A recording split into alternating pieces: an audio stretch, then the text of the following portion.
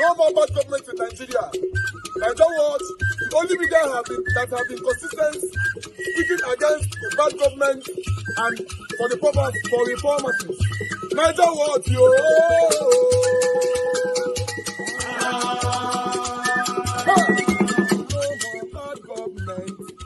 No more bad government. Nigeria Watch. No more bad government. Nigeria Watch. No more bad government. The only media that have been speaking. No more bad government. The voice of the voiceless. No more bad government. No more bad government.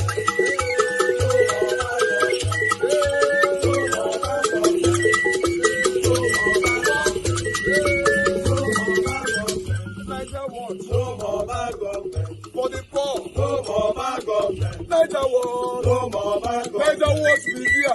No more bad government. No more bad government. No more bad government. In Nigeria. No more bad government. No more bad government. No more bad government. The only media. No more bad government. The number one media in Nigeria. No more bad government. That have been speaking against government. No more bad government. Nigeria Watch. No more bad government.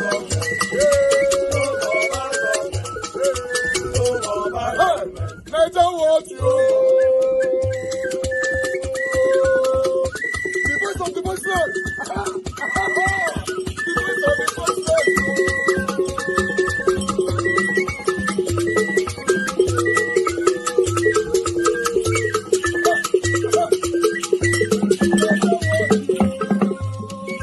Voice for the voiceless! Voice for the voiceless! Nigeria Watch media! Voice for the voiceless! Nigeria Watch media. The only media that have been speaking against bad government. Being consistency since 1944. Voice for the voiceless. Voice for the voiceless. Umuwame. Voice for the voiceless. Umuwame. Voice for the voiceless. Voice for the voiceless. Voice for the voiceless. Voice for the voiceless. Voice for the voiceless. Voice for the voiceless. Nigeria Watch, yo. We have been seeing all you guys have been doing, and we recommending to everyone in Nigeria, saying that you guys are the number one. Nigeria Watch,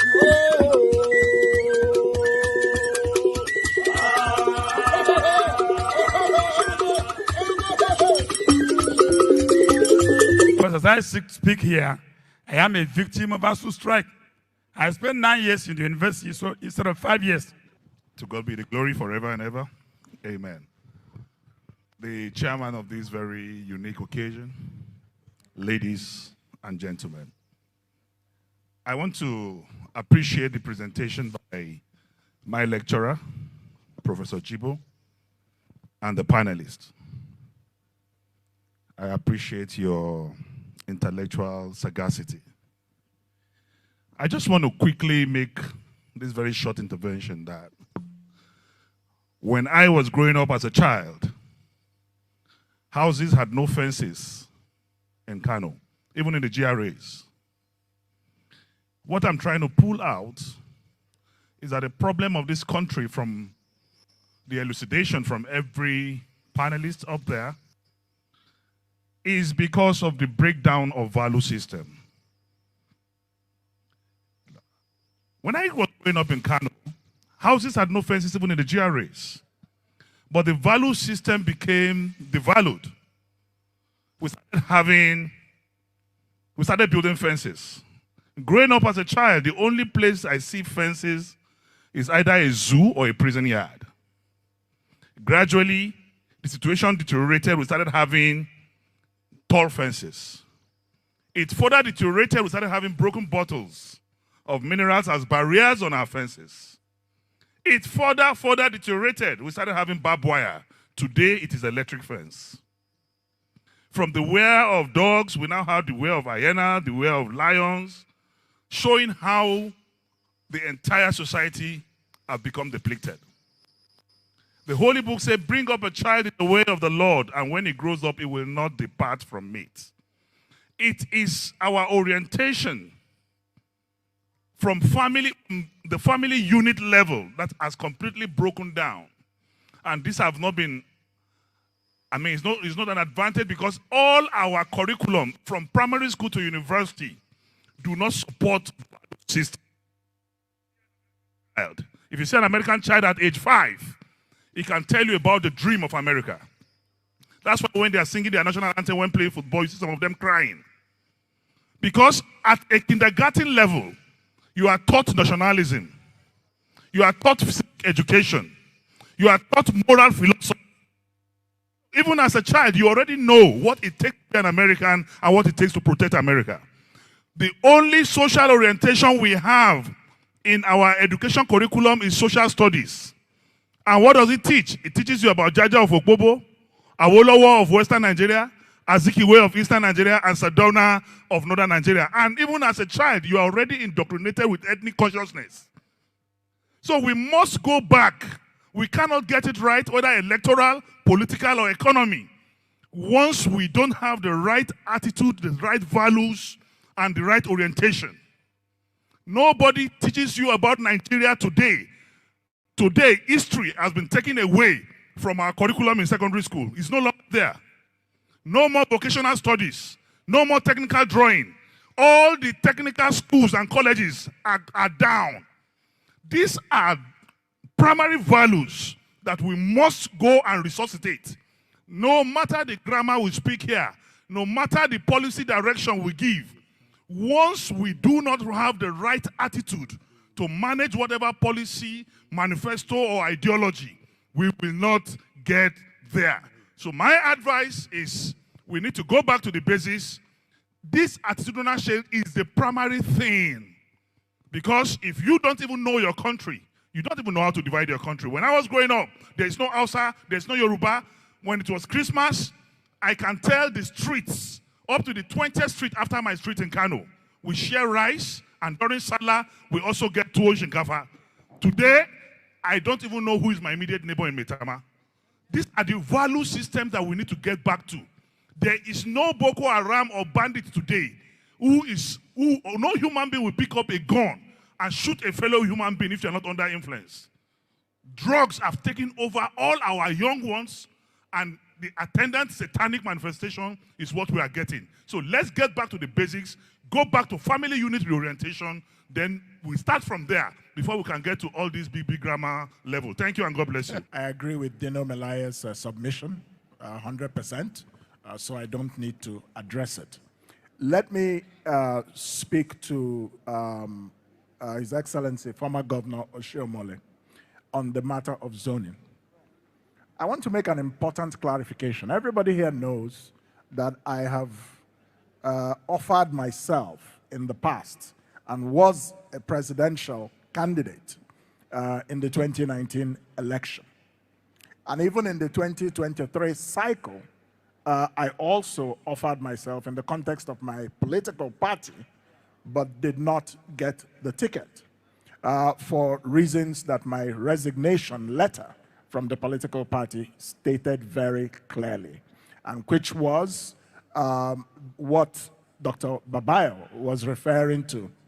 And the reality is that many political parties, especially the smaller ones, that many of us had thought would be effective counterweights to the APC and the PDP, because we were not happy with what people saw as political corruption in APC and PDP, and so we decided to try alternative vehicles.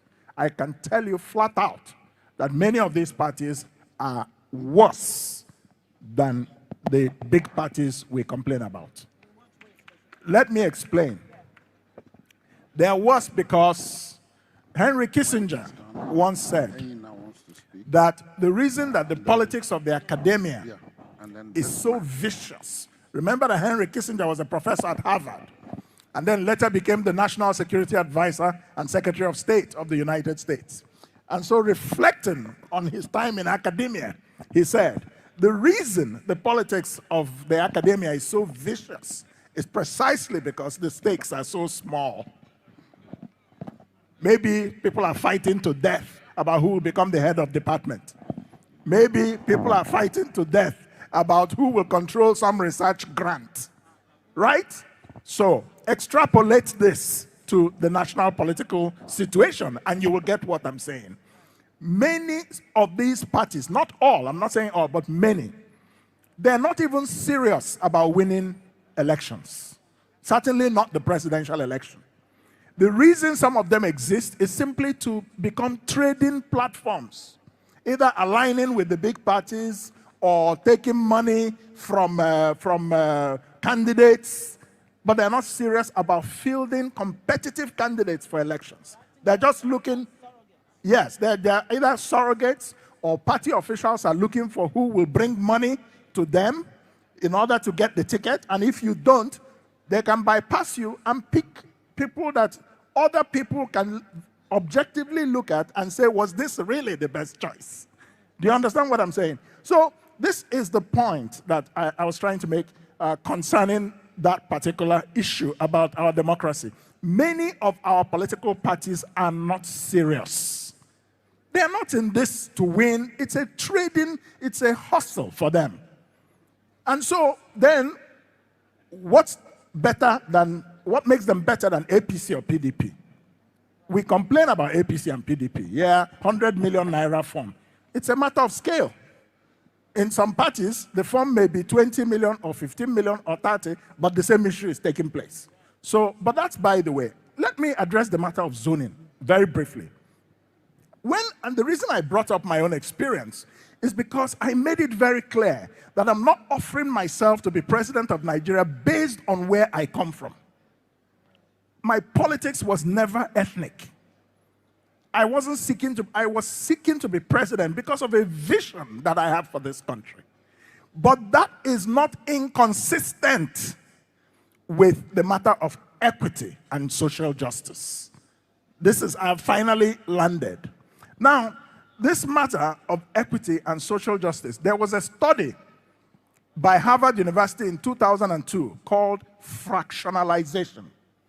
That study empirically proved that where there is a heterogeneous environment, the more heterogeneous it is, the more fractionalized the country is. And they showed by empirical study that Japan and the two Koreas are the two most homogeneous countries in the world. And that European countries were also highly homogeneous in their composition. But that African countries tended to be the most heterogeneous countries on earth. Empirically proved. And that is one of the reasons why in Africa there is a lot of division. And democracy can, if it is not very well managed, contribute to fractionalization. How do you solve that? You can develop a democracy that suits your own local environment. And that is where this zoning matter came up. You also have to look at the matter of constitutional restructuring. Because the only way you manage a big, diverse federal state is through a federal system. And that's why you see America is federalism, Australia, Canada, Germany, Brazil, India, so many countries that are big and also have heterogeneous populations tend to be federal states. But in Nigeria, we are running away from the matter of constitutional restructuring. Then we're not serious. So that's why we must come back to that matter. And then we must come back to the matter of zoning. In the matter of constitutional restructuring, we can look at, it's a debate, we can look at, should the presidency, for example, rotate across the 6 geopolitical zones? Switzerland is a confederation. The presidency rotates every 2 years to every one of the 26 cantons in Switzerland. Are you more developed than Switzerland, that recognizes the fact that there are French Swiss, there are Italian Swiss, there are German Swiss, and then you have the Romanced. So in Nigeria, we tend to, I don't believe in running away from issues. And let me say, today has been a day. I will give a meaning before I drop. The celebrant, distinguished visionary leader, a father, an elder statesman, the chairman of the occasion, and his wife, distinguished senior sons and daughters of Nigeria, particularly General Magoro, and General Akilu. Senators serving and retired, correction, former governors,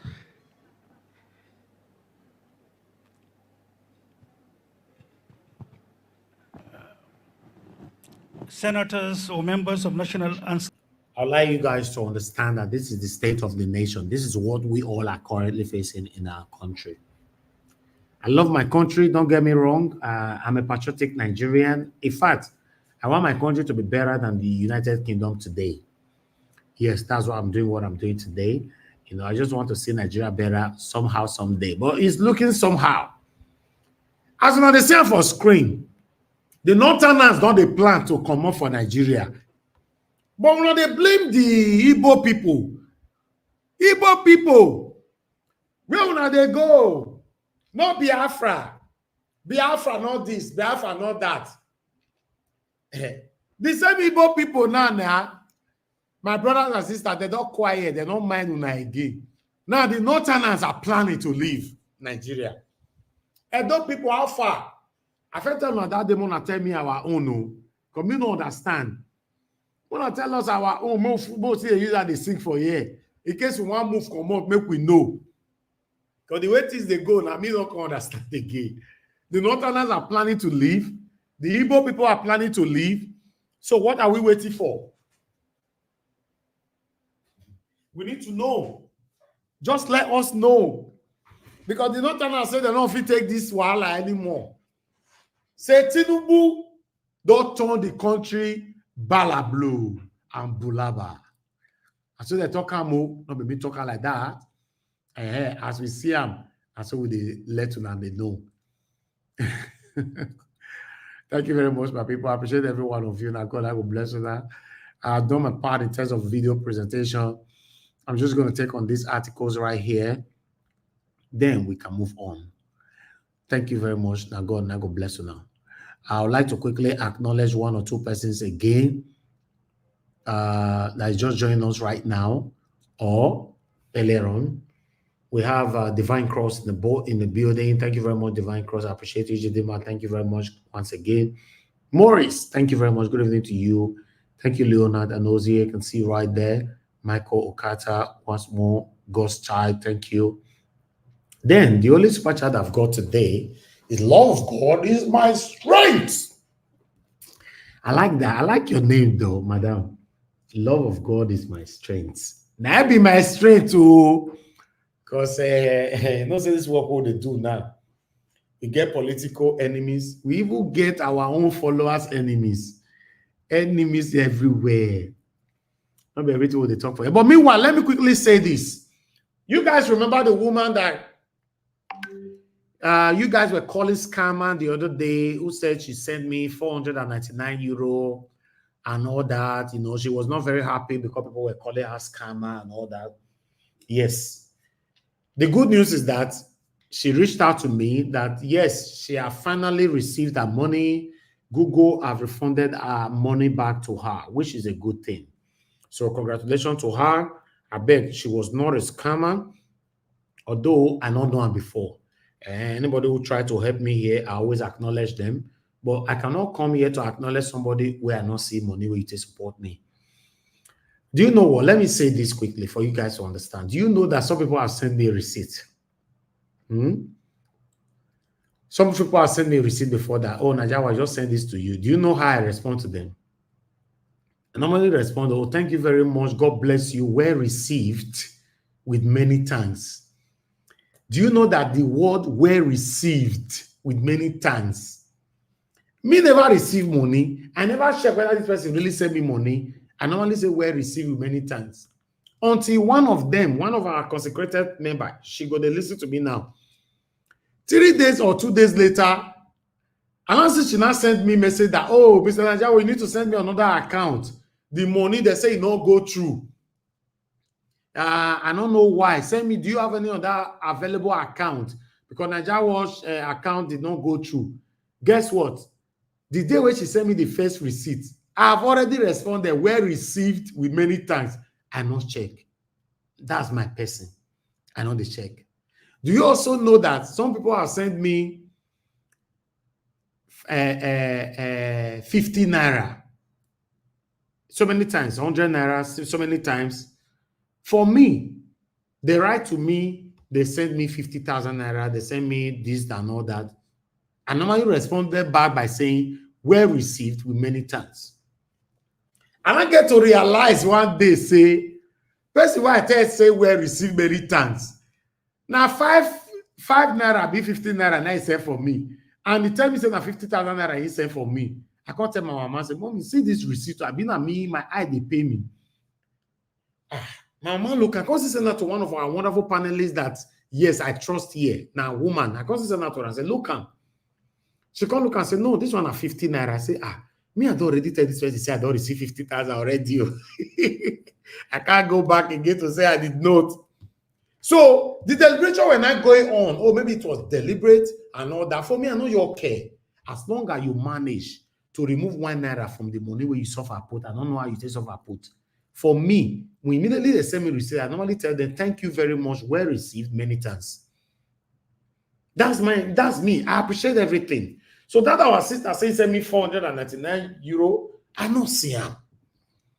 But although she herself came back to me after that deliberation the other day, I brought it to the broadcast, telling me that, good news, Mr. Nigeria Watch, although I was not happy, people were saying that I was a scammer, I was this and all that. I let her know, say, I don't get the power to control people's opinionism. Don't worry. Let it be between you and I. Thank you so much. God bless you. And I prayed for her. She said she don't receive her money. So you see, life move on. Now, this one, they talk, say it's good for somebody to be transparent. Let's be honest in every endeavors of life. Because the lie where you lie today, they go still cash you. They feel not cash you today. But somehow, somewhere, prospectively, people go cash you, say you lie. So don't live on this kind of thing to destroy your integrity. So, ladies and gentlemen, she finally, Google have returned back, let me call it 500 euros. She don't receive them, which is a good thing, you know. She said it was a mistake and all that. Anyhow it happens, I'm not interested. My concern is that she got her money back. Google refunded her back that money. The money not reach here, and I don't know how they hang them. Maybe some of you commented the other day, maybe they hang the money because maybe it was suspicious, so it's the biggest amount coming to my platform, and they just decided to say, I'm going to hold this one, we'll check whether not true or if not scam. And truly, nobody don't ever give me 500 euro for my entire life, 500 pounds or $500. Nobody. We have to say it how it is. Nobody. Both on air and off air. Nobody have ever done it. So I believe maybe YouTube was like a bit skeptical. What did they happen for here? A whole 500? Although I'm looking forward to the day somebody will give it to me. But I know somebody don't give me $200. You know, Pansat are giving me $200. Dr. Lazada Governments are giving me $200. Madam Luke have given me $100 so many times. So yeah, but I never get 500 before. So maybe that's why they paid that money that time. So I beg, she was not a scammer. She was only trying to, I can't say she was only trying to help. She said, "I'm picking Duan," but she was not a scammer. I'll leave it like that. Yes, my people, I'm going to take on these articles quickly so that we move on from here. I appreciate every one of you. I'm posting out a link right now. For those of you that want to join us, you click on the link and come in. Join us here. Let's talk about the things that's affecting you and I as I take on these articles that I lined up for you, because I have a couple of articles that I need to present to you guys. Thank you. I know my presentation will take time today, but yes, I think it's much better passing the information to Nigerians, both home and in the diaspora, for us all to know what we all are currently facing in our country. So I think it's very, very important we do that. But nevertheless, I'd like us to do this here. Bear with me. The first article that I have for you guys there, as you can see on the screen, this one is coming from Sowore Reporter. Reverse Council chairman remove Wike's name from Secretariat's admin block, renames it Obi Wale. Wike, you are done and dusted. Yes, you are done and dusted. Anybody who believes saying I am the Lugga of the world, somebody will bring you down, because no, you can never be Oduga of the world. You must be able to respect yourself and embrace humility at all times. If not, you will be disgracefully sent out of that position where people put you. That's why I say I'm. But I don't want to take much on this. I just want to quickly move on to another articles that I have for you guys here. Help us to press on the like, help us to share. Those of you on the backstage, I can see you already. Just hold on, I'll bring you in shortly. Sowore reporter reporting again. Tinubu takes brand new jet to China to borrow money. Adeyanju knocks Nigerian president. But how is this even possible? A whole president of the Federal Republic of Nigeria carry brand new jet, go borrow money? I don't understand. Adeyanju said this when they recently featured on News Central's A Place at the Table, a weekly program where guests are invited for discussions on pertinent issues. But I'll let that go. I'll bring another one to your screen quickly. Then we have another one here. This one is coming from Vanguard. As you can see right there, this one shocked me. Oh, North must prepare for possible separation, says Professor Lugga. They packed their luggage. They said they want to go. They can't do this anymore. Professor Sani Abubakar Lugga, the 5th Wazirin Katsina, has called on the northern region to unite and prepare for self-determination, much like their southern counterparts. Edo people, how far? When I never see tell me what they call our own. I've been on the talk and never see them. I'll check comment section shortly.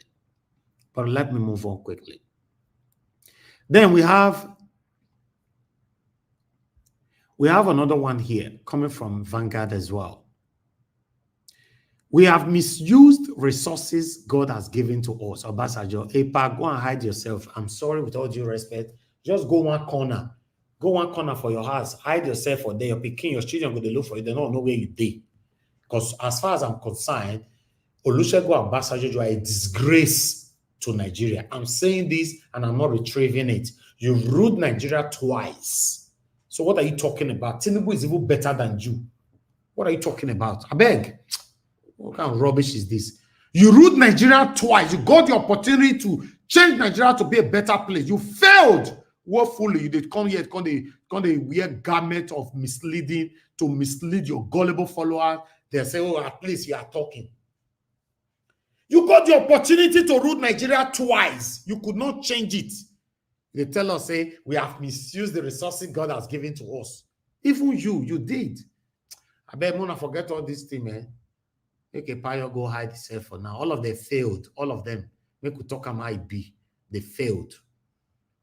All this pity this thing. I know the follow person they do, man. Meanwhile, why they come back again, Pa? Pa, we don't talk your matter now. We are done with your matter. So we'll move on to the next matter. I want another person here. Nigeria tweets dead Tinubu presidency, say President T-Pain labor will continue as long as pain of misgovernance persists. Although the same people don't want to now say, if we not take time, if we not call Tinubu T-Pain again, we not go know between I was there and I shall be there. We're gonna be careful. Now, what they call Tinubu T-Pain, the government, the federal government, they are very, very upset about it right now. They don't want to say, we're gonna not try him again. What do I know? As I see, I'm not trying to say presenter for here. But meanwhile, I have another one here. And I see that one coming from Daily Post. Nigeria under Tinubu becoming a failed state. Bishop Adaji, I talk this one. I would like to take one or two paragraphs from this Catholic. The Catholic Bishop of Ida Diocese, Most Reverend Anthony Ademu Adaji, has lambasted the administration of President Bola Ahmed Tinubu, saying he's leading Nigeria into a failed state.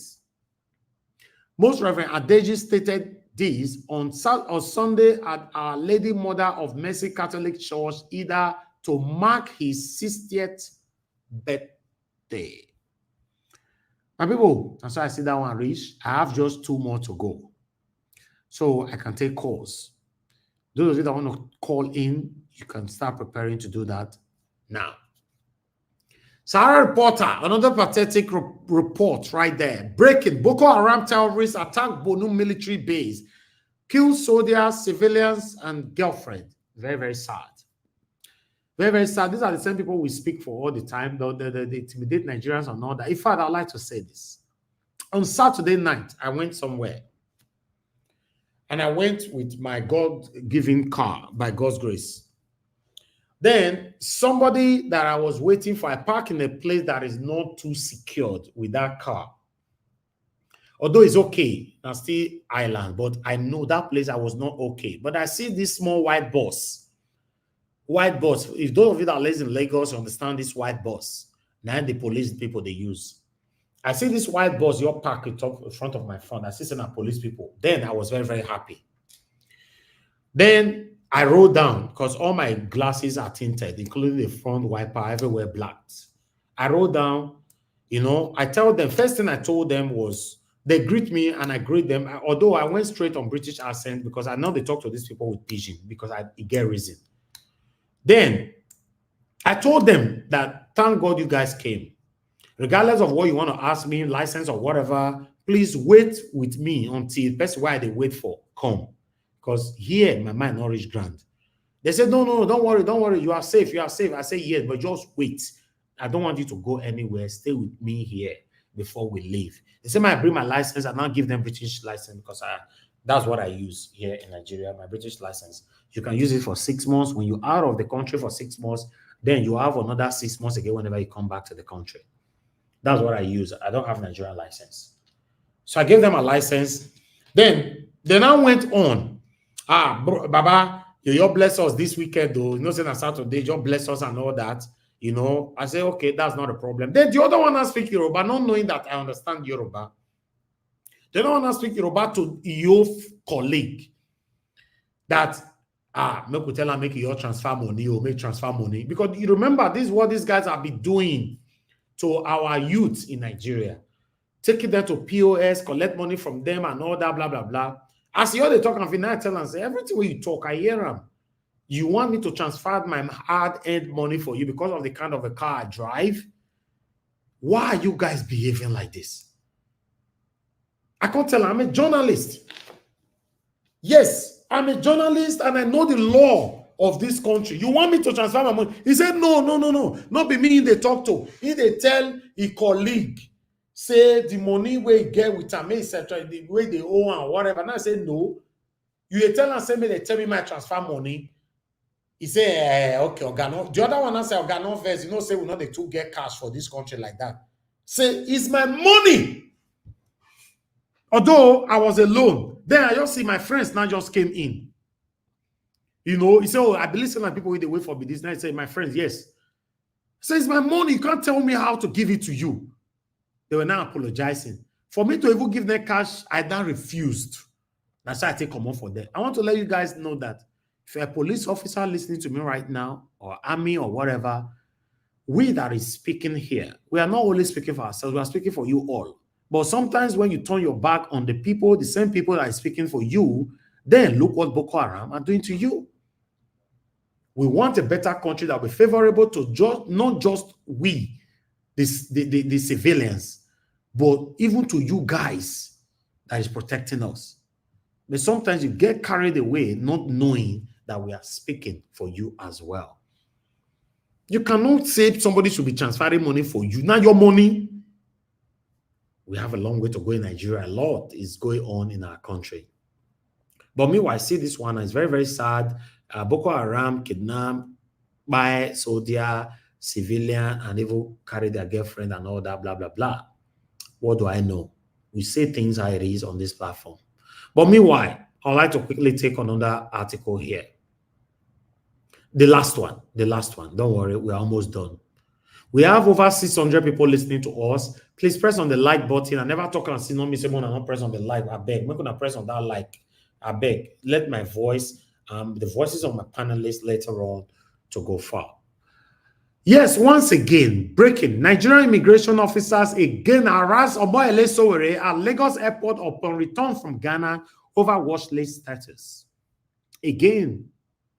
So Omoyele Sowore and the people don't cry, come and say, these people still they harass me. Oh. And there I go read that one, Rich. If you want to read more, go to Sarah Porter and read more right there.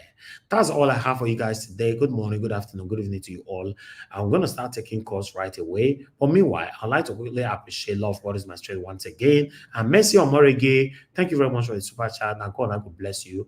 I'm not taking all this for granted. I want you guys to know I'm very, very, very grateful. I can't talk about my sources without not mentioning you guys. And I really, really, really do appreciate that. And for those of you that want to support us on Nigeria account, you can see the way NEPA this is like for my head. You can do that with our Nigeria account number. It's right there on the screen. Support us and encourage what we're doing here today. God bless you all. Madam Origin, it's good to have you on the show, man. Good evening to you. Please talk to us.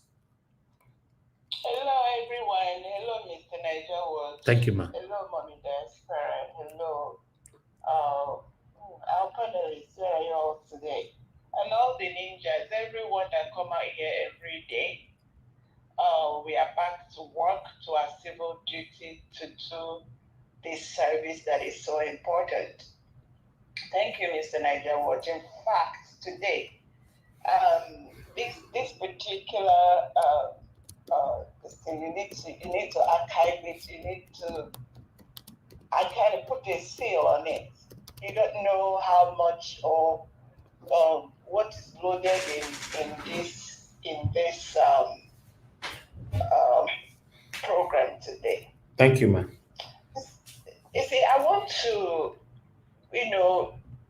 so much to talk about, but I hope to streamline it and summarize it in one. The people that spoke, Dr. Moghalu, Dino, Melaye, a whole lot of them were presidential candidates. I think the last, they are mostly politicians. One of them that spoke, Hamza Al-Mustafa, the presidential candidate for Action Alliance. Mr. Niger Watch, that man is a man that carries the history. That man will go to his grave with a huge part of the secrets of this country. And as he was talking, I started feeling like I'm having, like, you know how you feel feverish? And because I have, he's one of those that I researched and I'm like, God, what that man, the man is carrying half of the burden of this country in his heart. And I feel for him. Now, like you were talking, you said Arewa or whatever, they're asking for to separate. As we are speaking on Saturday, Sunday Igboho went to UK. He has submitted his petition to leave for Yoruba people to leave Nigeria. So you're left. People, please, you all get up, brainstorm. There are a few countries, a lot of countries in the whole world that don't meet up to your population. So it's not a bad thing. Like I was saying, and you made mention of Obasanjo. Yes, 2 times he had opportunity to, be a great man. Buhari 3 times. Babangida, that Al-Mustafa, because I believe part of what Al-Mustafa was talking was like he would not have been alive to, see today because of all the yeah. Let me rest it there. That man can't talk. He can't talk. So Babangida had the opportunity opportunity. I don't know how he managed his own, but he's still ruling as you're speaking. Babangida is big deal. Babangida and Buhari are the big deals in this country, Nigeria. Every mayhem. Tell that Juma for hello, where is that my bell? I needed to ring my bell here.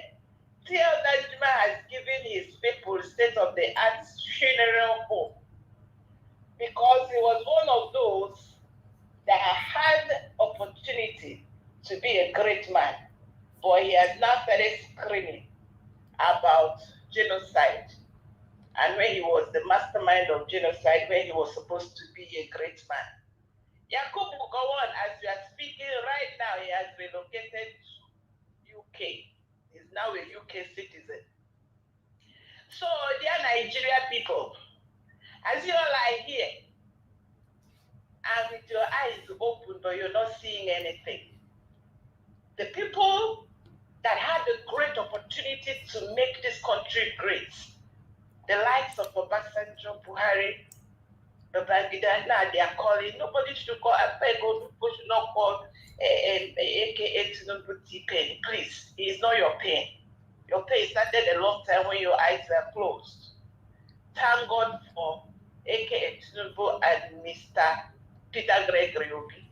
At least they open your eyes a little bit to see if you can see and use your brain and use common sense and deliver yourselves out of this quagmire. It is indeed a quagmire.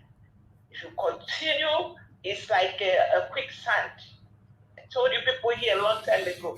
I said if they miss Mr. Peter Gregory Obi in that 2023, it is quicksand Red Sea. Arrested here, Mr. Niger was. Thank you, ma'am. Thank you very much, Madam Origin. God bless you, ma'am. Thank you. Madam Busy Brains, we missed you. It's been a while. We've not heard from you. I hope you're fine. My brother Obiboeze, Shooks Obiboeze, I hope you're getting better. Yes, there are so many people we will never hear from on the comment section for a while now. You know. By the way, where is our elder brother? Dr. Aruna Guru. Dr. Aruna Guru, we've not heard from him for a while. Even I'm not sure he have posted anything for a while. I hope he's fine. People when they speak truth like this, we are not hear from them. We need to talk about them. Dr. Alexander Gomez, we have not heard from him as well for a while. Where them did. I'm just mentioning these names. These are people that I hope they are fine. And many others. In case I'm not mentioning your name, you should understand. Yes, when it comes in like this, we just have to quickly echo your name to be sure that you're fine. Although I do my part reaching out to people that will never hear for so long, but it's not easy. And even upon that, we see the offense of people. And some people go first say, you ask of that one, you not ask of me. You ask of this one, you not ask of me. It's not too easy like that. We are just human beings. Sometimes we can just forget. That's how it works. So understand with us. Thank you very much, everyone. I appreciate every one of you. We have Mama Esho with us. Thank you very much, Mama Esho, for joining us today. Good evening to you, man. Please, I'd like you to talk to us. Mama Esho, are you there? Mama Esho, you're not available. Okay, Mama Esho is not available because she's on the screen. Okay. All right. Because Mama Esho is not there, I'm not sure she's there. Yeah. Okay, thank you very much, ma. Good evening to you once again. Please talk to us. Every day, like that, they give us reason to talk. Hey, I'll be the first comer. Yes, you are the only I got a first position today.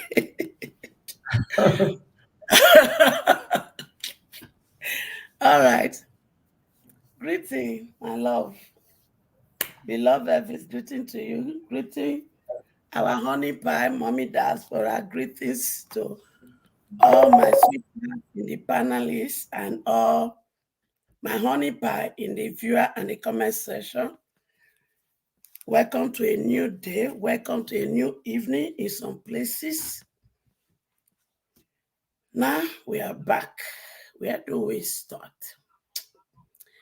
I saw some people crying that ground not level.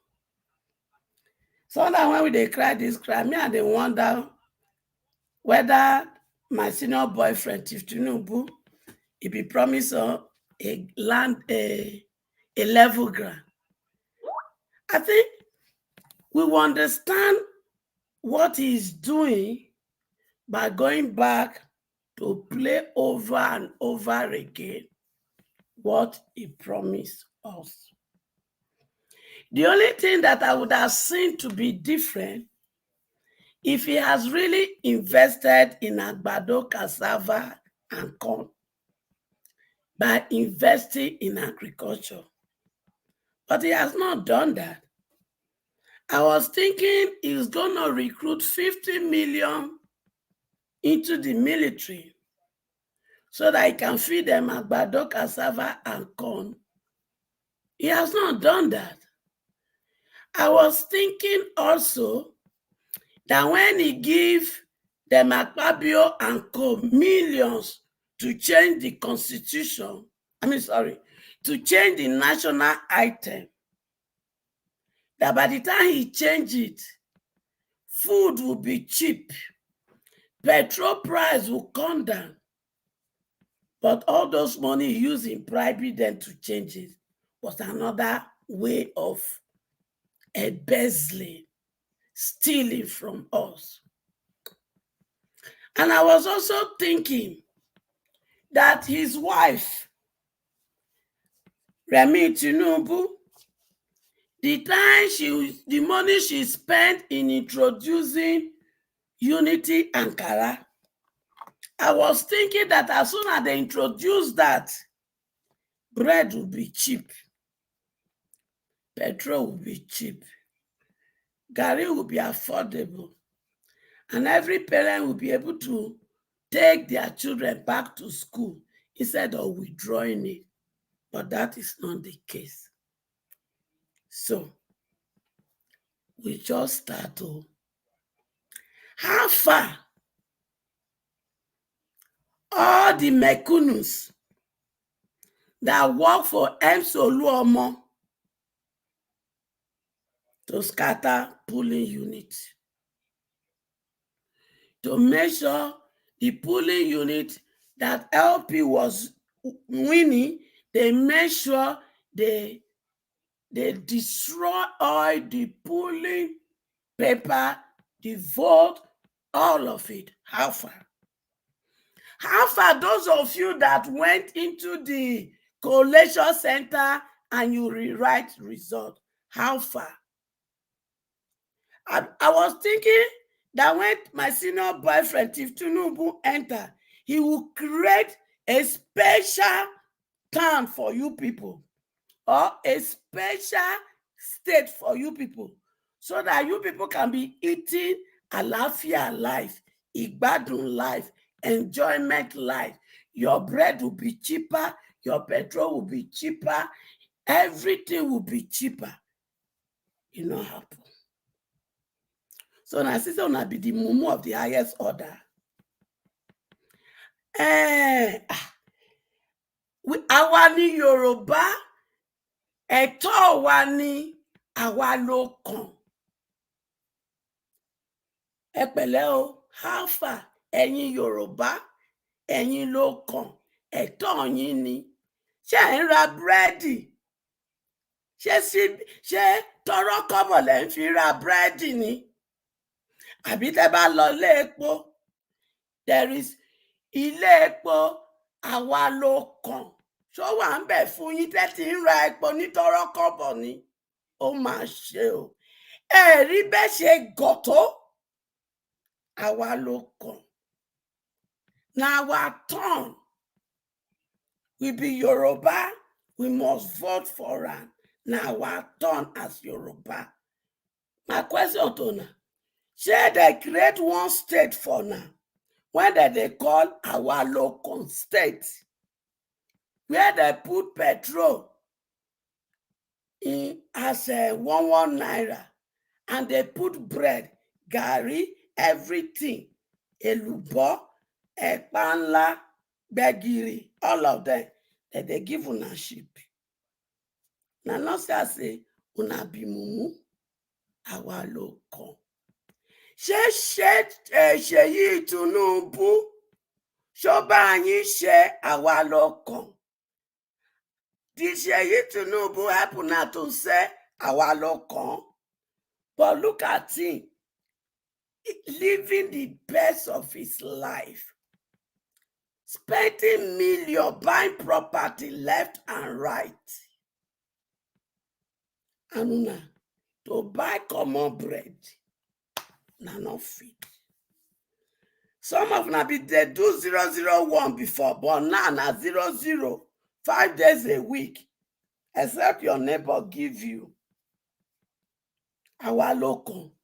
Mo bá yín wí, adẹ́fọ́lá àwa ló kàn ń sọ̀rọ̀. Yorùbá ẹ̀rọ̀nú o, ẹ̀rọ ayé yín, ó máa ṣe o. Ẹ̀rí bíi tí tribalism gbé yín dé, àwa ló kàn. It's just a pity. But you see, senior boyfriend, thank you. You know why they thank you? Because you keep to your promise. You are a promise keeper. You told us you are going to start from where Buhari start. And you they give us Buhari promise. That is a promise well kept. You also told us that you will reduce the purchasing power of Nigeria. You get to that promise. So you are a promise keeper. Before, there is middle class in Nigeria. But now, every person, that they go into the poverty line, where the oppressors, they are going higher, higher. I am going higher, higher. All of you that know the truth, and because you think you are well off, it doesn't concern you, and you join the people that work and rig election and store my children's mandate and give it to our local. Are you not suffering it now? Before you were able to fill the tank of your fuel, and you're able to tell your wife you are staying late in the office because there are too much work. But no, you were following my daughters in hookup journey. But now, you can't even call them for hookup because you can't even fuel your car to go and lay them for one hotel. Tinubu, please write down. You are doing a good job because you are giving us something to reset our brain, so that if God give us life and we are able to see 2027, our brain go reset. We go do the right thing. But in case this your medicine not still reset some people, it not concern me. Because look at me very well. Come 2027, from councillor to presidency, now my children go get that. Because the battle now between the Jagaban and Mama H.O., the godmother. You be godfather, me I be godmother. And you sabi say, between Papa and Mama, which one cry they reach the throne of God first? Which one the prayer they reach the throne of God first? Which one children they love pass? Make you check record now. Which one children they listen to pass? Which one they love children pass? So if na mama, now those questions for put, so you know say, as long as me and my children walk in love and work together and are not condemned there, together we go take over.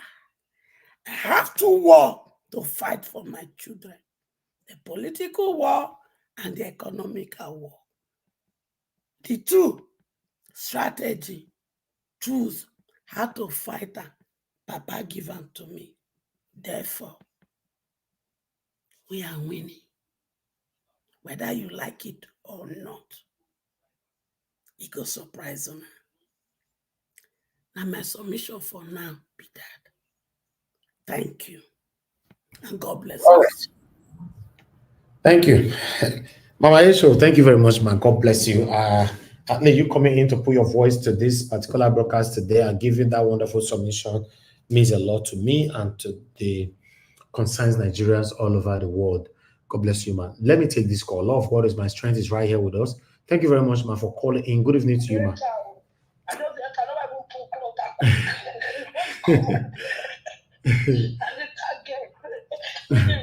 Thank you, man. Thank you. Good evening to you, man.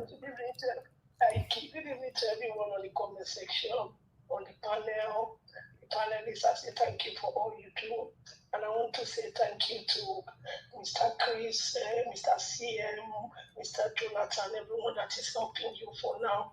Working with them and Mommy Diaspora, say good evening. I want to pick a point from what Mrs. Origin, I was not here on the train when she was talking. She said something about the former military man that was one that worked for Abacha. You see, she was right. A lot of things that's happened in Nigeria, that man knows about it. You see, I'll put this as allegedly. You see this Asu Rock that we see, that everybody's going into, one government, one president. If people know how that place was built, how that Asu Rock was built, five people that they acquired to put on that ground before they start to do that building. People, Nigerians, new thing, and let me call people from 1980 downward, they will be shocked. The deep story about Nigeria. If Nigerians, who are young people like you, if you people hear it, you will open mouth. When Babangida allegedly, when he built the Asu Rock, even the builders who are building it, all of them, they put them on the ground. It's a deep story which I cannot say here. So what I want to say, everybody that is gathering in that place, how many have we had? I think this will be the third time I've seen Nigerians coming together. I have one question I want to ask. Why are they calling those people alone who have destroyed it? Where are those people, young people, youth? Why are they not there? Where are those people who can really speak about Nigeria without no fear? Where are those people who are really suffering? Who are the Nigerians from every tribe in Nigeria to come there and speak? Not those of them. Yes, it's IBB something they are doing. Not those of them. With IBB, all of them, they are the one allegedly who has put us where we are. It started from him. It started from me to Abacha. Abacha did his own with this man that is coming. This former military man that knows everything. He knows everything. So Nigeria is a big story. All we need people, newly people, young people like you, Mr. Nedaward, young people like Mandates, young people like tradesmen on this platform. We need you people to represent us in places like that. We don't need the old cargo. Is it this man? What's his name? Is it the one that wants to speak for Nigerians with all what he has done, all what he has stolen, all what he has taken money from his own people? His people are sitting on the ground in classes? Is that those people that will speak for us? Those people who stole our money and take it abroad? No. We don't want them to steal for us. We want them. We want young people like you. We want young minds who are going to come and bring in things to our society. Not these corrupt people packing themselves together. Nigeria was learning. Thank you, ma'am. God bless you. Thank you very much. Love God is my strength. I appreciate you, man, for that wonderful submission. You're also part of the people changing the narrative, you know. Thank you very much. Thank you. Thank you. All right. God bless you all, my people. I appreciate every one of you. I beg, make help us press on that like. It's very, very important. Let our voices go far. Currently, our likes here, let me tell you. Our like is 154. We still have over 400 people listening to us. Please help us to press that like. Let it go far. Press on the like. I know a lot of you listening to us, you never press that like. You are just there. I beg. Now, I beg with the beg you. We're not the shout. No, say anything we'll do. Now, people they pick offense from. I wish men were God. You know, I beg, press on the like if you know you are actually fighting for a better Nigeria.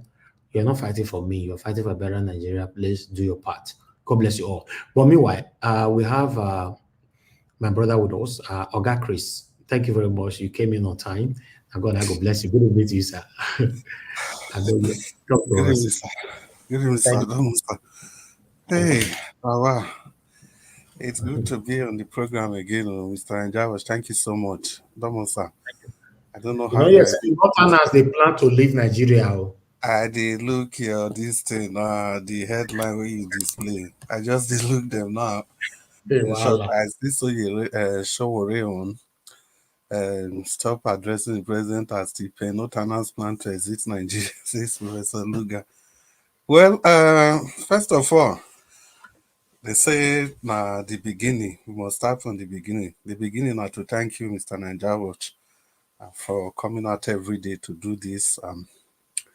It's quiet, demanding, but you kept on coming and coming and coming. It's all for the love of the nation. And the people in the comment section, Mommy Diaspora, do well for bringing this out every day, for we to listen, to just see what's going on in the nation. My own be say, all this news, all of them, they out there for the public space, but, you know, they always talk about them from different angles. But if we carry and come here, so people are able to give a wider view to what the news is actually talking about. As in, we are able to talk beyond just the print, but we give different meanings and connotations to the news. Thank you so much once again. And I did try catch my breath because I just did run the come. So, well, people, beautiful people, at least before we start, make I join Nigeria Watch and encourage all of us. Maybe we use the like and the share button. You know, that's another way of communicating with the broadcast, communicating with YouTube, communicating with your friends, your well-wishers, communicating with the owners of Nigeria, communicating with all the evil forces that are holding Nigeria back from developing. I think I made a snippet of what Love of God is my strength was talking about, and the spiritual dimension to whatever is happening there at Aso Rock. I think Patient Goodluck Jonathan also made some allusion in that direction some time ago. You know, she was very, very ill when there was a time in during the presidency of her husband. She fell really ill, and when she came back, he was giving this Thanksgiving and talking about the forces at Aso Rock. Well, I hope it is true. I hope it is superstitious.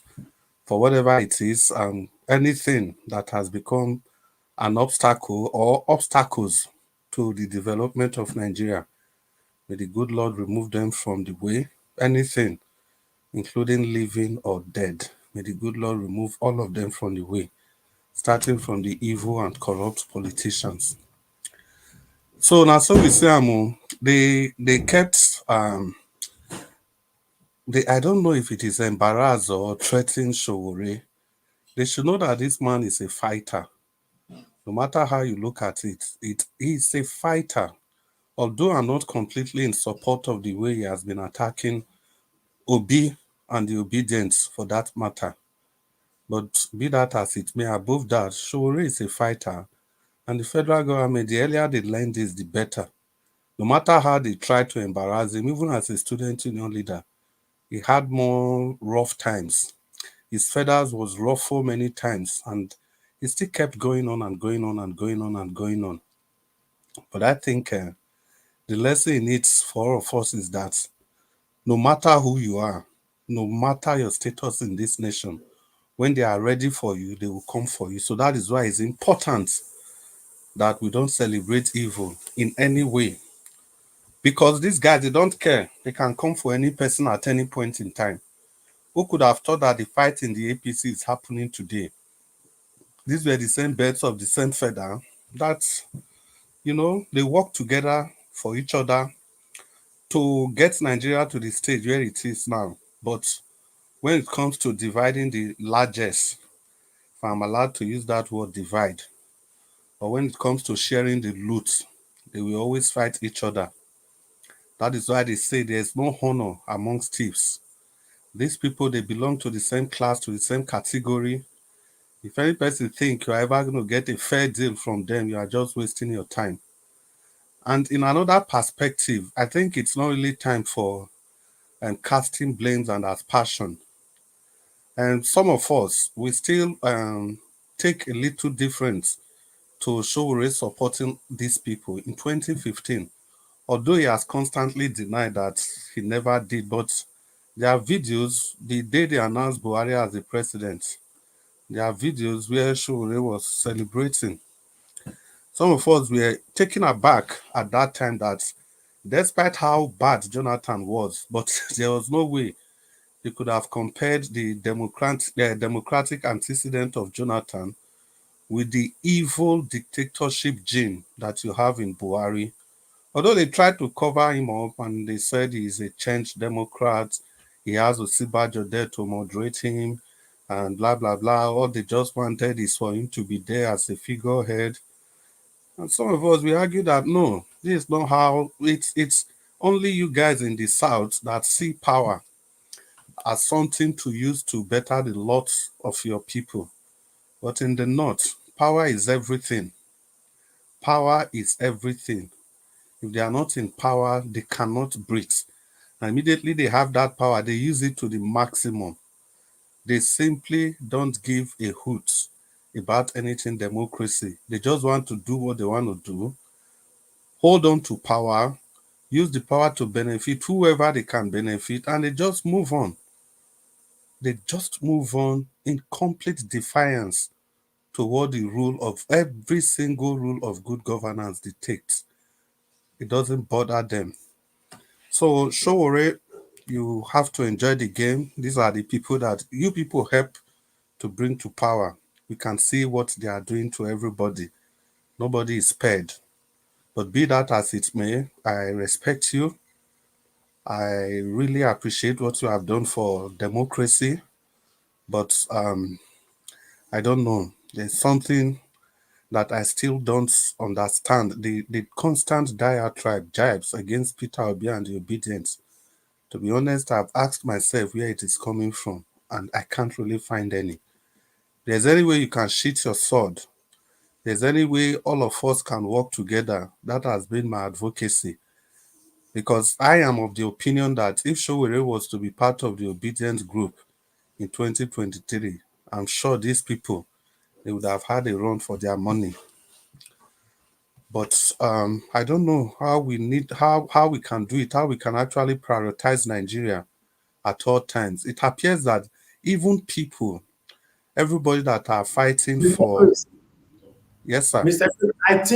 I think the situation now between Sowore and Nigerians and the obedient is that Sowore is isolated. It's like he's not working with the concerned Nigerians right now. Although he's my friend, he claimed that he's working with the concerned Nigerians. But majority of concerned Nigerians are not with Sowore, and Sowore is not with them, and which is not right. So with the situation we are facing right now in Nigeria, it would have been good to see that Sowore aligning with someone like Peter Obi, all of them working together. Because what are we actually fighting for? We are fighting to see Nigeria become a better place. All this one says somebody want to do on his own, the other one want to do on his own, the other one want to do on his own. We are not going anywhere. We need to come together and do it together. So for me, it looks like we have a long way to go to achieve this better Nigeria that you and I are craving for. Thank you, sir.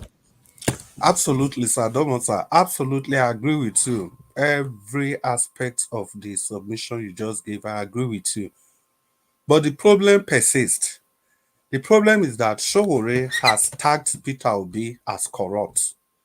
Sowore has said in many fora that Peter Obi is not different from Atiku, is not different from any of these people that we claimed has brought Nigeria to its knees. And for hardliners like Sowore, when they make a position or when they take a position, it becomes very, very difficult for them to retrace back their step from that initial position they've taken. So Chris, yes. there are things you don't know. Did you understand? Sometimes we make our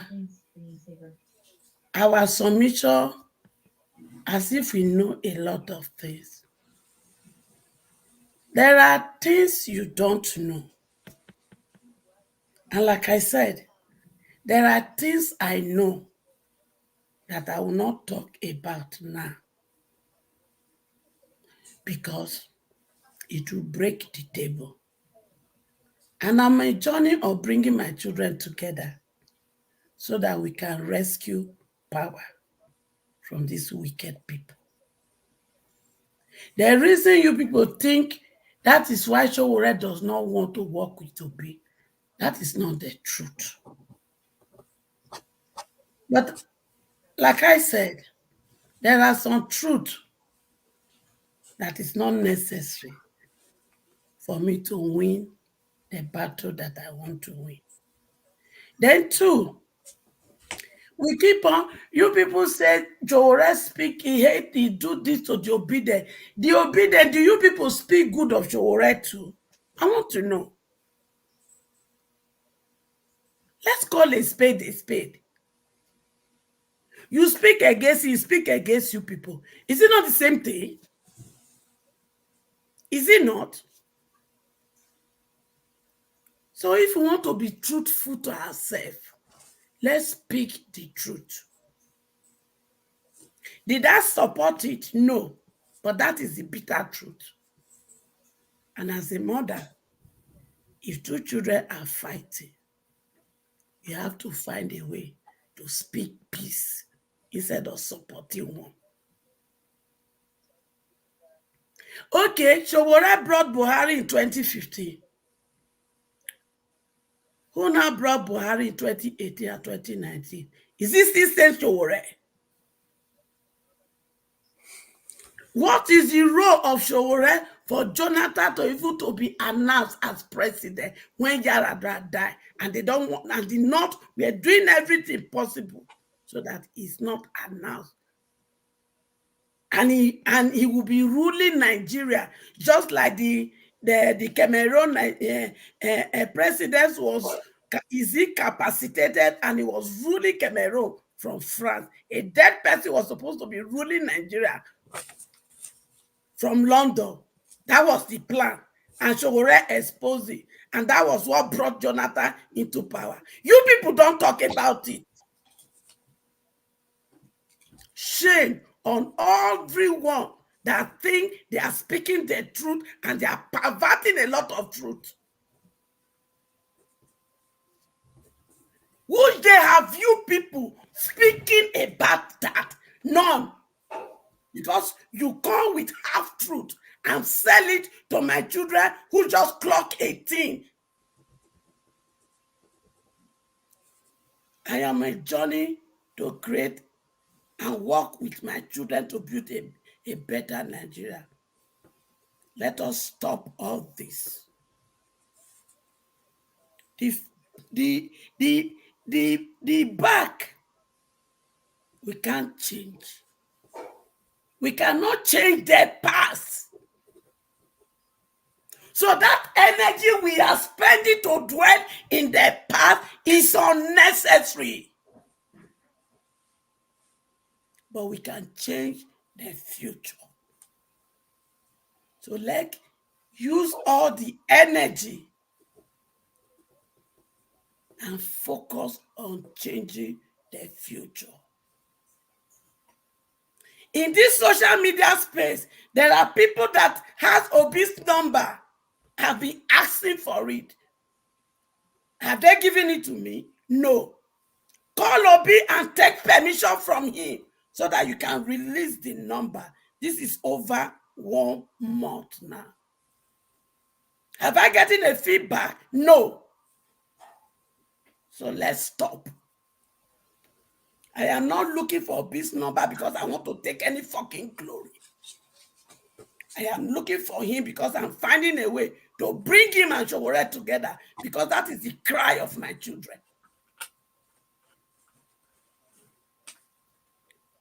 Is it too much to reach out to him and say, this person is asking for your number?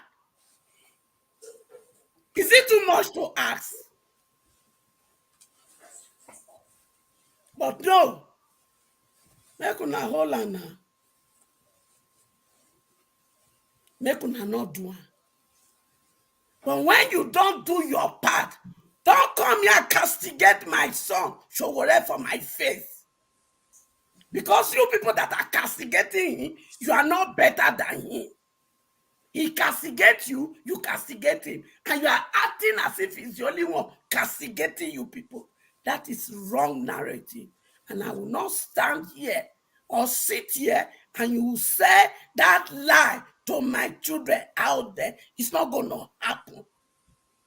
It will only happen if he's the only one castigating you people that call yourself obedient and you do not castigate him back.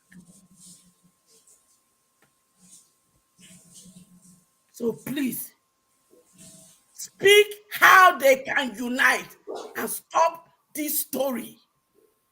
We cannot change the past, but changing the future is a must. Therefore, let's spend all our energy to focus on that. If not, we will continue and continue. If we don't work hard to stop this man, he will turn Nigeria to APC state. And that will be the worst things that can ever happen to us. This one we are suffering now, it will be times 100 promas when that happens. Thank you. Yeah, well, Mama Echo, thank you very much. I thought that was supposed to be an intervention, but it just kept going and going and going. And you can see the reason why a lot of people don't like to be interjected when they are talking. And when they are talking, I was expecting maybe a 30 seconds interjection and could have sufficed to make your point. Well, having said that, like I was saying, Sowore was part of the people that brought in Buhari in 2015. The records are there. I didn't make up You the don't story. talk these things about that. You never bring any proof. Which, They worry about 2018. every time I talk, you never bring any proof. People were support, bring the and all the things where they 2019. speak. You Who never brought condemn them when they Sowore thought they do your in? side. So let's say Who he goes brought there when they for Sowore their in party. They talk, say brought they Buhari follow them. Every time now they talk with no proof, 2019? nothing else. The only video where they say they celebrate when he did it. Now that one you don't talk. And they You even never cut talk the any video. other one. They not show the whole video. And they forget that Sowore was a journalist. Okay, like I was saying, Bring the Sowore was, whole video. Bring that whole video of celebration. Let's look at it from beginning to the end. yeah, well, Like people. Wait, like if you are a journalist, you are there. And like those I people was were saying, celebrating in front of you, you push them away, or what will you do? I Yeah. want So that's the that. only place that you only talk about. You have never talked about any other thing. No tweet, Nothing. no video that he was speaking, nothing. Okay, he was there at the headquarters of the APC. The people were celebrating because she pushed all of them away. Sometimes we don't come here, we talk. People will support the lie. 2014, 2015. All of them, they your side, you know they condemn any of them. What Now, of 2018, when is the support to 2019? now, many of them don't condemn Buhari to power? Chris, answer me that question. Well, like I was saying, that question. Labour Party will not carry like gold. Shey na the Labour Party. Now, see, the problem is Buhari 2018, 2019, Chris, is it Sowore? if you stop talking, I will answer you. Stop lying. Baba You are nothing but a bloody liar. Okay, thank you, Baba I thought you have come to this platform to learn, but no, nothing else is a teach una for you one and they learn. Thank you. Thank you, Mama Echo, for the insult. Thank you very much. I want to ask you, who brought Buhari 2018, 2019? Is it Sowore? I want to ask you that question. Answer! Well, like I was saying, Sowore contributed in bringing Buhari in 2015, and as long as you not answer the question of 2018, 2019, you are nothing but a hypocrite. You are nothing but a liar. You know, some of you now come up for PDP because it's a reporter. They report all the whole corruption of PDP. That's been a problem. No any other thing. Jonathan, that you are talking about. Jonathan, you are talking about. Is Jonathan not after his office? Jonathan not the visit Boo-Boo. He not the visitor. He not the visitor. Was he not going to Aso Rock? Una not the shame. Jonathan one that they fight for. If they die with them, and yet una they talk rubbish. All of them be thief. Now they steal our country money. Now they not be during Jonathan. Oh yeah, go up. Not be during Jonathan. Barrel of oil reach 100 plus. Where they come out of it. We not they remember all that. So when I bring her in, 2015, 2018, and 2019. Who bring her in? Okay, I agree with you. So when I bring her for 2015, it can't mess up in 2018, 2019. Why una not drive her come on? So if una not talk nonsense, make una make sure no. Stop selling land to my children. My children want to be liberated. Christ, leave me and my children to be liberated. Stop selling this lie. It won't work. Except when I'm not talking for my face. Answer the question, Chris. Who brought Buhari 2018, 2019? Not Sowore. Because you need to tell me. If you can't tell me, then stop this your narrative. And secondly, go and bring that full video. Let Nigeria know that Sowore was there as a journalist first. And stop lying with your teeth. Is it what you would be teaching your children at home? So sad. It's really sad. When you are teaching that Sowore brought him in 2015, okay, I agree. 2018, 2019, you need to tell me whether Sowore still bring her. Because if you can't answer that question, then stop measuring 2015 in my front. If not me, you go wear one trouser like this.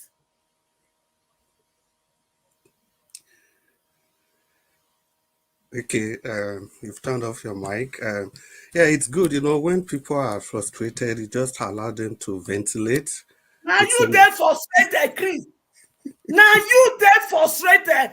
Is something wrong with you? See, I want to show you my face. You hear me?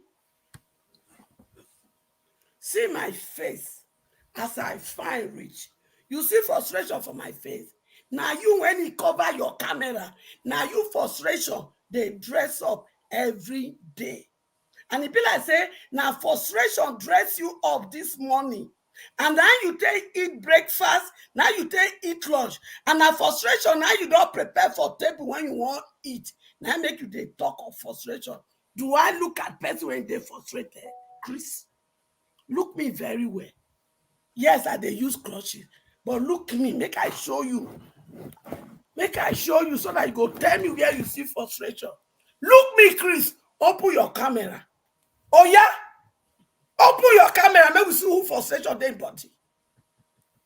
Open your camera. You want use English? Try it for me. Now, me and you today.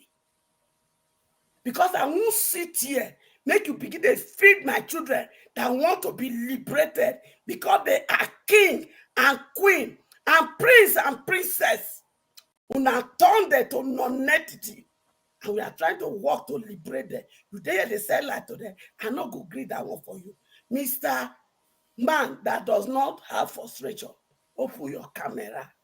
Make me and you show ourselves to my children who frustration they key. Because if you use nonsense language today, I go fire you back. Oh yeah? Continue. I dare you. Because now people like Una, now I make my children, they do the nonsense way that they do just to survive.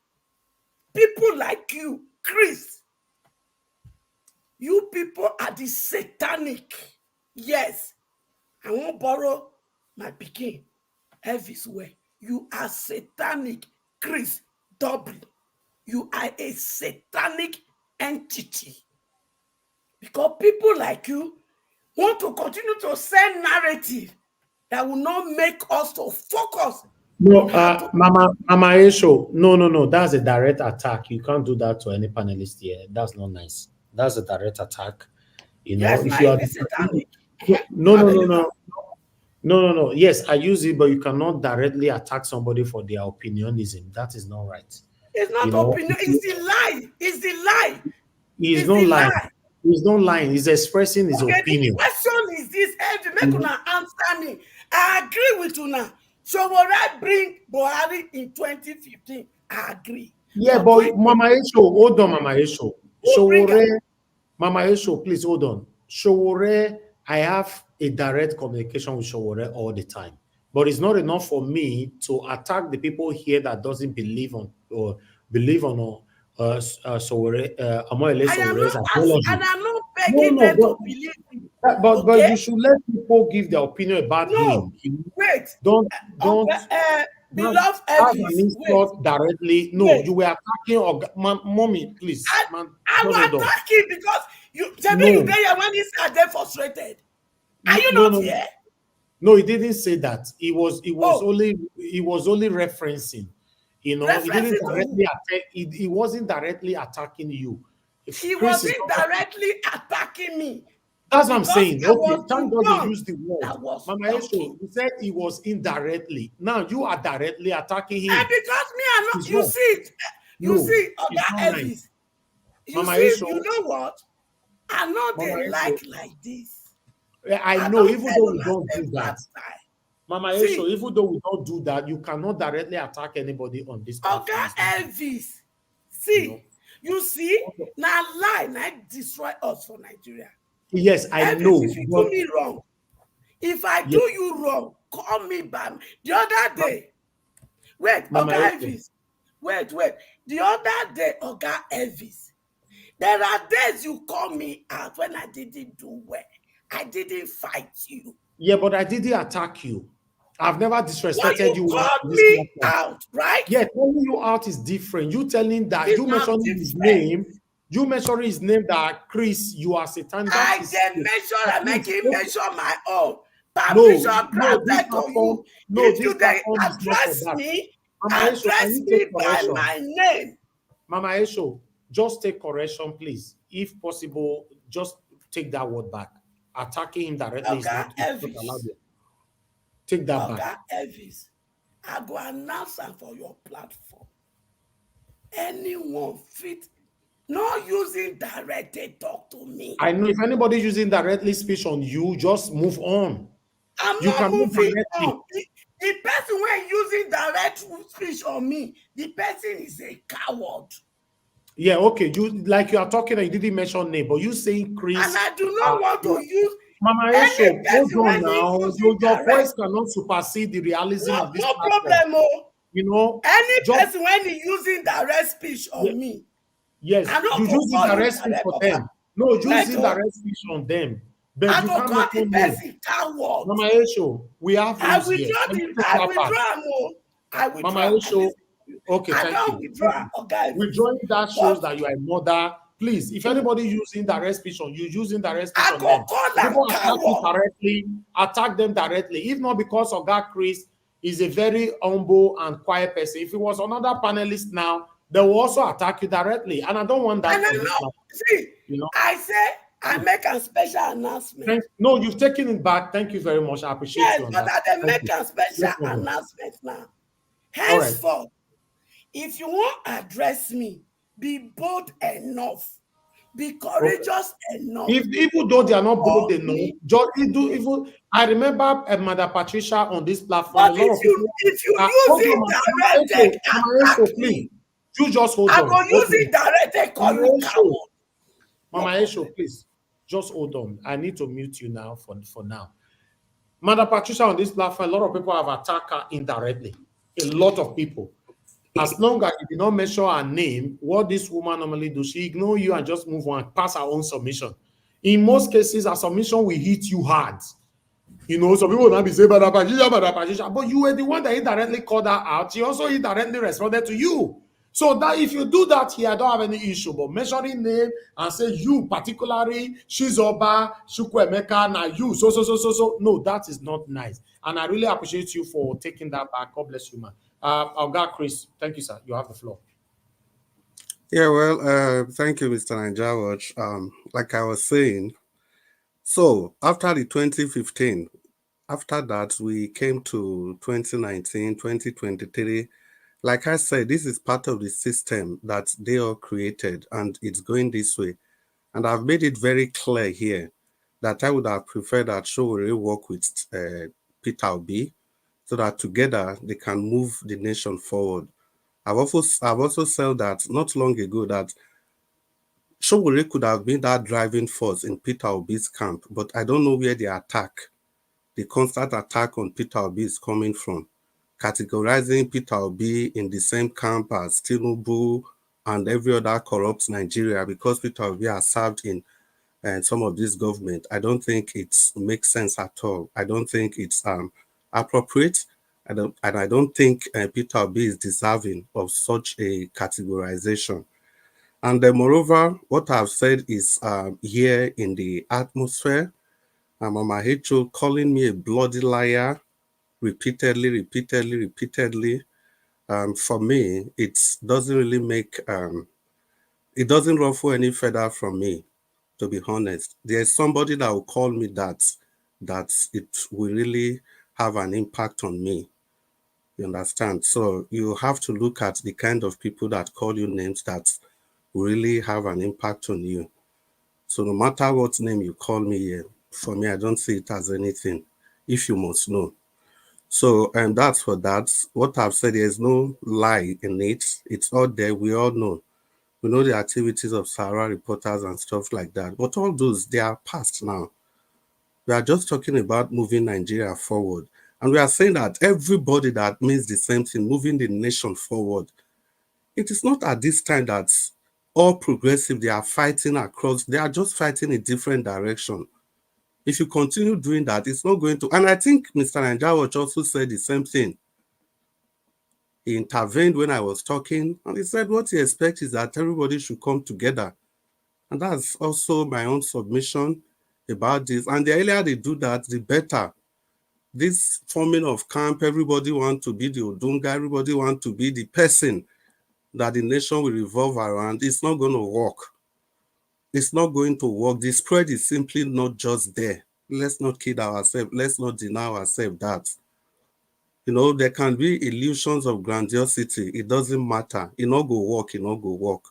We know the strength of everybody. It's just like Kwankwaso.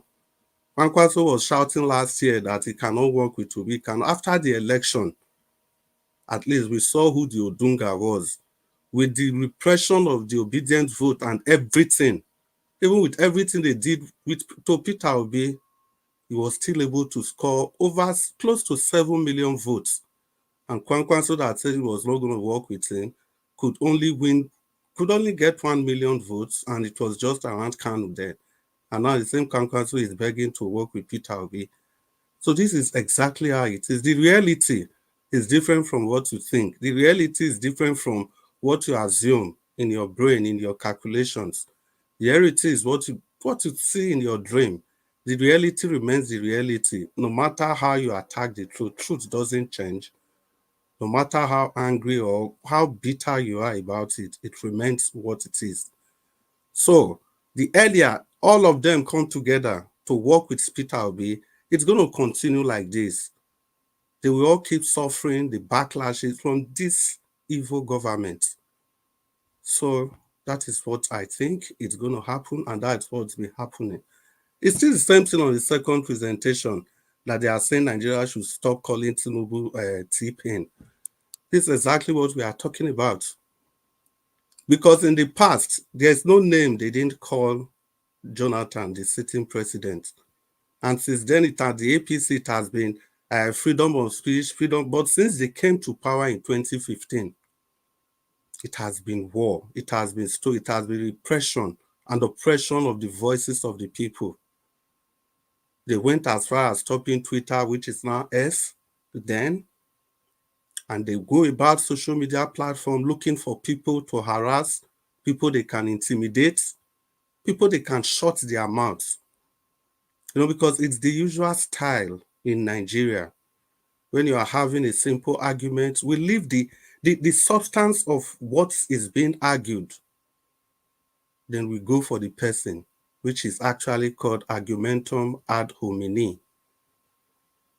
By so doing, it only just shows that the facts and figures are not there to express yourself. And it's only instructive that you don't just get into, it's not all battles you get into. Never. So that is just for that. Then for the Northerners planning to exit Nigeria, for me, it's not strange. They always have a way of, how do I put it? They always have a way of negotiating for themselves. They know exactly what to do at every point in time. And the North we talk about, unfortunately, it's not just about the people, but the selected few leaders there in the North. They are the ones doing all this. They know exactly what they are up to. They know what they are doing. Like I was saying yesterday, the average Northerner is one of the trusted people you can ever work with in Nigeria. They are so simple, easygoing. But the leaders have been able to turn their minds to use religion and deceit to brainwash the common people, the Talakawas in the North. But we hope we are going to get a leader that will be ready to unite everybody. And I think that was the person of Peter Obi. The way he came, it was obvious that he was ready to bring everybody together in one single umbrella. But of course, the powers that be, the owners of Nigeria, they will never allow that. But for whatever it is, we have to keep up with the struggle. We have to keep fighting, irrespective of any angle any person comes from. All you need to do is to stay on the path of truth. Keep doing that which you know is the proper thing to do. Say your truth. Campaign for whoever you are. Speak for your nation. No iota of intimidation. Don't be intimidated. How do you expect to get into a fight and you are not going to get attacked from left, right, and center? No. It's emancipation of the country. And people have different values. And people have different interests. And you must bear this in your mind. If you are ready for this, it's going to keep coming from everywhere, attack from unexpected corners. But whatever it is, the truth is there for everybody to embrace. Well, for that, Mr. Nanjawaj, I think I'll stop my submission while the broadcast continue. I hope I'll have the opportunity to make further submission. Thank you, Nigerians, and good evening. It's good to be with you all again. Thank you, sir.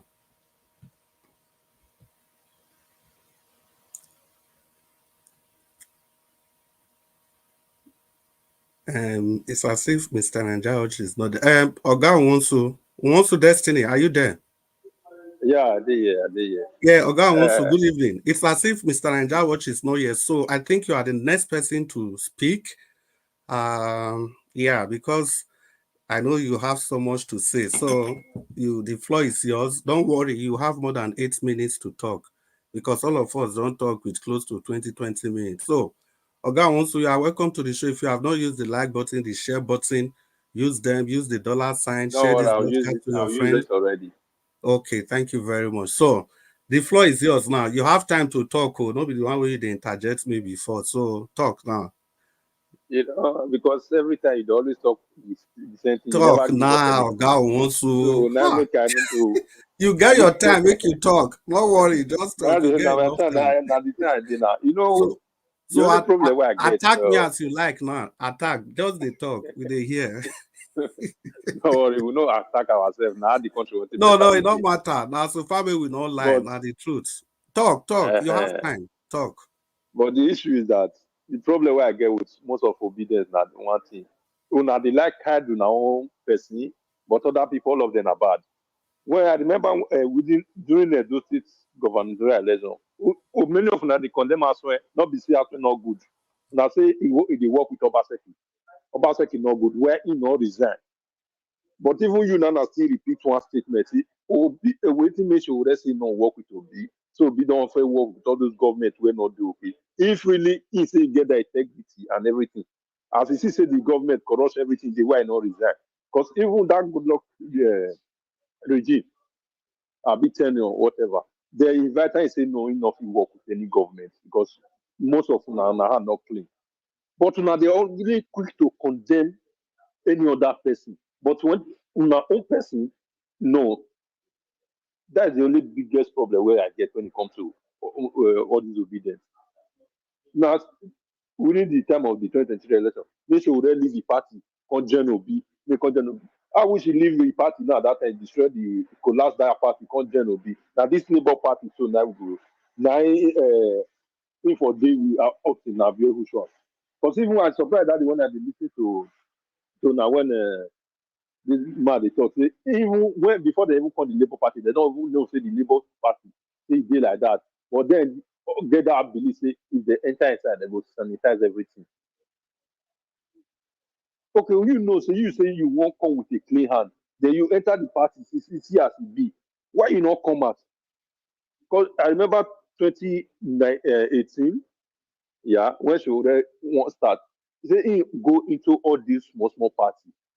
He discover say there are no difference within those small party with all these big ones. Now make can find a way to go register his own party because he no one join in hand with all those corrupt people.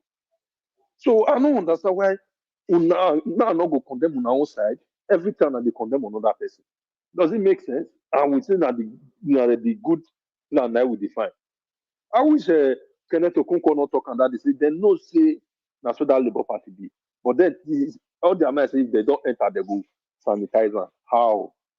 If possible. Then the Labour Party win the election. Say now say go still be. So they say all that to say she already always say Jagaban and then all of them are the same thing. Well, how you know they talk? Mostly some he say go remove first substitute. Jagaban say go remove one. I think say go remove one. Almost Oga all the whole Wonsu, thing where Jagaban talk. Yes. 5 minutes. Sorry, it's 5 seconds. Mr. Okay. Anjawatch, please. Oga Collins is at the backstage. If you can just let him in. Thank you, sir. Oga wants to continue. I for not stop you. No, say you go talk for a long time. So make you continue. So now be the issue. If all of una, the one that say they talk for una person, they are saying they not even corrupt. But if you reach another person, I'll condemn the person in heaven. Now only with you and not like for disobedience. That anytime. Oh, this one not good. This one not good. Nobody they always good though. But now no, so where that person they go. Many people they're not good. They're corrupt. People were surrounded okay, like that 2023 election. Many of them know say even people were surrounded be no they corrupt. But na no agree. Many of them they support Obasanjo then. But now, many of them realize Obasanjo now really more of people where destroy the country. I don't understand that because the thing they confuse me. Which one I can't dey fight for inside?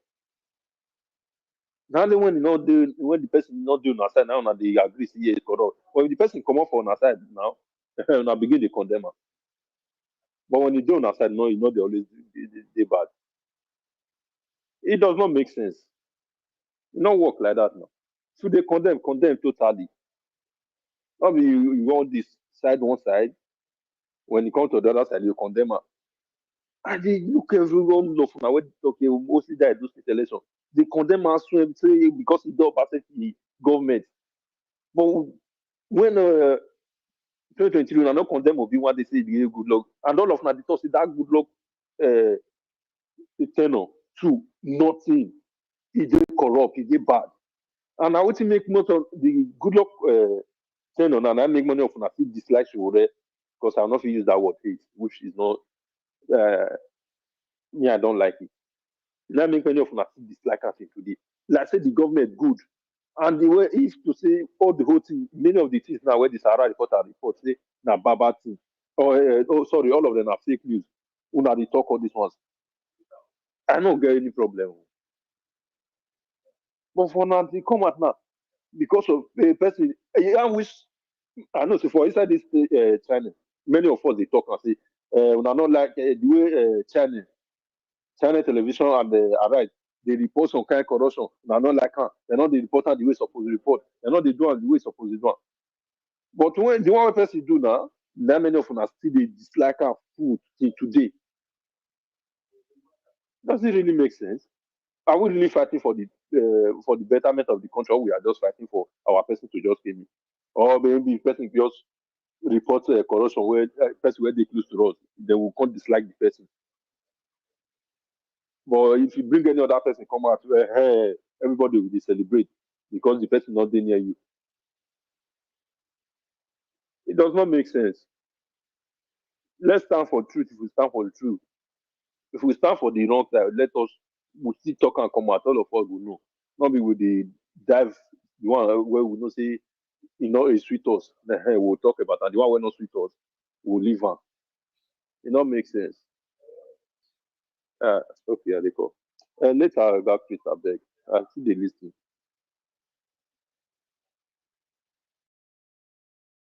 Oga, so you don't finish.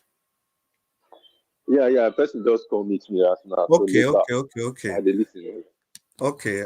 Thank you very much. Mommy Diaspora, please kindly help us share the link for Mr. Collins. I thought he was at the backstage. He's not. He said he needs the link to get in, please. Okay, as we are waiting for Oga Collins to get in, you see, there's always time for all of us to talk. But before we do that, let's quickly appreciate love of God is my strength. Love of God is my strength. Thank you so much for the super sticker. May the good Lord continue to bless you. And Mercy Omorige, may the good Lord bless you also. And may the good Lord bless all of us as we continue to support this station in any way we can through our super sticker, through the like and the share button. May the good Lord continue to bless all of us. And let me use the opportunity while we are waiting for Oga Collins to come in. We use the opportunity to quickly say hello to people on the comment section.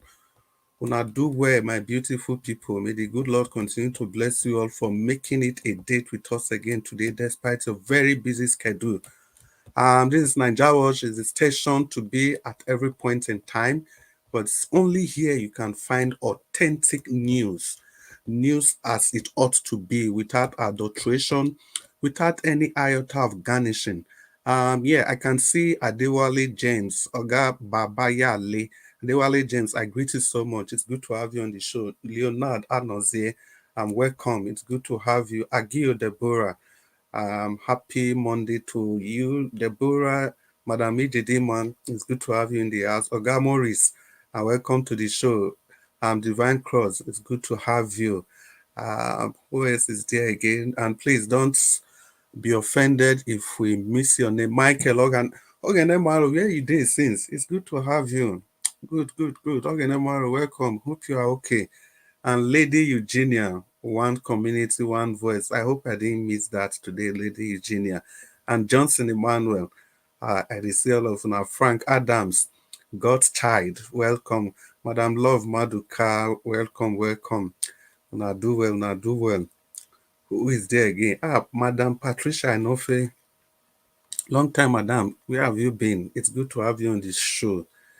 Who else again? Olabimpe Shoyemi. Olabimpe, welcome, welcome, welcome. Thank you, thank you. Who is there? I can say Agil Deborah again. God's time, you Okiku. I hope I got that right, God's time. But if I don't, I'm sorry. Maybe next time I won't be able to pronounce it properly. Ohiku. Yeah, it sounds better. Upright TV. Thank you so much for keeping up today. Who is that? Kate Omo saying, Kate, welcome to the show. It's good to have you. Yeah, that's God's child. I think I mentioned that before. Wisdom Lucky. Yeah, Wisdom, it's good to have you. And I also saw you yesterday on the broadcast. Thank you for making it another date with us today. Marvelous Lugard. Marvelous. Well done. I see you yesterday. You know, say I be asking whether or not Lord Lugard you relate to them. So make we just beg you. May you just quickly talk as we take join Nigeria together so that we will know how to find the solution. And Chukwuemeka Ogugwa, it's good to have you, Chukwuemeka. You say greetings everyone, Nigeria Watch Family TV. Like, also share so it will go viral. Yes, I agree with you, Chukwuemeka Ogugwa. I say Abuazi, but I not go talk about her now because that is Pana, me I dey fear.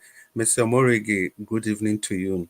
Make I read your comment. God bless you abundantly, Mr. Elvis. Thank you so much for that prayer. Amen. And you too, Mr. Morigi. And Martin Benjamin. It's good to have you on the show, Martin Benjamin. Thank you for that wonderful comment. Adewale James, yeah, I greeted you before. Nabuike Chooks Eva, good evening, and it's good to have you on the show. Who else is there? Stella Affini. Madam Stella, it don't take small, but it's good that you are here with us again. Madam Ame Bright, Madam Ame Bright, happy Monday. How was your weekend? Hope it was good. And God's grace. God's grace. This is your comment. Yeah. Okay, no need to even read and self, but it's okay. God's grace. Thank you so much. Yes. Now so life be that's just unfortunate. That's how life is. And Johnson Emmanuel, we see you. Victoria Osamudiame. Victoria Osamudiame, welcome to the show. Thank you so much. Don Anthony, happy Thanksgiving Day. Oh God, Don. We're trying to be happy Thanksgiving Day again. Like for US, I mean, like for yeah. Thank you, thank you, thank you. Spiritual happiness. It's good to have you spiritual happiness. We also want physical happiness. Thank you, thank you, thank you, thank you, thank you, thank you. Stella Affini, Destiny Oviebu. Una welcome, una well done. Doris Odion. All of una welcome to the Madam Money Olagbeyan. Madam Money Olagbeyan. It's good to have you on the show, Madam. How you doing? Hope you are doing great. Yeah. Who did it again? Who I never call. Love of God is my strength. Love of God is my strength. I know say I greet you before, but they say greet you not too much. Madam Peggy Moore, the last. Madam, good evening. It's good to see you on the show. Destiny, be your sir. I hope I got that, Destiny. It's good to have you on the show. Destiny, be your sir. Ella IG, thanks for being on the show. Jennifer Codby, I hope I got that right. Jennifer, good evening and welcome to the show. Thank you, Rosie Ehioji. Rosie, your face castle. Well, thank you, thank you, thank you. Obi Diaspora, please, once again, help us share the link so that Oga Prince Collins can jump into the show. Madam Peggy Modi, simple cooking. Make una dey patient too. I'm coming back for the discourse. May I just take opportunity, greet everybody. Everline, welcome to the show. I'm Matthew Edosoma. Obokian, welcome to the show. Clifford Ezebo, Oga Clifford, it's good to have you on the show. Joy Otako, Joy, 3 days in a row, I've seen you here. Thank you so much. May the good Lord continue to bless you. Larger Man TV, good evening and welcome to the show. All of you now, I see you now. Don Anthony again, Everline, all of you now. We cannot call on her name twice. Joe Bless. Yeah, that's the new name. God Joe Bless. We greet you so much. God continue to bless you as you continue to bring in your comment. All of you, Joe Bless. Thank you, thank you, thank you, thank you, thank you. Who did it again? And Chizoba Chukwuemeka. Yeah, I greet you, Chizoba. I got that right first time. Adaosa, welcome to the show. May the good Lord continue to bless you, Adaosa. Welcome to the show. Welcome to the show. Welcome to the show.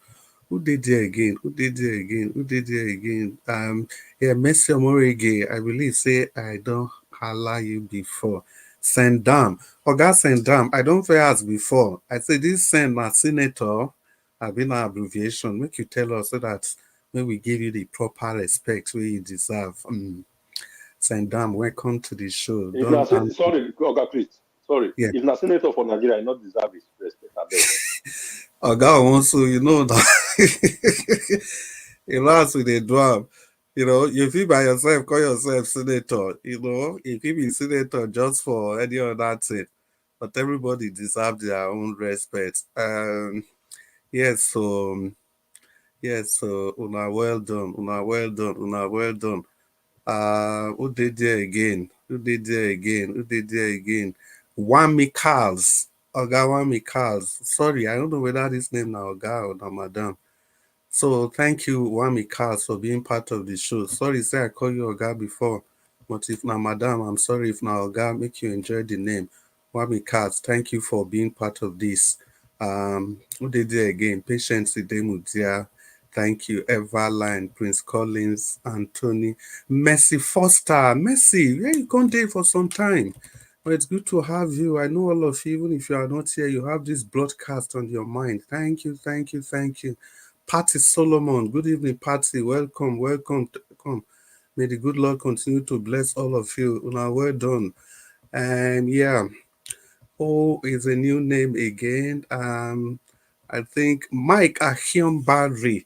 Mike, welcome. You say greetings, Nigeria Watch family. Yes, greetings to you, Mike, also. Thank you so much. Manuel Ferrara. Manuel, get the link and join.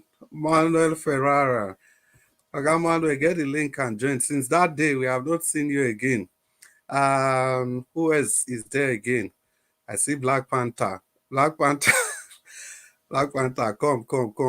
Make you come put your mouth for Nigeria matter. The matter hot. And then the people for the panel with me, although I don't feel greet to now before, may I greet to now again. Hey, Mama Hicho, I greet you special. It's good to have you on the show. Unsu Destiny, I greet you. That Destiny, you don't ready to talk? I be me I fire on. Oh, the fire on. Okay. One or two. Okay, that's very good. So I beg you, mommy diaspora, I beg, Mona give link to Prince Collins may come in. Manuel Ferrara, Mona come in. Black Panther, if you can make it, you guys have to come in.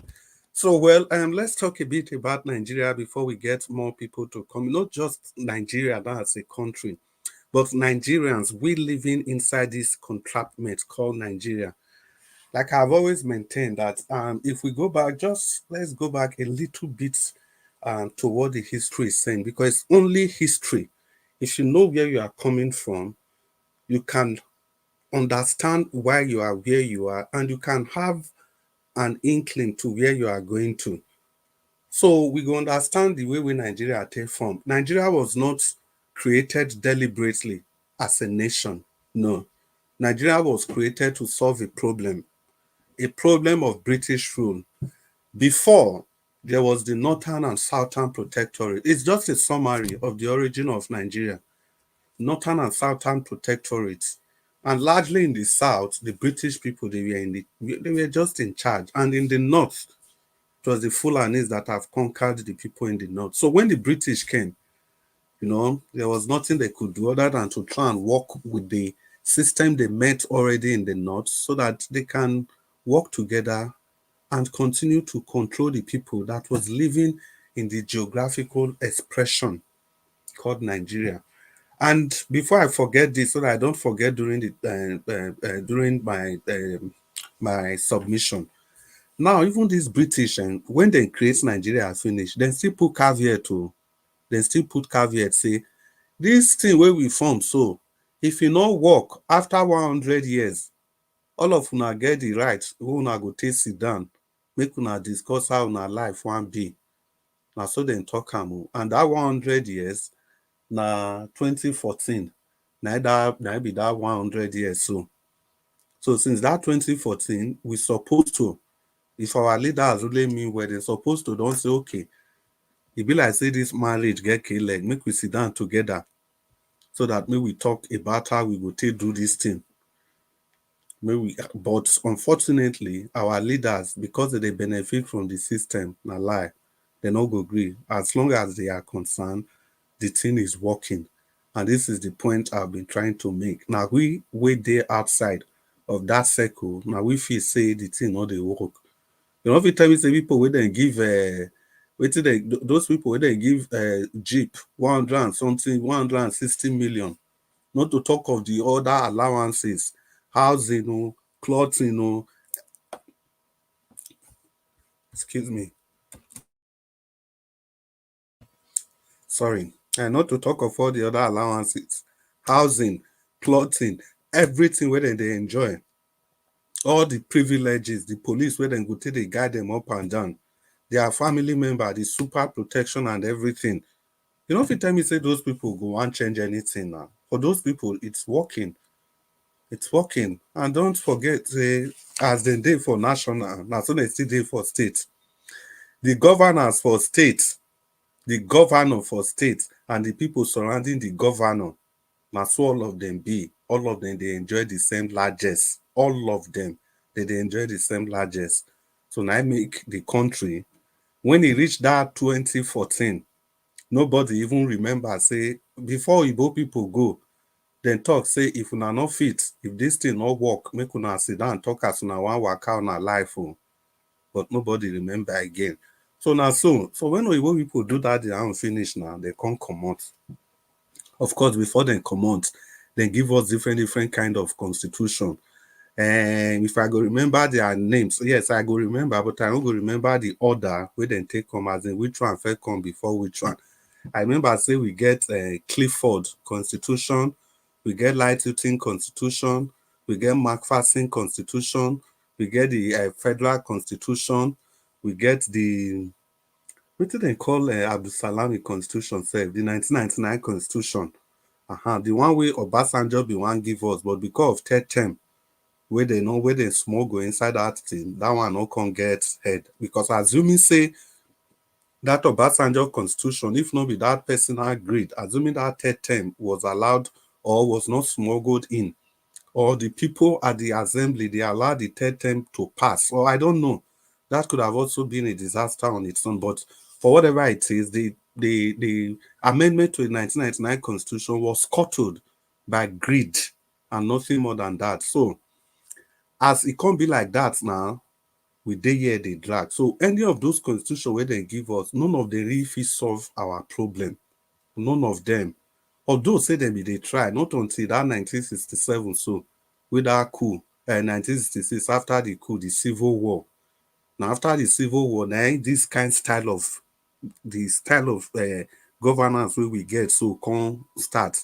Whether not presidential or whether not federal, we don't know. For our name, we dey call ourselves Federal Republic of Nigeria. But our system of government, na presidential system like the US. Now there the confusion starts. A proper federal republic is a country like Canada, a country like Germany. They are running a proper federal state. A proper federal state. But unfortunately, I don't know how they take do our own. We use one mouth call ourselves Federal Republic of Nigeria. but with their own presidential system. I don't know. That's a big irony. So now, so all the power can't dey the presidency and one man. Now go determine who go leave, who go buy. Now so they take the do and they come since so different patch, military coup, civilian, all the gbas. Till we come reach 1999, e come reach Abdul Salami hand. The reason why I pack for where Abdul Salami dey be say now only one for all these military people. So when he just come power, you not be even saying a coup or anything as the thing happened, thing as Abacha happened that time. Naturally, the power fall on him. And when he enter power, he just do as he talk. Say, if he do this tenure, he go come out so and so time. And actually, now wetin he do, he come. Of course, before he go, he come give that 1999 constitution. That 1999 constitution, so many K-leg full inside. But be that as it may, the operators of the 1999 constitution could have still been able to do something with it. With that 1999 constitution, as rickety, as one-sided as it is, you could have still be able, for any leader that is willing to liberate his people, could have still be able to achieve a lot with that 1999 constitution. There are so many sides of that constitution that are so evil, but there are other things that are also good about the constitution. So all the leader needed to do was just to kind of emphasize the good part of the constitution and kind of completely neglect those parts that are antithetical to the development of a nation. But of course, they will not. Each of the leader, each of them, they were not deliberate about making any useful changes to that constitution. The only person that would have done that, like I was saying, was supposed to be Obasanjo. Obasanjo, he actually did that. But in the process of sending a constitution for the approval by the National Assembly, they now inserted the clause, the third term clause. And that led to a lot of backlashes. And at the end of the day, the constitution, together with the third term clause, together with everything, we are all thrown away, just like throwing the baby away with the bait water. So, about 2007, no, 2003, Yaradua came. 2007, what am I saying? Yaradua came. Yaradua came 2007. Of course, when Yaradua came, he was supposed to be a reformist. He saw so many things wrong and he was willing, the electoral process, everything. He was very big on change. Yaradua was very, very, very, very big on change. But somehow, he was not enjoying the best of health. He wasn't. And again, as typical with most African leaders, his health condition was shrouded in secrecy. I believe if they had been more open with his health status, he would have been able to receive better care. But as long as we keep hiding it, so it means that anytime he's going for treatment, he's going to be sneaking in and out of the country. And in that way, he's not able to get proper care. The truth in all this is that despite that, Yaradua was a good man. Nobody can take that away from him. At least, it's not often that somebody will open his mouth to say that the election that brought him was flawed.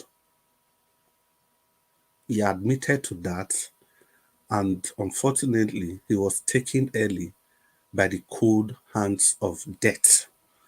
And before I continue in that Yaradua discussion, two people have joined in the panel, but they are going to wait because they are just coming. And we go back to Mama Hecho again. If Mama Hecho is still there, Mama Hecho, get ready. You talk to us in about 1 minute. Let me just quickly round up so that the people that are coming in can just add their voice to the discourse. And so, Yaradua was taken from us by the cold hands of death. And after that, Jonathan came in. And when Jonathan came in, he came in with a lot of, Democrats, easygoing, Western way of doing things, openness, and stuff like that. And of course, he has so many of his weaknesses that we all can still allude to till today. So I'll continue the story from Jonathan's era. So, like I said, before I come to Ferrari and Dr. CM, Oga Ferrari, you are welcome to the show. Dr. CM, both of you are welcome to the show. I'll just allow Mama HO to talk because it's her turn. Once Destiny wasn't ready. So, Mama HO, the floor and the mic is Now that you start the story from Yaradua, I think it is high time we speak some truth there. How did Jonathan become president? Because when those who are accusing Sowore are accusing him, they don't speak this fact. Yaradua was dead months, and they don't want to tell Nigeria. Sowore used his Sahara Reporter platform to break the news. And that makes, and he's the one that also fought for Jonathan to use the constitution, who support him to become the president when the incumbent president died. Those of you that accuse him, you don't talk about that. Is that not lie? And is that not deceit?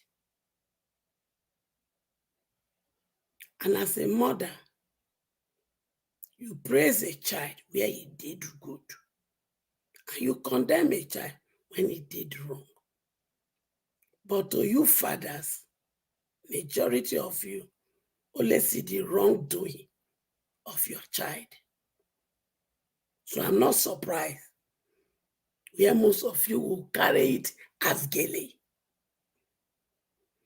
And when you want to speed that story of 2015, can you guys bring the complete video? Because he was also there as a journalist. Bring the complete video. If he played the role of a journalist to bring Jonathan in, and you people don't talk about it, is it fair? Is it fair to you people? And to those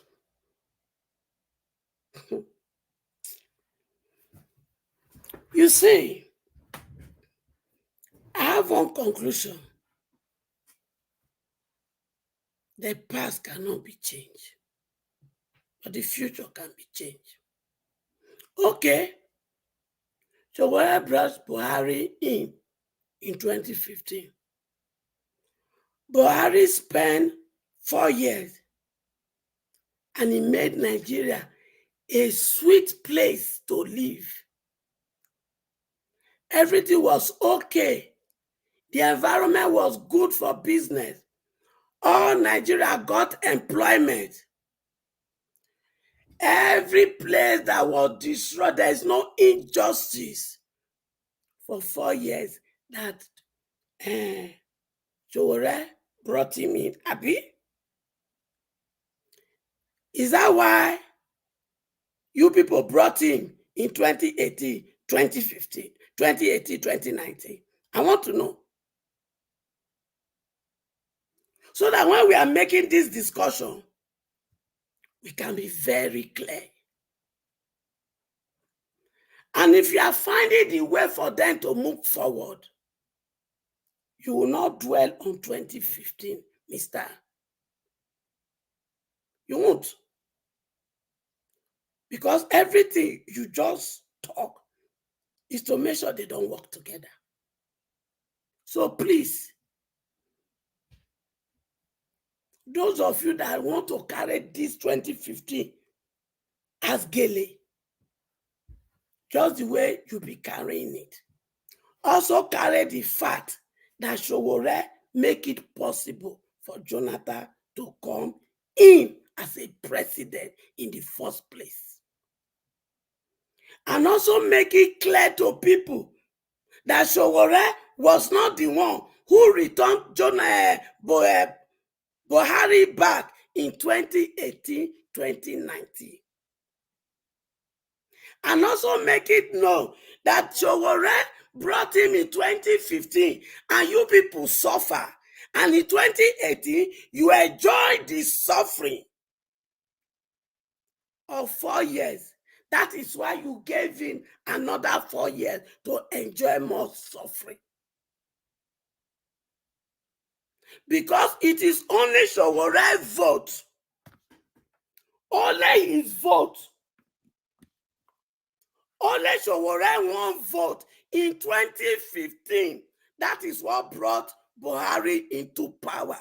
Please, that is the truth. Because if that is not the truth, then all of you that say Sowore brought it into power, you are nothing but a liar. Except it is only his vote that brought him into power in 2015. But if it is not only his vote, then all of you that carried the matter of 2015, he was celebrating, he brought it into power, you are nothing but a liar. And you people should also say that when he brought Jonathan into power by exposing this conspiracy for which they don't want him to come into power, when Yar'Adua died, also know that Jonathan offered him a position in his cabinet and he refused it. He told him, I didn't do it for this. I did it because I hate injustice. And those who are carrying the 2015 in their head, I want to know, in 2018, what did you do? And 2019. Then also know that he fought against Jonathan because of what? Jonathan, period. The price of crude oil was high. But what happened to the money? Everything was looted. And Sanusi, the CBN governor, speak about it. Ngozi also talk about, Ngozi Uwala talk about how corruption has died with Nigeria. She also wrote in her book that when you try to fight corruption, corruption will fight you back.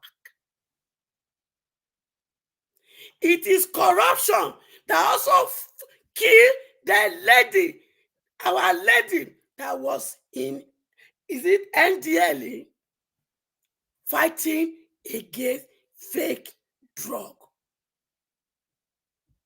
The same corruption we are fighting, the same corruption that Sowore hated with passion. You want to fight him? Continue to fight him. Continue to fight Sowore for the role he has played.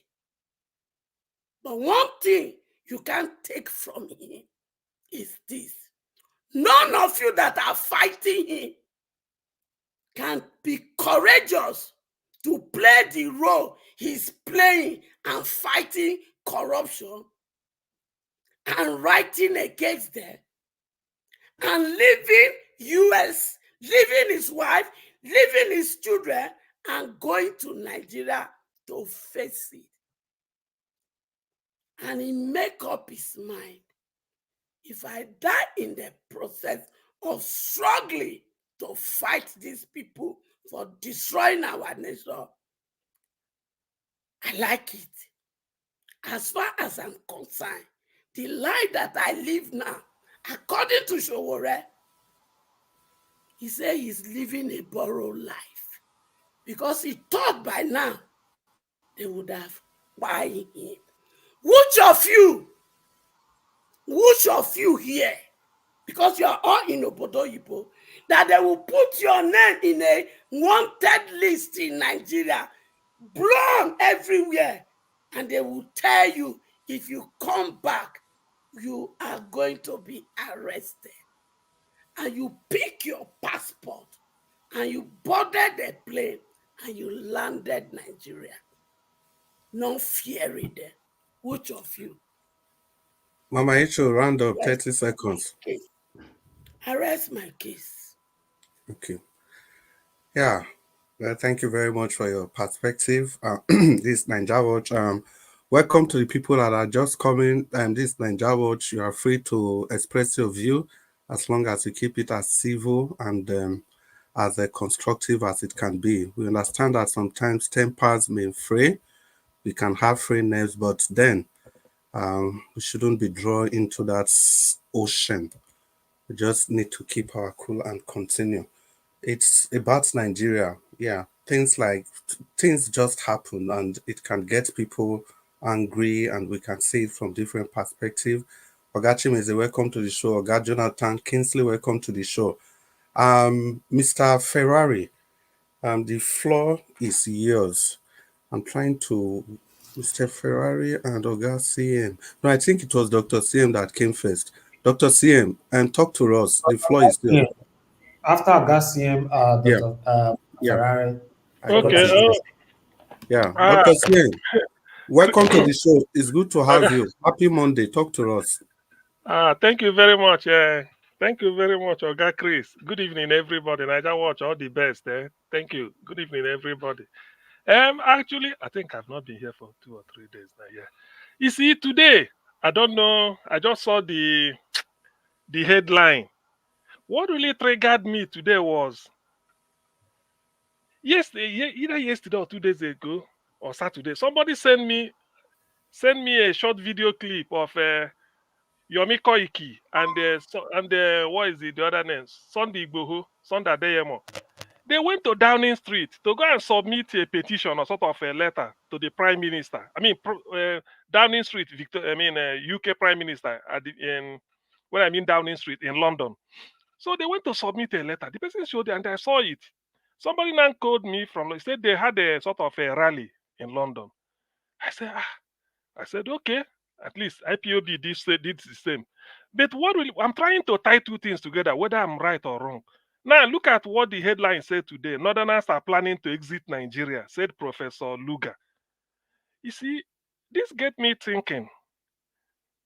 Within 48 hours of me receiving a short video clip about Yomi Koiki and Sunday Igboho. That is for Yoruba Nation, for those who may be wondering where I'm heading to. Submitting that they want to exit Nigeria. I think I listened to Yomi Koiki say they want to exit. In fact, he traced Yoruba history, thousands of years, much more than even Nigeria, which we know now. Nigeria started 1914. So they say that one's quite sure. So he was talking, but it was quite brief. So I said, okay, I will follow it up. Now this one is coming up. A professor saying the Northerners want to exit. You see, in all this I see is that we all know that Nigeria, the center is no longer holding. Before, not that there had been, we've been having it smooth in the past, no. But because we can be able to feed, let's say relatively 20, 30 years ago, not that things were okay. At least during June 12th, I was in Lagos and I see the type of bad blood the thing drew. Many people saw the injustice, and some of us even played football along Lagos, Oshodi, Apape Expressway at the Lasamaja Bridge. I joined them. So because I stayed near to there, somewhere around Sadiku. So when this thing is that thing, we've been trudging on, But now, because of this suffering, look at the hunger now. It's so severe. And then look at the terrorism, the level of insecurity occasioned by terrorism. not really to talk of Boko Haram came, and then to worsen it, Fulani herdsmen are slaughtering people up and down the country, in the sense that making it impossible for farmers to go to the farm. Therefore, we now felt food scarcity.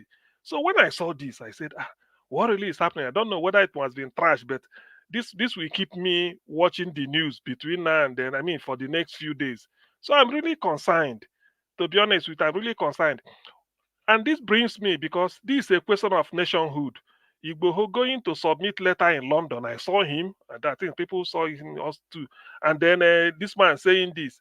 You see, why can't Nigeria, why can't we come together? And then, because the problem with Nigeria is that we don't discuss. Everybody just feel that Nigeria is settled. Therefore, let's move on. No, we can't. We can't move on. Let's come together, because there's nothing we can settle. Because I've always been saying that if we are talking, as we are talking, answering Bola Ige's question, what question did Bola Ige pose 1995 when they killed, when they fired Sarowiwa? He said he may be alive then or he may not be. But for Nigeria to move forward, we must answer two questions. One, are we ready to stay together the way we are, the way the British joined us? If it's so, under what terms? That terms means constitution. And that constitution will mean, let us have every ethnic group in Nigeria should have the same equal representation. We sit around the table and discuss. Ogonima may say this is what I want. Igbo man will say this is what I want. Bachama Birom, you know, TV, Fulani, Hausa, Yoruba, Nupe, Igala, Idoma, Yoruba, Ichekiri, Isoko. If all of us, Igede, we are many. We see that and say this is what we want. There is a tendency that some may agree, some may say no, no, no, they don't want this. Allow them to go. That is the way to do it. That is sensible. That is the meaning of answering that question. But if we agree, whatever we agree becomes the constitution, it becomes binding. So that one, everybody will have a buy-in. And when we now agree on something, then we move. I don't think that, yes, Nigeria can coexist, but we have to agree. All these ones, we are just doing it half beat. If you talk like this, people will maybe feel that there's nothing. If the North will be with all the power they've controlled, when I say North, I mean that is the Fulani now, because when you say North is the Fulani, Shagari is there, Fulani, Buhari, Yaradua, Atiku want to go, you see, Fulani. So when it goes to the North, it is them. So with all the power they've been wielding, and somebody is talking of them going, so what do you now tell the Isoko Urobo Ogoni that has the resources and they don't have power?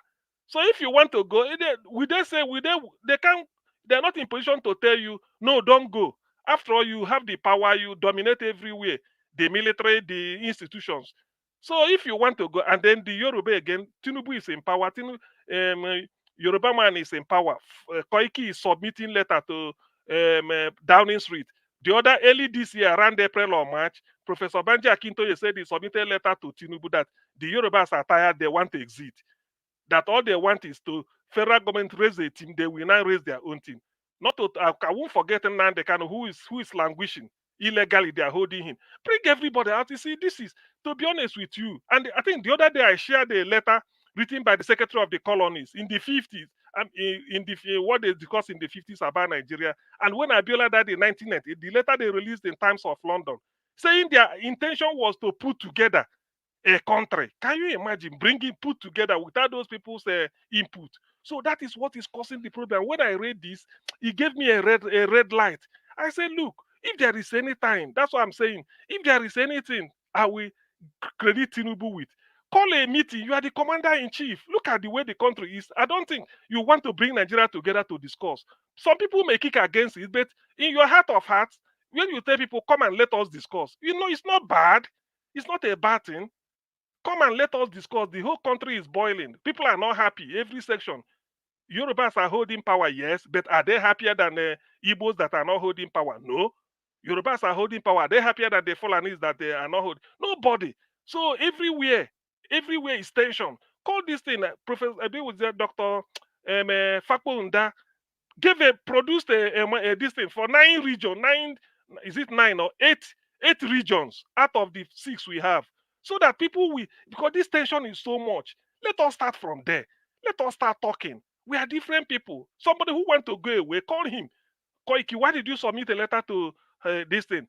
Don't you want to be in the kind of what are you still saying? Igbos, what are the other people saying? That is how we have to start. Then the North are saying they want to exit. Call people. This is now for us to discuss. Those that still want Nigeria under what terms they can. If we agree, trying to agree, we can't agree very well. Those that wasn't leave them. I don't believe in forcing people. The other day we analyzed Botswana here. 2.7 million in Africa. 2.7 million, the best economy or so thereabout in Africa. Has somebody taken them over? Diamond and their cattle. That's what they are. There are more cattle than human beings in Botswana. But they are living and they are landlocked. But what is they're having peace, enjoying their life and moving. All of us cannot be equal in attempt to build a country like the British envisaged. And in that letter, maybe I will have to share it again. In that letter, the Englishman Peter Smith said they know it will take a lot of lives, which it has done, and it will continue doing so. It take a lot of lives, Biafran war. It will continue doing so. Are we not losing people every day in Nigeria? So they regretted it. He said it was a regret they shouldn't have because they didn't see the example of Russia. They thought that the way Russia is, they will build another Russia in Africa or Yugoslavia. But the example didn't occur to them because in the 50s they were planning all these things. Russia is still intact. But by the 70s in 90s, where Russia was breaking away, breaking down, before Abiola before they fired MKO in July 1998. So the man now saw the reason to write that letter and say, look, so in retrospect, it was a mistake. So that is what we are now. We can. That's why maybe people like Bola Ige read that letter then in 1998 in Times of London. That's why he's saying Nigeria must do something about this. So this is exactly what Nigeria requires now. When I saw this, I wasn't because people might be. I don't want a civil conflagration to blow again. I don't want it. Even if it's my ethnic group that will win, I don't want. Because losing. Look at what is happening in Gaza and Israel. Do you think they're happy? Look at Russia and Ukraine. I don't want all those type of things. We are human beings. We can sit down. This is now that it is now equal. In the 50s, Indigo feel that they only don't buy. So it's only one area. But now everybody is complaining. Yoruba want to leave. Igbos are still talking of Biafra till tomorrow. Then they not want to leave. So is it not now that we are united? We come down together and say, look, how do we do this? Because the injustice or whatever it is has gone round. But if we continue playing that we pretend, it won't solve us, and I don't like it. I for personal, I don't want it. I can't go and carry GUN. No, I can't. But I believe in dialogue because I know that every Ukraine and Russia will end on the round table.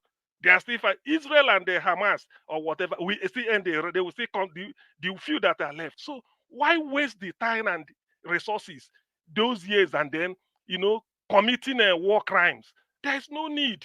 Why must we fall into this trap again? Look at Burkina Faso. They don't want to take over their left. Yes, can I wrap up? Yes. I beg, round up. 30 Okay. seconds. Thank you. Look at Burkina Faso. They don't want to take over their left. Look at Mali. They say they don't want French. They are on their own. You think that they will die of hunger? Look at what is it called, Niger. So this makes sense. Why can Nigeria just be pretending that we are together? We must be together. It's not working. Everybody is tired. So let's now come together and discuss a new terms like Jonathan wanted in 2014 before he was booted out and everything. So let me stop here. But I'm having a sense of foreboding that Nigeria is no longer. It gives me hope for. It gives me cause for worry. Thank you. Yeah, and thank you, Oga, Dr. CM. Well, now that you don't already go there now, so there's almost no need for me to continue the story. Because from Yaradua, we want to enter Jonathan, then talk and reach present day. And you have also talked about the number 10 Downing Street thing. What is my surprise in that is that there's no news about it. People are not talking about it. It's just like a normal thing, People went to go and drop letters since 2 days. It's not sensationalized, nothing. Everybody going about their normal business. Well, so the next person will be Oga Ferrari. Before Mr. Ferrari, let's welcome Mr. Chris. Mashallah. Yeah, Mr. Jonathan. Please, I just want to chip in something on the Dr. CM. Please, Dr. Ferreira, please bear me just for a minute or thereabout.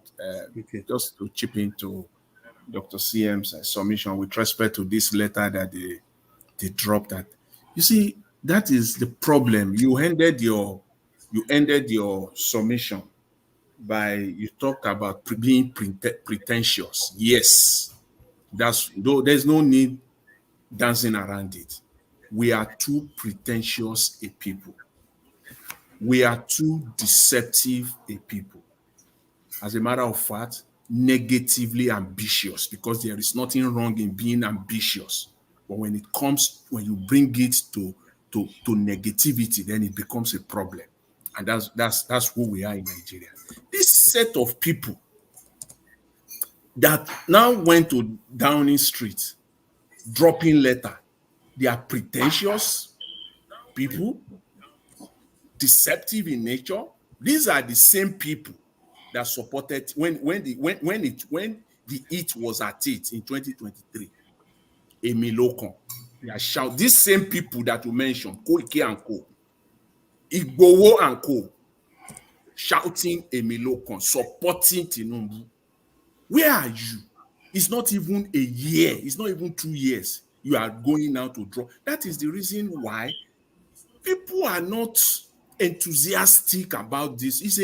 For anybody who has a brain, nobody is going to follow them the way they follow them in 2021, 2022, run up to 2023. In 2023, we saw it is these same people. Where were they in 2023? They have eaten the money, Abi. The money don't finish. Now they are carrying letter to Downing Street. Thank you, Mr. Jonathan. Forget those people. It's not worth anybody's time here. Thank you. Thank you. Yeah, Mr. Ferrari, we'll come to you. Mr. Ferrari, ordinarily you are supposed to speak for 8 minutes, but because of the way Dr. CM's speech went, he went on for about 12 minutes. So, Mr. Ferrari, you will also have 10 to 12 minutes so that you have an estimate of the time you have, so you know when to come to a conclusion, so that I don't have to stop you abruptly. Yes. I hope that's okay. That's very good. Thank you very much. First of all, I want to thank Elvis and Mommy Diaspora very much for the great work they are doing. What they are doing is really very spiritual. It's the work of God. Without information, we cannot reorientate our people. Without education, we cannot change our country. And I want to thank you very much, Mr. Chris Dublin, for standing in. You're doing a great job. You're a superstar at this. You're actually very good, very, very good. I wanted to continue to thank Elvis. Keep it up. It is mediums like this that we need. We do not need the regular medium like Arise channel and all these other LTV. All those ones are nothing but vuvuzela for the politicians.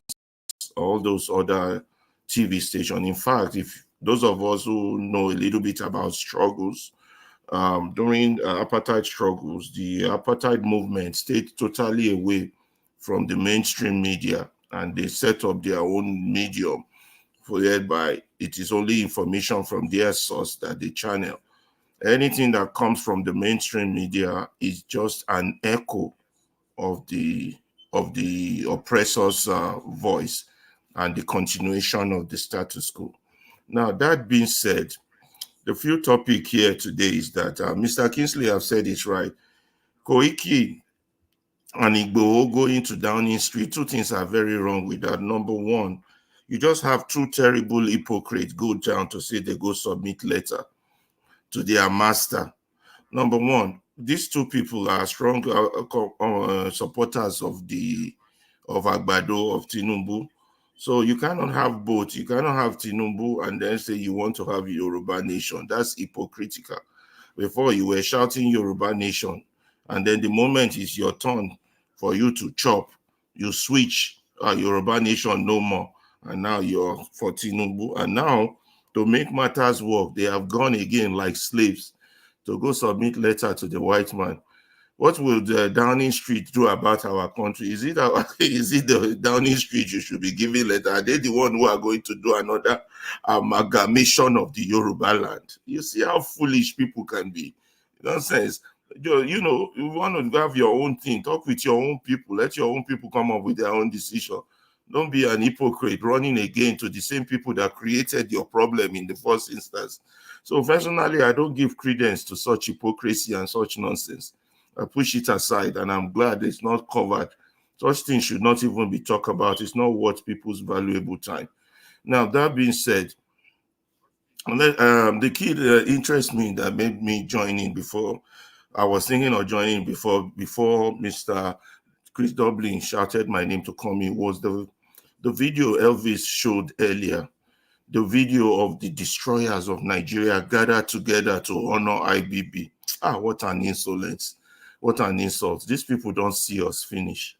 The same very people that destroyed the country gathered together, started speaking big grammar, big Oyibo on how Nigeria, on rotation of presidency, on our democracy, our deeds, all the wrong, that guy from Edo, what be his name? I know they do names. So the former governor of Edo State, the one we just mess up the election. Oshiomhole, they carry microphone, they talk rub. In fact, I was so disgusted with it when Oshiomhole was talking. I just turned off the volume. Turn it back on when another person was talking. Then as I turn it back, another nuisance carried the microphone again. I say, "Show, I weak. Why Elvis won't punish us like this?" That one, the one that went to the one that went to Dubai to start showing his cars and jewelries. What's that one's name? All the nuisance, the people we should be in jail gathered. They talk about Nigeria. That's the problem. Is that Dino Melaye? Dino Melaye, and that one to talk. Then the former security officer for Abacha, that one to talk. All the complete nuisance. People we gather, destroyed Nigeria. People will derail the country. All of them, in a sane society, they would all be lined up and face the firing squad. But in Nigeria, they are attempting to rewrite history. Exactly. They gathered and they were talking. Your honor, your vision. Which kind of vision does Babangida have? A man that announced June 12 derailed the country that was moving forward. That one has vision. Killed a lot of intelligent Nigerians. Officers, good officers were allegedly murdered in a plane crash. Delegiwa, so many others. Is that the type of man you want to honor? That man is a stain to the name of this country. But that put that aside, and then they are gathered there. All those bootlickers, that's what I want to call them, singing praises to their masters. But just to tell you one thing, though, that's to tell you how united the destroyers of Nigerians are. We are all united. In fact, I actually thought with all that speech that whether Babangida is relaunching his political campaign, whether it's him now after Emiloko, because he really did tell you guys that he stepped aside because all his boys gathered. I didn't even know Oshiomhole was one of his boys. He must have made good money under him. Anyway, so that's to tell you one thing, that the ruiners of Nigeria are united and they are determined to hold on and destroy that country further. And the individual pursuit of Nigerians would never be met for as long as these people have that a stronghold on that country. That is all that is telling us, and we need to pay close attention to it. These ruiners of Nigerians, they don't care about the country. They don't care about you. They don't care about me. They don't care about anything. They only care about them continue to proliferate or proliferate, steal the country to the bones. That's all they care about. And they're not patriots. They're not good people. They're not people who should be honored, you know. But anyway, they are there and in charge. And all these Igboho, Koiki, and the likes of Tinubu, all these things about the North saying they want to break away, pay close attention to it. It's because they don't have power now. Let the battle quickly change back to them. You will see them not sing that song because now they think, oh, they are not in charge. And this old man, they thought would die real quick. No one died. Still, they hold on. So maybe they should start their own agitation. That's the North for you. They know they don't want people to come together and discuss their common destiny, which is the only thing we need to be done in that country to move forward. Every nooks and corner needs to come in and discuss how do we live together. If we want to live together like they are doing in Europe, have different regions become a country and live together like a Schengen state, where in the Schengen state, you can move from one state to another, trade, live in any region, get a job from anywhere, or we come together under sincere, agreed terms, not that one class has more rights than the other, or one group has the destiny to rule more than the other, or somebody will switch up the viva and all this madness, and then nobody gets punished for any of the crimes they do, as long as they are put them together. These are the key issues that face the country. The country is in comatose right now. Anybody who doesn't realize it needs to know that the country is dying, if not totally dead. And these people need to realize that they cannot hold on to this madness for longer than necessary. It will crash in, and when it crashes in, it will crash upon them, and the sticks and the stones that build that structure will hit them when it's coming down. But, well, let the wise speak, but the foolish will not listen. Let them continue. And the Yorubas have a proverb, Omogo eniomaku. The child is foolish, and you're saying the child should not die. Death is before them. They don't just see it. Nigeria needs an opportunity to talk, to discuss their destiny, to decide for themselves how they want their country to go, to run. Not these thieves, rulers, and dictators that are wearing agbada and calling it democracy. Not all these people are not going to get us anywhere. I have very much more to say, but very little time. Let me just stop there so that other people will speak. But it is important for us to read between the lines as we outline the headlines that are coming out every day. You know, like Fela, my idol, says, and then, you know, they say, make I sing. No good thing to sing. Everything I don't sing about. There's no good news. Just the same old, same old. Thank you all very much, my people, man. Thank you, Mr. Ferrari. Thank you very much for that impactful submission. Thank you so much for having trust in this channel and the wonderful things you said about this YouTube channel. Really appreciate you. And your exact view about the politics of the North.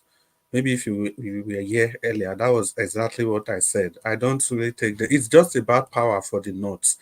And this power is not really for anything meaningful.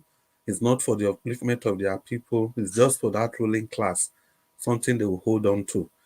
And again, you know, we are all making a mistake when we think that Nigeria is not working for these people. They are all gathered and celebrating Babangida. They are actually doing the right thing because the country they have designed for themselves is working exactly how they want it to work. So they are celebrating their victory. We are looking at it from our perspective, but from their perspective, it's working for them. But Chris, those people that are them, they are not up to 10,000. Why they are about 190 million are suffering? That's why we are saying they are not up to 10,000, but they are all owing 100 billion naira each. Now, be the what problem can you say to that? Here. Dr. Ferrari, you were asking a question about Oshomole. That's why when we talk about state politics, we can be very passionate. Oshomole took a team because we are trying to look at the connection between Oshomole and Babangida. Oshomole in those states, he took a team those days to Niger State to go and meet Babangida and solicit for his support for 1 man, 1 vote. It was that mantra that we used in Edo State election during Oshomole's time. He campaigned, he championed for 1 man, 1 vote. And yet, when it was time for him to hand over power, he rigged the election, did everything he could do. So when we talk about these people, we know their antecedents. He has been with Babangida long ago. So, well, that's it. Mr. Jonathan, let's welcome Black Panther and Chris Collins to the broadcast.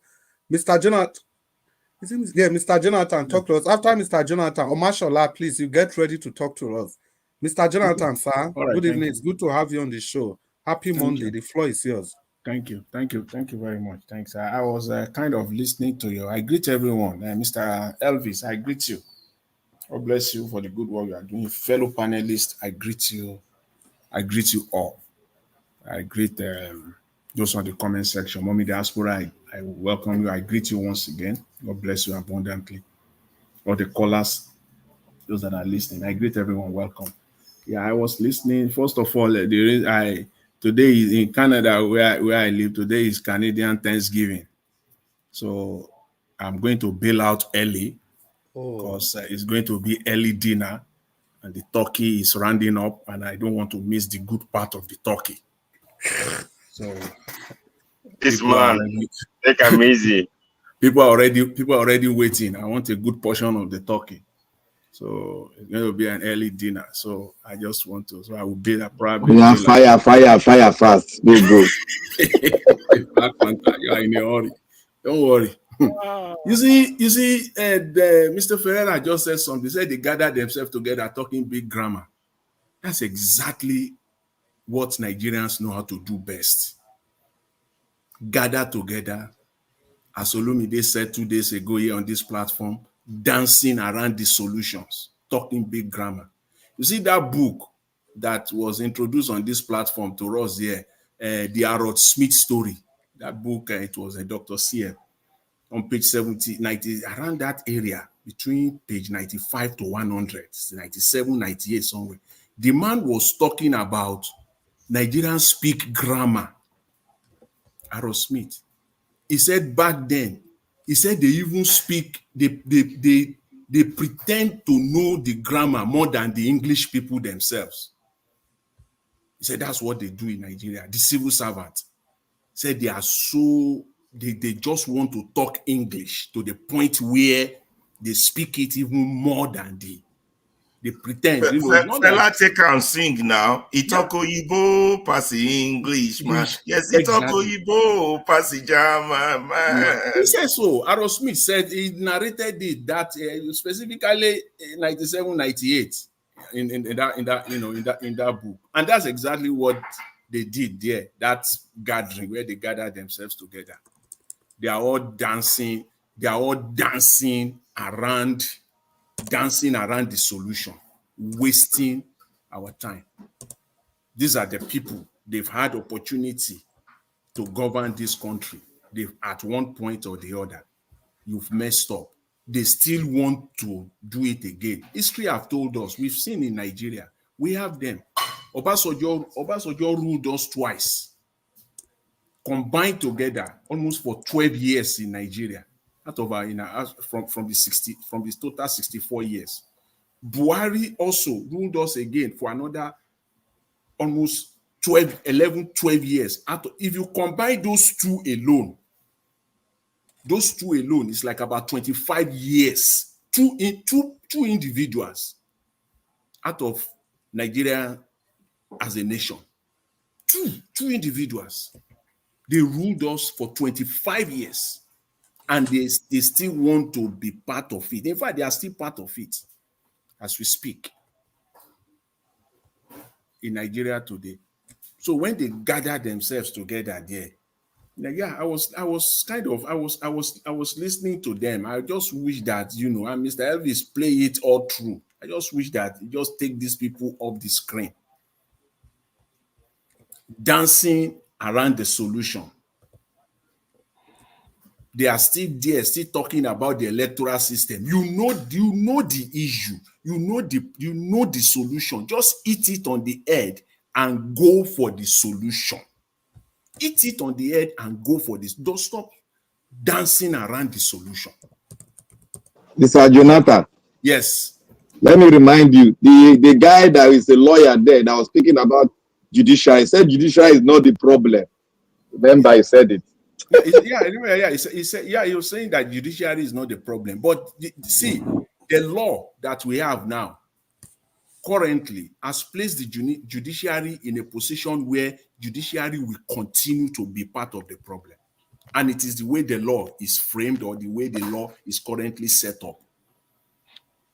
It provides a solution, which is that we have to get to a point where the judiciary have no business of whatsoever in deciding who the winner of an election is. The best they could come up with is that go for a rerun or a recount. That's all. That's what the judiciary, that's what the law should be very, very straightforward. Either, Jonathan, yes, yeah. Jonathan, just 10 seconds. You see, Yeah, this is what you refer to. Page 97, just one sentence. I will read it.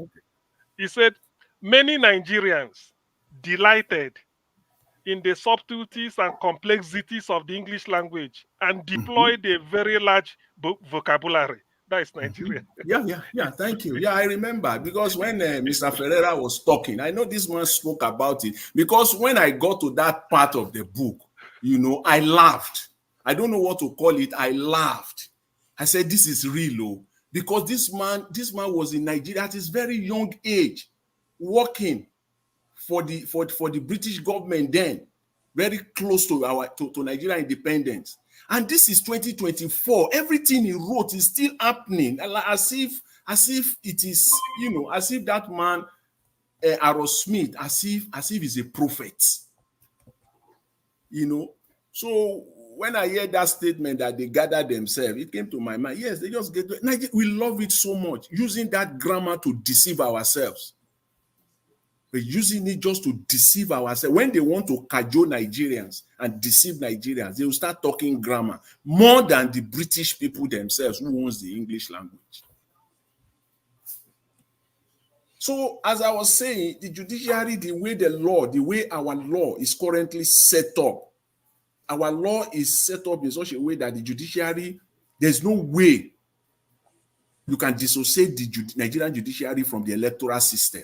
They are just like intertwined, as if, you know, like with a baby with an umbilical cord with his or her mother. That's the way the Nigerian judiciary is now with our electoral system. Election will come, people will dispute it. First, we will go to the court. First of all, the court will say the court will handle the case beyond the date of inauguration. That's first of all, fundamental flaw there. That the country must, these are simple things that we must sit down. They're not complicated. You have to change that. Second of all, you give the judiciary all the power to decide who wins, who loses an election. How? All they have to do is that, okay, now that this thing is modular up, we order a recount. A recount in the full glare. Media will be there, representative of all the political parties. The one that is alleging that it's been rigged out, his representative will be there. The one that has been declared the winner, his representative will be there. The media will be there. Third parties, people will be there. Now, count it.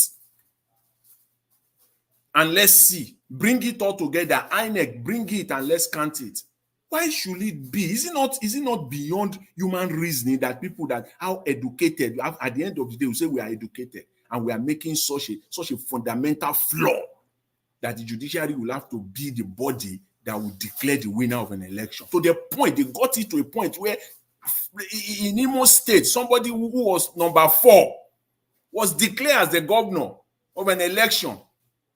What an what rubbish is that? And some people now sat down together, still dancing around the solution. Eat it on the head. All these things must be corrected if we have to move forward. Nobody should be advocating for any nobody should be advocating for any election in that until all these basic things are done. They are basic. They are basic things. They are not complicated. They are common sense things. If you go to school at all, you don't even primary 6 alone, you know these are just basic things that that's the only way our country can move forward, because we will now have normal people, so that the person that is elected, if he messed up or is not up to the task, or we see, he knows that his days are numbered. It is only in Nigeria that somebody will win election, as far as he's concerned and his supporters, is going to spend the entire 8 years. They have concluded that he's going to get the 4 years, the other 4 years. Who says? We have not seen it. It has to be based on his performance. But Nigerians, we have concluded that a governor is 8 years. The president, yes. Sir. So all these things have to be changed. So when those people gather there, we shouldn't be giving them, these people, they have messed Nigeria up, and enough is enough. They gather there together, lecturing us, trying to rewrite history. That is the most annoying part of it, telling us now for us to so for people who don't know history now, they would think that Babangida Babangida was the Messiah. He said he has vision. He said he has vision. He has vision. God will help us in that country. We must be truthful to ourselves. We must stop this deception. Say you don't know how the judiciary work. Thank you. you. Don't know how the judiciary Thank work. you, Mr. They work in a different way. You cannot understand it. That's what I always mean by the elites are our problem. The lies they tell. Thank you. Thank you, everybody. Mr. Jonathan, I think I just have only 2 points to add to what you said. The first one is with the history. You know, I think yesterday and the day before yesterday, we talked about the political class removing history from our curriculum. It is only with history that we can see the role that each of every of these people they played in the development of Nigeria to the spot where we are now. And secondly, you talked about the Imo State election. I was just waiting for you to also remind Nigerians that that judgment you talked about, you know, the position of that person today in the scheme of things. You know, we have a Supreme Court judge who was in charge of that infamous judgment from 4th position to 1st position. And you have that person now as your Supreme Court Chief Justice. I don't know. So we have a long way to go. So please, Chris, please, can I make there's somebody asking me, can I use 10 seconds to clear this? Let me talk to Madam. Yeah. Love of God is my strength. This book is available on Amazon. I think it's £10. This is the Harold Smith story, £10 if you are in the UK. And then the, what is it called? The postage, maybe about £2 something. Maybe probably £12 you should be able to have it. It's available on Amazon. There is hard copy, there is the digital one, so and there's a soft copy, copy. So it depends on the one she wants. Okay, yeah. So but it's on the Amazon anyway. Thank you, Chris. It's on the Amazon if she's listening. Thank you, Dr. CM. Thank you for the advert. We'll send you the bill later, Dr. CM. We'll send you the bill later before the not be advert. Now your history, your Nigeria history, 9 days inside there. Oh, that one a Black Panther. Huh? No, White Panther. That was why you let Black Panther come in. Oh my God. It's okay. Omashola, if you did the way you talked to us. I did, Omashola, you don't wait, you don't tire. Sorry, that's why they be sometimes. Omashola, fire on. Talk to us. Welcome to the show. For you to survive in Nigeria, you have to be patient. Yeah. So it's a very good vibe too. Talk to us, sir. An average Nigerian is patient. And patience with the rubbish that's happening there. An average Nigerian is just a patient. There are two human beings, impatient people and patiently dancing around the solution.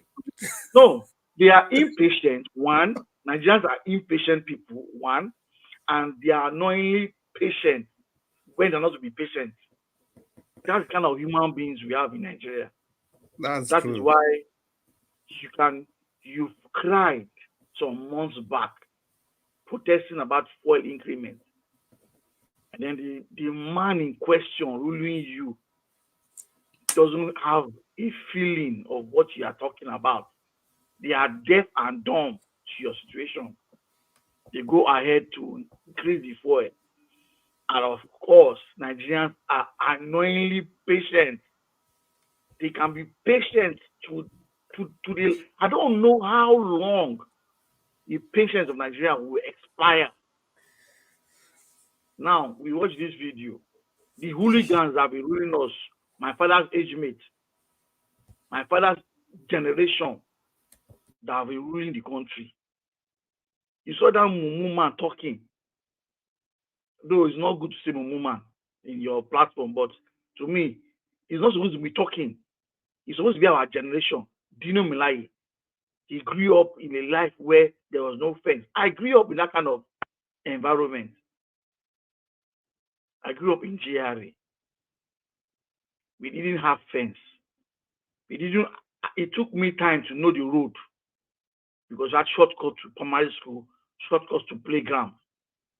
And then that man is talking. He had the opportunity to be a senator.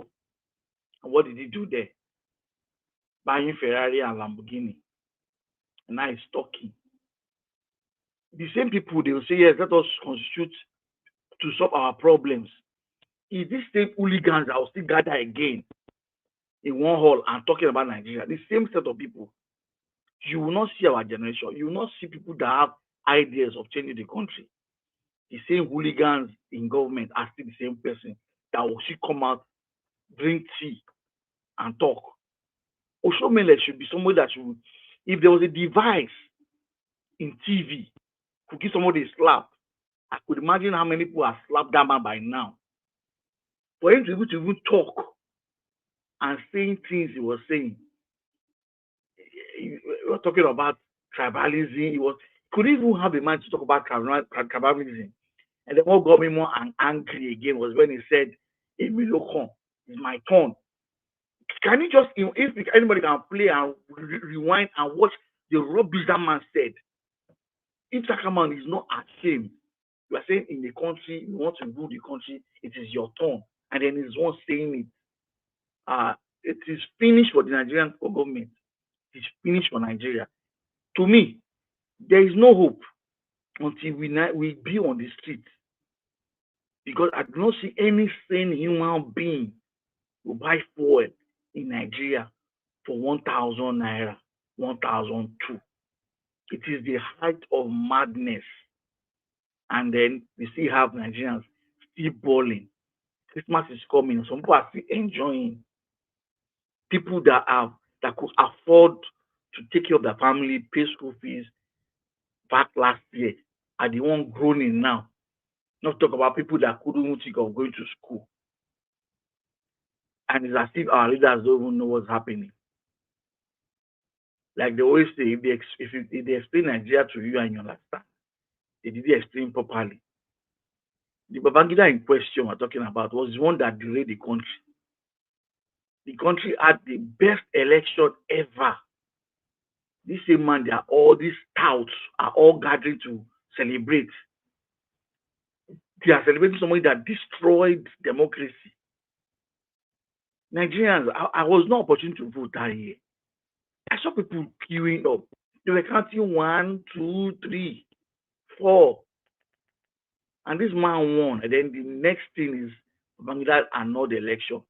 And then you can now open your mouth and you're opening a show and you're praising somebody that destroyed the country.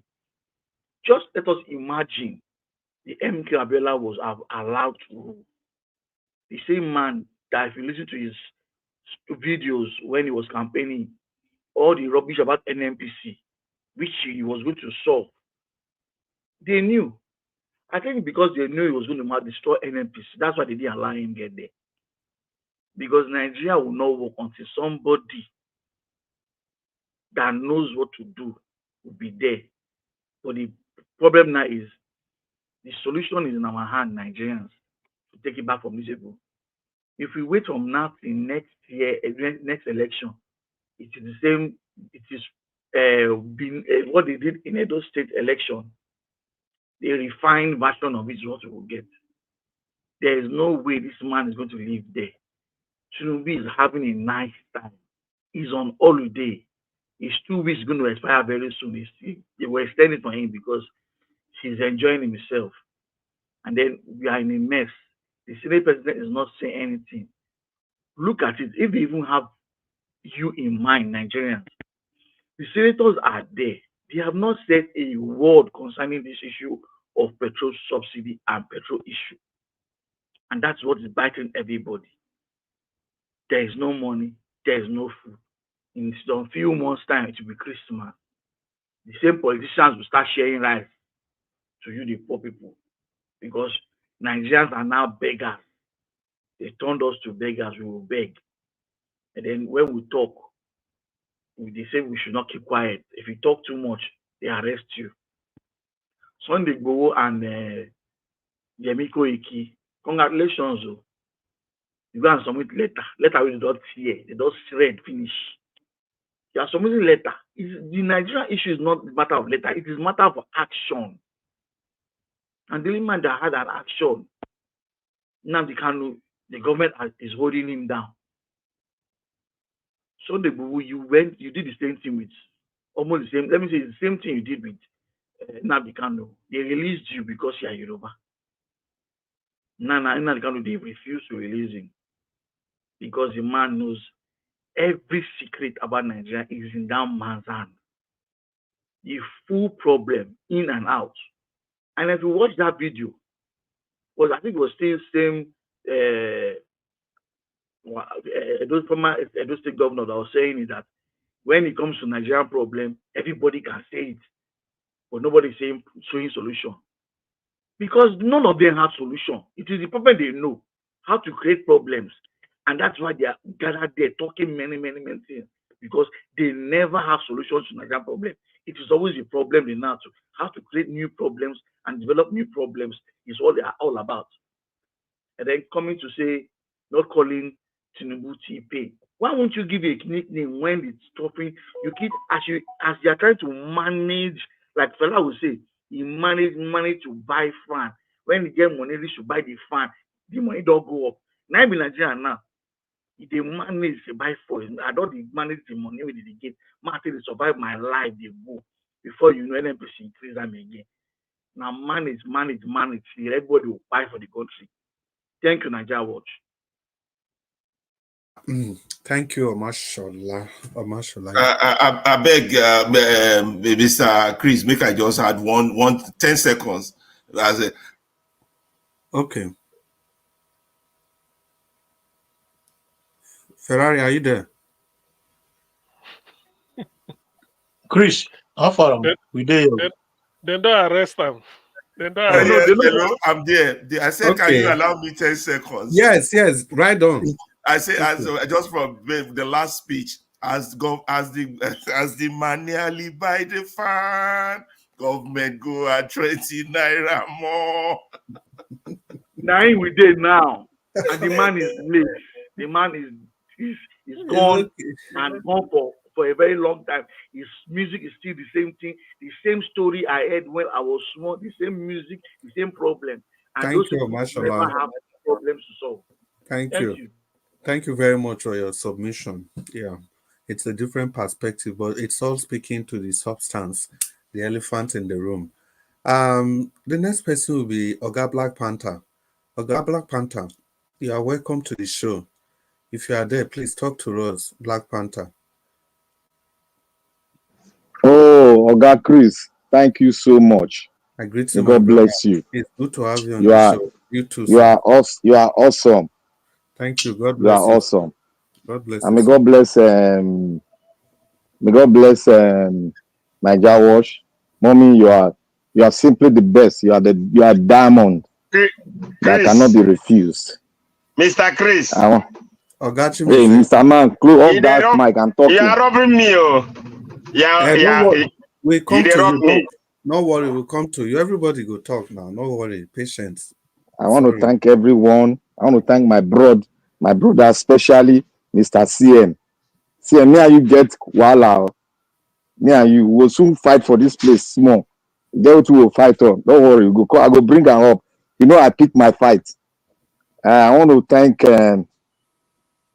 everyone that has spoken today. I just love you. You people are simply the best that Nigeria has, brought together to think.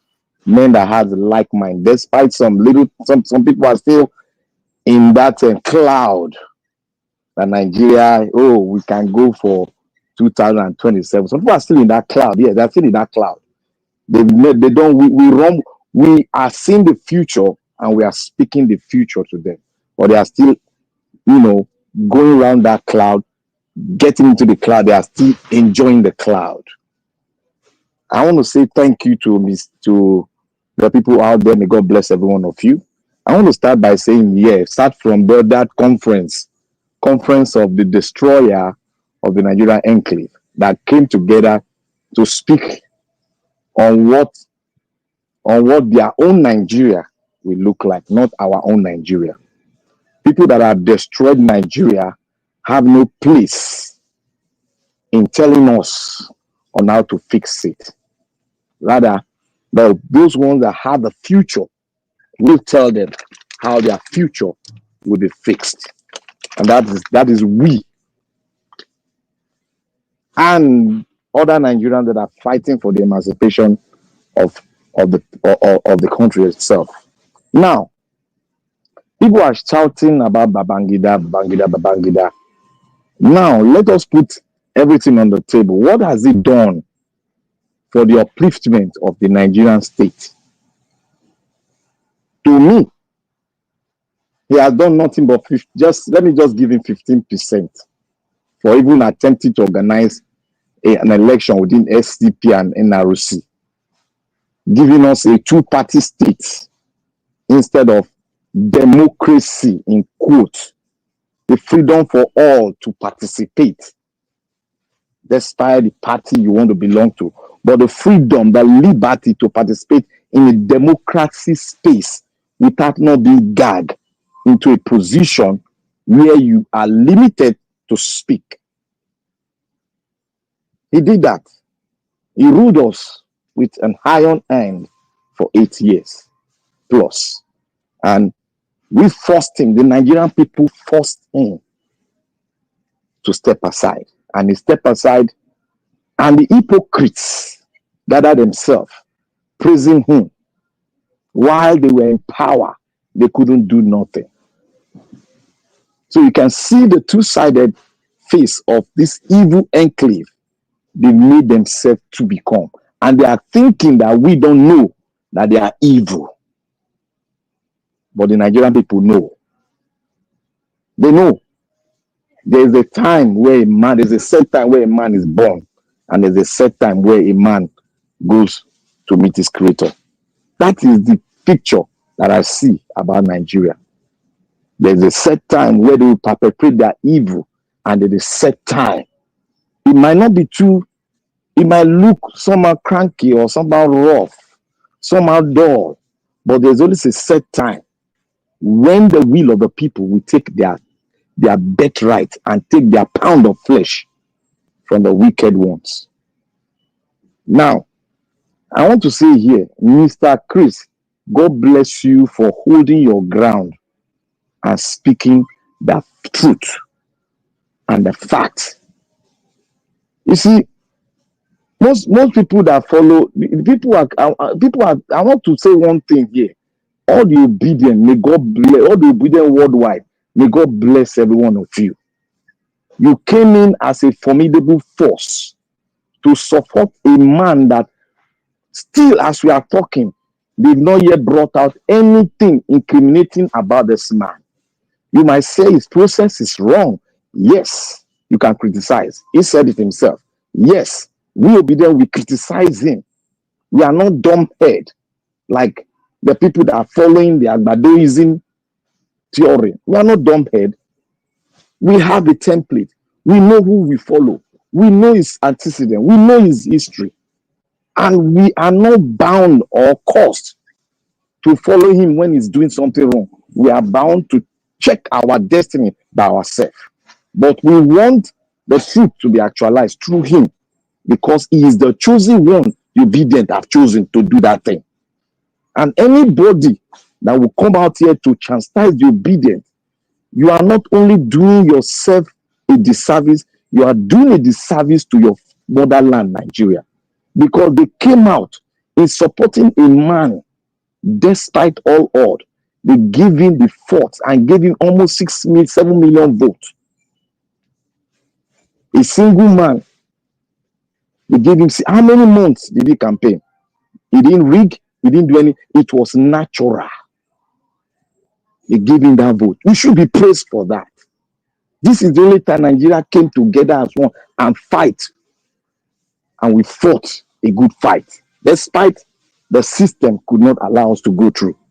But we know it very well now that we can no longer go for it. And we are going to send a message. We are going to continue to send this message to everyone that 2027, we are not going for another election.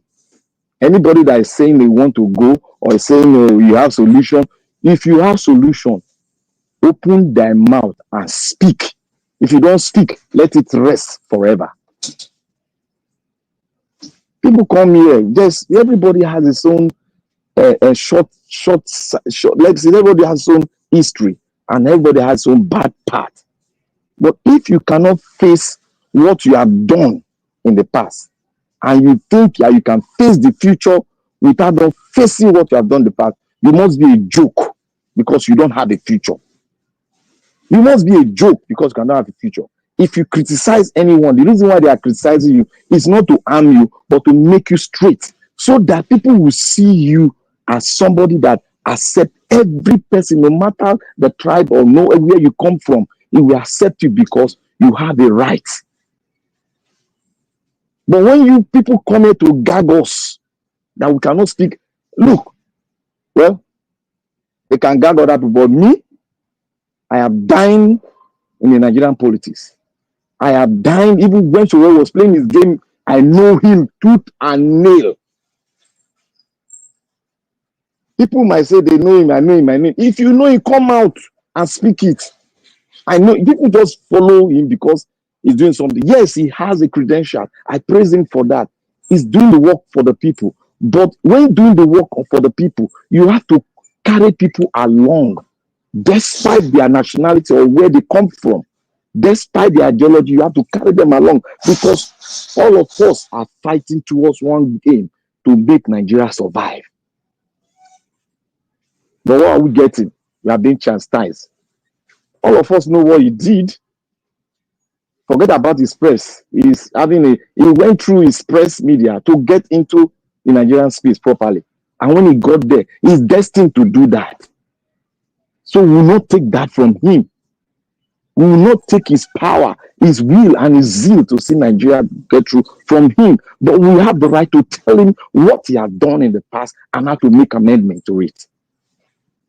So if people come and want to gag, you must not do this. That is just an aberration. That is, you're taking our right to speak for the truth. If you know Sowore, then come out here and tell me the role Sowore played during Abiola election. If you know the Sowore, you come out here and tell me the role he played during Abiola election, which this president was part and parcel of. So when they say somebody go to PDP and does this, is the man, despite Abiola was a hero, he has his own bad part. May so rest in peace. So are we now saying that nobody has a bad part? That is, that we cannot criticize him and now let him come and make an amendment and we journey together and make this flag fly. We can't continue to be. That is why when CM said once, he said, if you want to hide anything from a Nigerian, you put it inside a book. I speak to every Nigerian here today. Go and buy that book, Mr. CM. So go and buy it. It's not advertisement. But your history is right inside there. So that you know your history. You know where you are coming from. And you know where you are going to. Black Panther, 30 seconds, sir. Okay. You know where you are going to. Go and look at what the security stuff written by the Americans for the Nigerian, about Nigeria insecurity. Go and read about that. I am talking to every one of you now. Go and read about it. Come back and reason and come out with a fine solution. Not coming out here to grab us, we are going for election. Who they go for any election? I want to rest my case here. I will speak further on some key issues that I need to speak, but I just want to clear this issue. Now, people should not come here to gag us. You don't look. Every obedience should be praised here. We stood against all odds. They call us terrorists. They call us sort of name. We stood against them. Despite we have our own lapses. There's no human being that doesn't have his own lapses. We stood and we fought. And that is what you're supposed to do for your country. Okay. And everyone that comes here to say one thing, you can criticize us, but we are not slave to any, we are not slave to be. We criticize them when needful. Thank you very much. Yeah, thank you very much, Mr. Black Panther. Thank you for that depth of submission. Wherever that came from, may the good Lord continue to bless you and bless everybody that listened to your submission. Yeah, we have different perspectives and different solutions to the problem that are bedeviling the nation. But one thing is clear, we are very sure of who the enemy is. But the truth is that we don't know how to go around these people. There can be division, left, right, and center. But the earlier that all the progressive decides to come together and pull in one direction, that is the only time that we can find a lasting solution and for the upliftment of our nation. Well done. Mr. Chris. Yes, sir. Sorry, just one thing, just to add to the submission there. The insulting part of it all. You see this thing they call constitution, of Nigeria as of today now.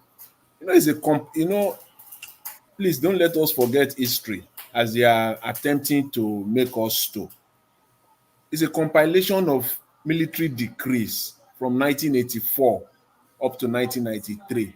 They just take all the decrees, one by one, and then, it's a compilation, and then put them all together, and then make it to be Nigerian constitution.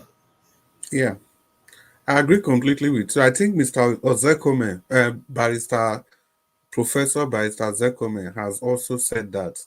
I say you should not be calling it constitution any longer. It's just a compilation of military decrees. Ozekome has said that, yeah, and they were all draconian. Most of them anyway, draconian. So, and thank you very much. As the discussion was going on, we have some new people joining us. Uwa Vince, thank you so much for joining the show. And Ales Edopikin, welcome to the show, but I'm coming back to you later. We'll do that the way we used to do it. Ogachimeze, thank you so much. Sorry for the skipping of your name earlier. Please bear with us. But now no only once. He did it like 3 times. I don't like you. I'm going to court.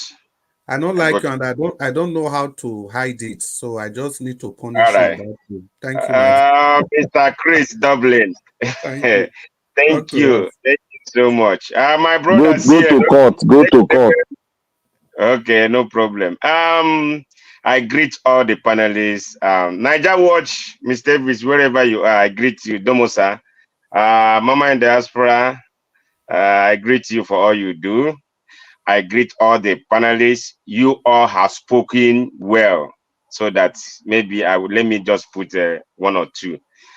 I want to ask a question before I'm going to start. How old Babangida is right away? Can someone answer me that question?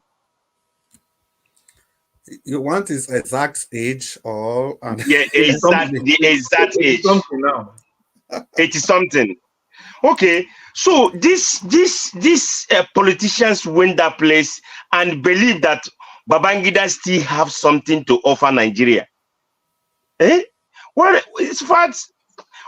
I listen for everything that all of them said that place, but for me, some make sense, some they are not making sense, because for me it can be telling us what Bala, I would say is Bala Blue, like or Shomole say, let me speak small, but because I'm a short man. This man, come on, man. Oh Lord! In fact, why I ask this question, because why are they still bringing Babangida in a picture of Nigeria? Babangida, the Babangida era is gone. We are trying to bring somebody who will change Nigeria. That's what Nigeria is clamoring for, not going back 80s. Are we moving forward? Are we moving backward? This is not right. See, you see one thing, me and you see the problem we are having today. Me and you, we Nigeria. The problem we are having today is when the whole former head of states, the former presidents, all of them, after they lead us or they rule us finish and come out, then we will start praising them. You see that? We will start praising them. Why should we be? You know that, you know what these people do to us, all of them. You see, during Babangida own is, they call it chop I chop. Or if Black Panther is in Yendeba, eh? You see, it chop and chop. That's what Babangida era. And that chop I chop is corruption. That's where the corruption started. So now we are say, oh, you know what Obasanjo did. We all know all these people, all what they did during their regime. But after everything, we will just throw everything away. We forget all the shenanigans they did, the way they rule us, and we forget all of them and start praising them. After how many years? The way we praise Obasanjo, the way we praise Babangida, the way we praise Buhari, and we will see gonna praise Jagaban, the Bala Blue. We're gonna still praise him. So, oh, he do well. You see, this the thing. Let me just put chip in this. This is how, if evil man die today, we will stick. Hey, that man, he was so good. He was so nice. This is how we praise bad stuff, bad things. We praise people that suppress us, intimidate us, that even by you. After everything, maybe she or he that we will praise the person. The way we are praising, yes, they're still living. The way we are praising them. Even Gowan, we are still praising Gowan too. It's not supposed to be like that. We don't supposed to be praising them because we know what we passed. It's like when we come out from pain, we'll just forget. We will just forget the pain we came out from. We're supposed to remember. That's how, when we remember things like this, when it comes for voting, you will remember, oh, these people have done bad to me, to yourself. You will use yourself to give an example. Now I will use my PVC if the PVC will allow you to vote or whatever. You know, you will just say, okay, let me vote and do the needful. You see, this is the problem you're having today, because we keep, you know, praising the evil elite. They call themselves elite. Unless if we stop that, stop praising them, between both me and you, everybody, then we can move forward. I think that one will work. You see, I want to ask Destiny Nwosu a question. I want to ask him a question. Destiny Nwosu, if you're hearing me, if you are Igbo man, Bia, let me speak my language. Bia kai so Igbo, kamwa mi woni Igbo. Bia kamuna ge so Igbo. We will speak Igbo. Then I will beg Mr. Davis, then we speak. If we speak for 10 minutes, he didn't put English, then I know that he are Igbo man. I know reason why I'm saying this, because every time Sowore something came out from this platform, you will say a lot that obedient is that, obedient is that, obedient is that. Come on, man. What obedient did to you? Are you not obedient? You are supporting Sowore. What Sowore got to offer Nigeria? Sowore is activist, mind you. That's what he is. Now the Galo, be even Mama Hecho, that even if anybody say anything against Sowore, Mama Hecho will come for that person. I hear her earlier what she told Mr. Chris, which is not good. Eh? Why all these things? Do show? See, so many people. Nnamdi Kanu was propagating for good Nigeria. At a point, he changed because it's not Nigeria. It's not working. He has a sensation. He not clamoring for Biafran exit. It's not a bad thing. Yes, The amalgamation took place at 1914. Then 2014 is we're supposed to come to round table. Either we move forward or we say, okay, let us go in our separate way. But we still marry. We still, you are the marriage you're marrying, and they are suppressing you, and you don't want to go away, and you stand one place. You can't be telling me obedient to do you this, obedient to you do you that. That's not. Don't. You are be. In fact, all your submission, you always call obedient. My friend, you gotta stop.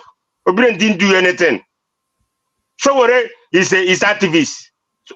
Just take it, hear it in your mind. If Sowore want to become somebody like he want to be a politician, let him go and start from his local government. You guys not be coming here and say, oh, my mama will say my pikin. If anybody says something, you lambast that person. What did he do? Look at all these people that coming out to be a president, or to campaign, or to do whatever they want to do. He want people to hear your name, and you know that you will never win. You will never. Just you want to just come out. That's let me come out to answer, to be that thing, to that name, to be on your profile. Anywhere they call you, on any social media, on any TV station, he say, a former like Dan Iwanyango. Look at them. You see, when you have from A to Z party in Nigeria, who does that? You see, come on. Hey, you see, sometimes I say Nigeria is kind of is a drama, is a country of drama every day. We keep one person. Why not? If it's 2-party system or 3-party, it's okay. But they will bring all this in credit to subletting numbers. I don't know where we are going, but if Nigeria want to get it right, best to them. If they wanna still stand where they stand, everything is their hands until we get up and do the needful. Thank you, all my panelists, and thank you, Mr. Chris.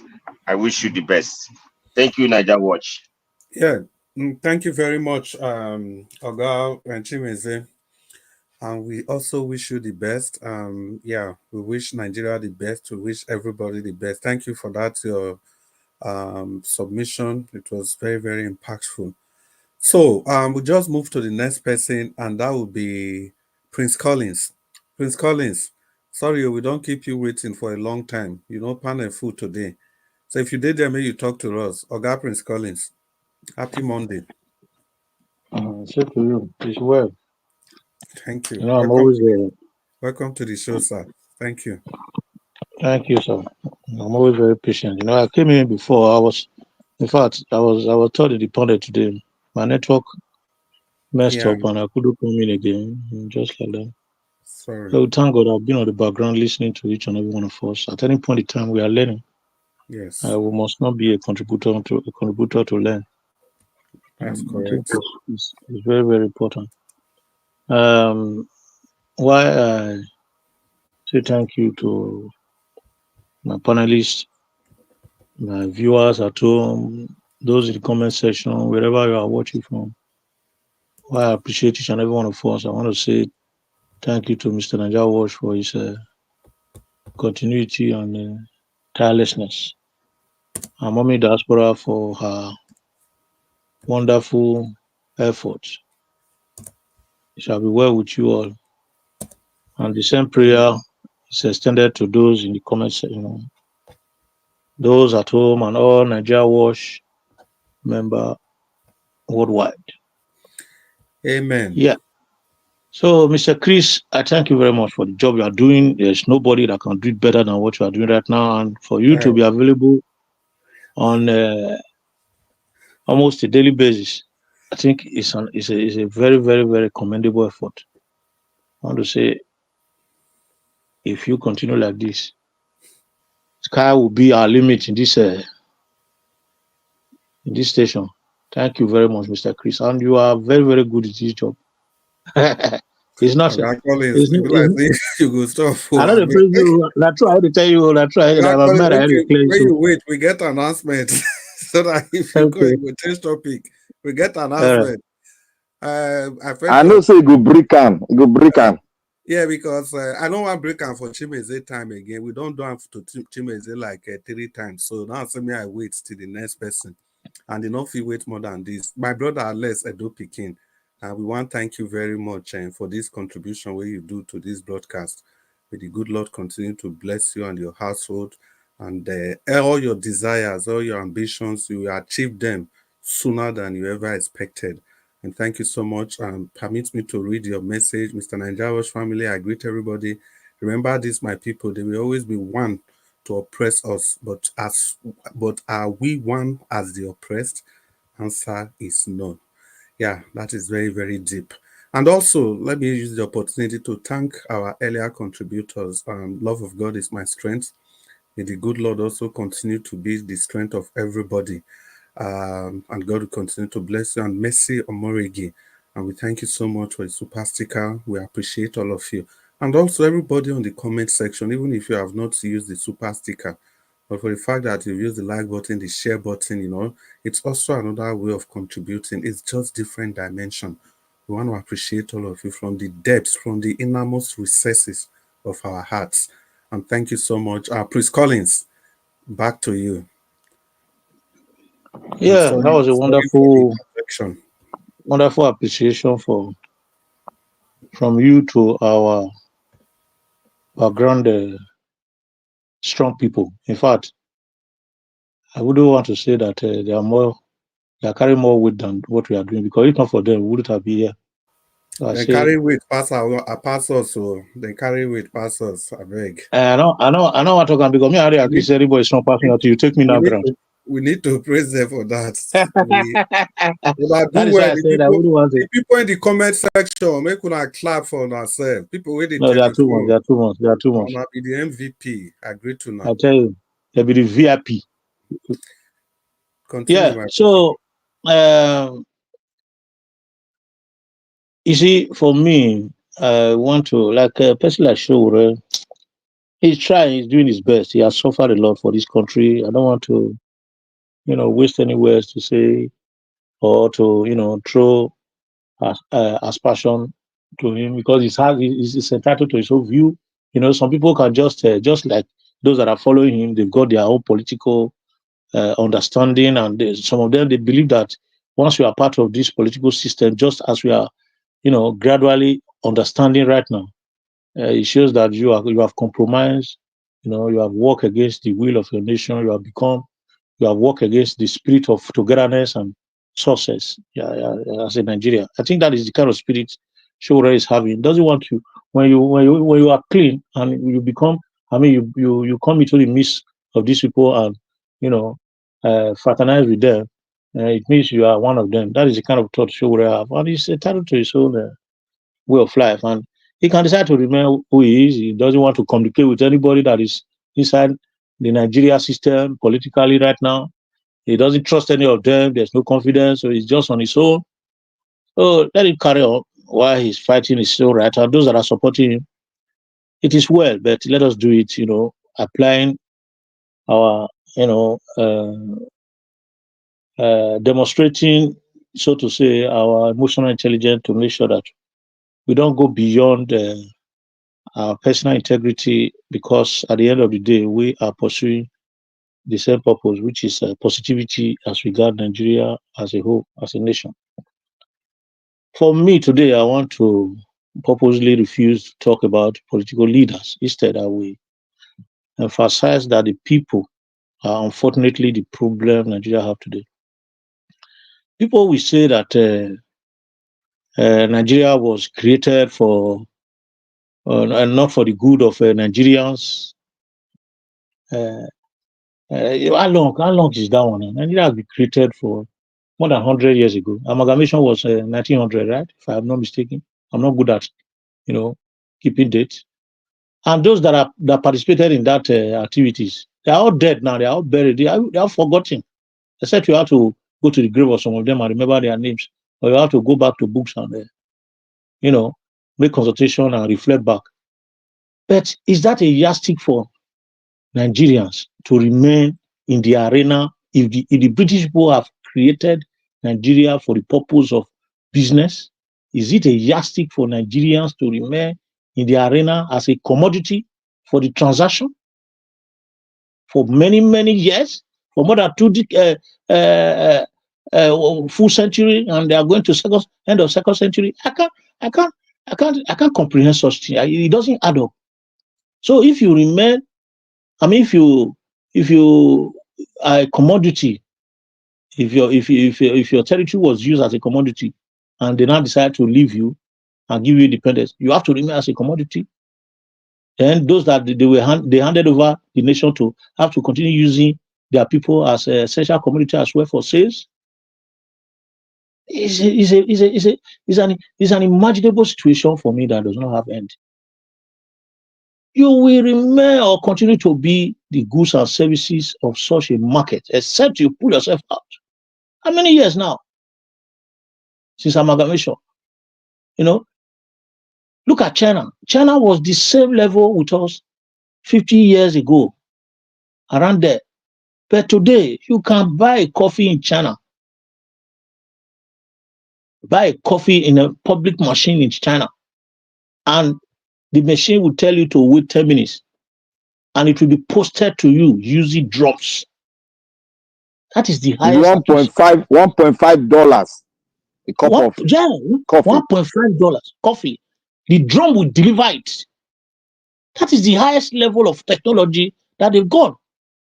And we are here in Nigeria talking about election rigging, Oshomole talking nonsense, people talking rubbish, still referring to what fella, the song that fellas. It's really a painful situation to begin to reason about Nigeria. And we can't stop talking about this issue, because the more we talk about it, the more people begin to know what is really going on. A machine, a drum will post you a coffee for just less than £1. You buy a coffee, they will use drum to supply it. That is the highest level of technological innovation you can ever think about. What else do they need in China to enjoy? It's better for somebody to live a life of 40 years and live a good life than to live like Methuselah in suffering and poverty and distress. It's like you spending your hair on earth. If people live 50, 60, or 70, according to the age, Bible age, and enjoy it properly, and you live 110 with suffering, you are worse than an animal that did it. You are worse than a barbarian. It's a terrible situation. It's a terrible situation, my people. And Nigeria or Africa, per se, will always benefit at the negative side of technology and innovations. They always collect the bad part of it, the negative side of it, the disadvantageous side of it. That's what they collect. Look at COVID. Africans never enjoyed technology, but they suffer the negative part of technological development. Look at COVID. COVID pandemic was brought to us, according to history, by scientists who were working in the lab, to come out with innovations that would bring about positive change in their country.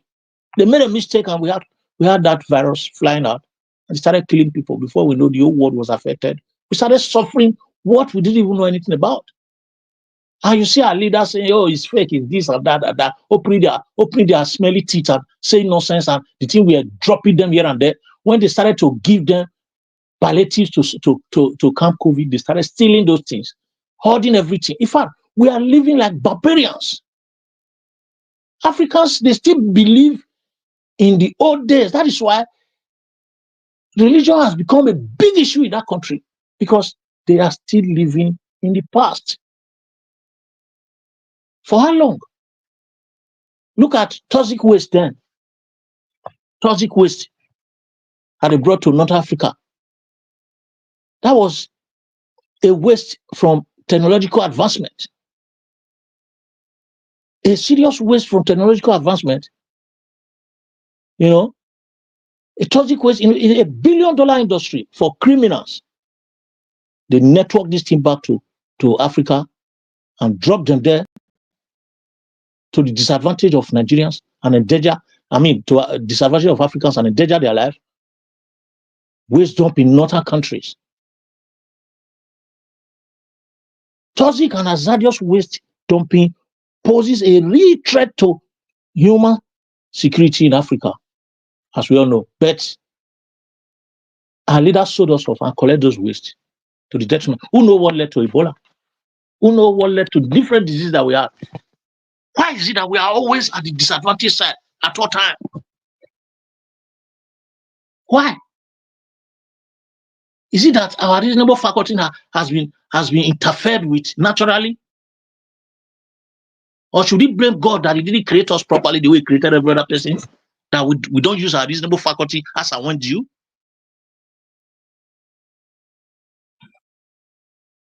Look at the present celebration they are doing right now, celebrating person like Ibrahim Badamisi Babangida Abibi. For what reason? Round up, I don't my know. brother. I don't know why they are celebrating such person. The person that are known the best election that has ever taken place in this country, June 12, 1993. He announced it. He didn't even allow the result to be declared. He brought us chaos. A military junta. Those people that have always, took us back to wherever we are coming from, they are celebrating him. I cannot understand this kind of country that we are living in. I don't understand. In fact, I blame the people, the youth, the electorate. They have to be blamed because they don't know what is going on. They are just clapping hands alongside with them. Look at what is happening now. You can't buy food. You can't eat. You can't even do anything. You can't do any project. If you call people in Nigeria, they can't even eat. Somebody went to the market, told me there was no products because, especially in the no products in the market right now for them to buy for wholesale, for them to go and buy to sell because insurgency has taken over the bush, and the people are there celebrating. Oh, may God help us. Thank you very much. Now, so you do well for your submission. The thing they pain everybody. That makes some of us the advocate say this idea of everybody fighting each other is not going to lead anywhere. We must understand where we are coming from to know where we are so that we can know where we are going to. Anything outside of this, we are just only joking. We are just only joking. Well, Oga Collins, you do well. He that has ear, let him hear. You don't talk. People will get sense. This word supposed to go be big thing for their belly. So now we come to Nigeria. Oga to Nigeria, it's been a very, very long time. Nevertheless, we are excited to have you on the broadcast. Please talk to us to Nigeria. Yeah, thank you for having me, Chris, Dublin, and Niger Watch, and greetings to all of you on the panel. Greetings to the chat, and special greetings to the viewers. I don't know why anybody takes almost all our leaders seriously, or they're all not serious people. They like to think that they are in their head. I don't know whether they even believe it. Babangida has not. I think he's the worst president Nigeria has ever had. He destroyed the country. The country had a chance, even under Shagari or previous Buhari. When he came in, he kept devaluing the currency, doing every single thing IMF asked him to do, and ran 3 elections, canceled every single one of them, and left the country in tatters. How anybody can consider that kind of person a serious human being, I don't know. But I guess this is Nigeria. You can anybody can just claim some kind of legitimacy somehow. our leaders have just we are, something is wrong with some of our people. Yeah, it's not only the leaders. I'm just watching one other one again talking about the economy going to $1 trillion economy, and he was just messing. These people are just wicked. Some of our people are awful. They pretend as if they are trying to do something. They know full well they are not doing anything. They're just there to steal. This one wasn't even hiding it with the big suit. He was like, our economy is going to be $1 trillion economy. They asked him how we are going to do it. We're going to deal with insecurity. But if we want to deal with insecurity, our tribalism and our race is causing the problem. But yes, we have to deal with insecurity. But he was just all over the place. And he tells you full well that all they are there to do is to pass time and rake in the cash and leave the people in the same position. They are not serious about fixing stuff. If you see nations that are serious about fixing stuff, they will move very quickly, rapidly. They will build and build and build, and you will just be surprised how fast this thing can be done. And I tell you, if Nigerians are serious, in 10 years the country can be transformed. You will not even recognize the country. This economy that is around 200 and something billion dollars can be a $2 trillion economy. Easy. Nigeria can get there if our people are serious. It's just that we have people that are not serious. Some of our people, they want to feed, so they will enable these people to keep compromising the state, and hence nothing works. 3 of our presidents, I think last week, they were all in London. One of them said, was it Ogunpe that was saying that the president went to London because he doesn't want political interference in his cabinet reshuffle. You go to London for that reason. Is that how petty we are now? That was Doyin Okukbe. Yeah, he said that. It's like, this is just the level of, they don't understand. They don't, and sometimes I wonder, where are these people manufactured? Because I've never really seen one person that I spoke to for more than 30 minutes that believes in these things. But yet these people come on TV and tell us these things. Look at our health minister. His own focus is about, he doesn't see anything wrong with the president going overseas for treatment. He doesn't see anything of the president not setting a good example about staying at home to get himself treated so that other people can feel confident in getting themselves. Because if the president can be treated in the UK, everybody, in Nigeria, everybody else wants to get treated in Nigeria. That's how it is in the UK. Whenever the Queen uses anything, whenever Princess Diana uses anything, everybody wants to use it in that country. That is, you set good example. If they are all setting terrible examples for their people, and when you tell them, you need to see the way they talk. Oh my God, it's like they don't understand. They truly don't understand. They're telling me, he was like, yeah, but we need to. Our focus should be fixing our healthcare system. But your leaders are traveling overseas. Why would they want to fix your healthcare system when they are busy traveling overseas? The leader, he said, let's fix it. Then later on, he went on to say, let's go and let's train more people so that we can send them overseas to go and learn, to go and work with those people overseas. That overseas people are looking for people to work for them. It's like, you are the health minister, and your thinking is, let's train more Nigerian health workers so that they can go overseas to go and work. Your job is to create an environment for them to be able to serve the people and give us optimal health care. Not to train it for foreigners. Our people, they don't value our own people's lives. I keep saying this, it comes down to the way we treat life. I don't know, we like our own individual lives. To be fair, I've never seen any race of human beings that love their individual lives as Nigerians and many black people do. We love our individual life, but the way we treat each other like chattel. Send them away, let them go and work for other people. What do they matter? They let them not build their own home. Let them go and work for other people. That's how we treat them. And our president has even said, was he not the one that was standing with Imo State governor and said, if they want to jackpot, let them go. We'll train more and send them. We'll supply them more. He used the term supply, not even like human beings. We'll supply them more. The way we treat our people, we as Nigerians, we need to start asking ourselves some serious questions. We don't focus on the fundamentals. The fundamentals of self-preservation, food, shelter, and ability to procreate and your generation that come after you to flourish. We don't focus on all those things. We focus on all the petty stuff that people keep talking about. This one, they said this one wants to break country up. Where are you breaking country up, go? you break it up and you don't break it up, the problem remains. Because if breaking the country would have solved the problem, then Cameroon will be doing perfectly fine. Togo will be doing perfectly fine. Smaller countries, they will all be doing perfectly fine. It doesn't solve anything. The problem still remains. The problem that we are having is, as a matter of fact, all the other smaller countries have harder ones. They are experiencing it worse. If you think our presidents are awful, look at the one next door. That one has been in office for about 40 years. He's been in office, and there is a foreign base in his country. I don't even know how many foreign military bases he's allowed to put in his country secretly. And they are there monitoring Nigeria. The disgrace our people have demonstrated for themselves. When I look at the map sometimes geopolitically, no wonder they ignore us. Because we've not made ourselves relevant at all. We treat our people like trash. We go overseas, we disgrace ourselves. Oh my God, the disgrace. Imagine your president going overseas for treatment. They want to have meeting, they run overseas. 3 presidents at a time overseas. In one country.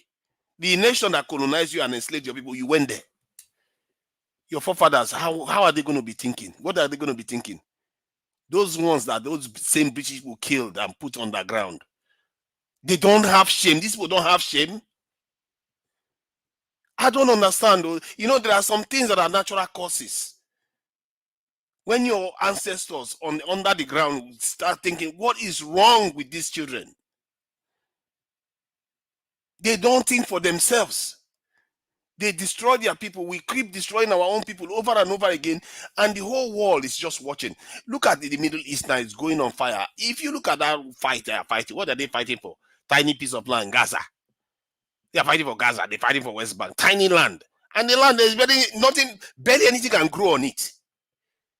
You know, the other day I was talking to farmers in Nigeria. I was saying, when you plant this thing, and then after you plant it, then after a while you come and water it. They looked at me and they started laughing. Like, water what? We don't water. We don't water to plant because the plant waters itself and they get food in Nigeria. We've been given so much, and these people are killing each other for practically barren land.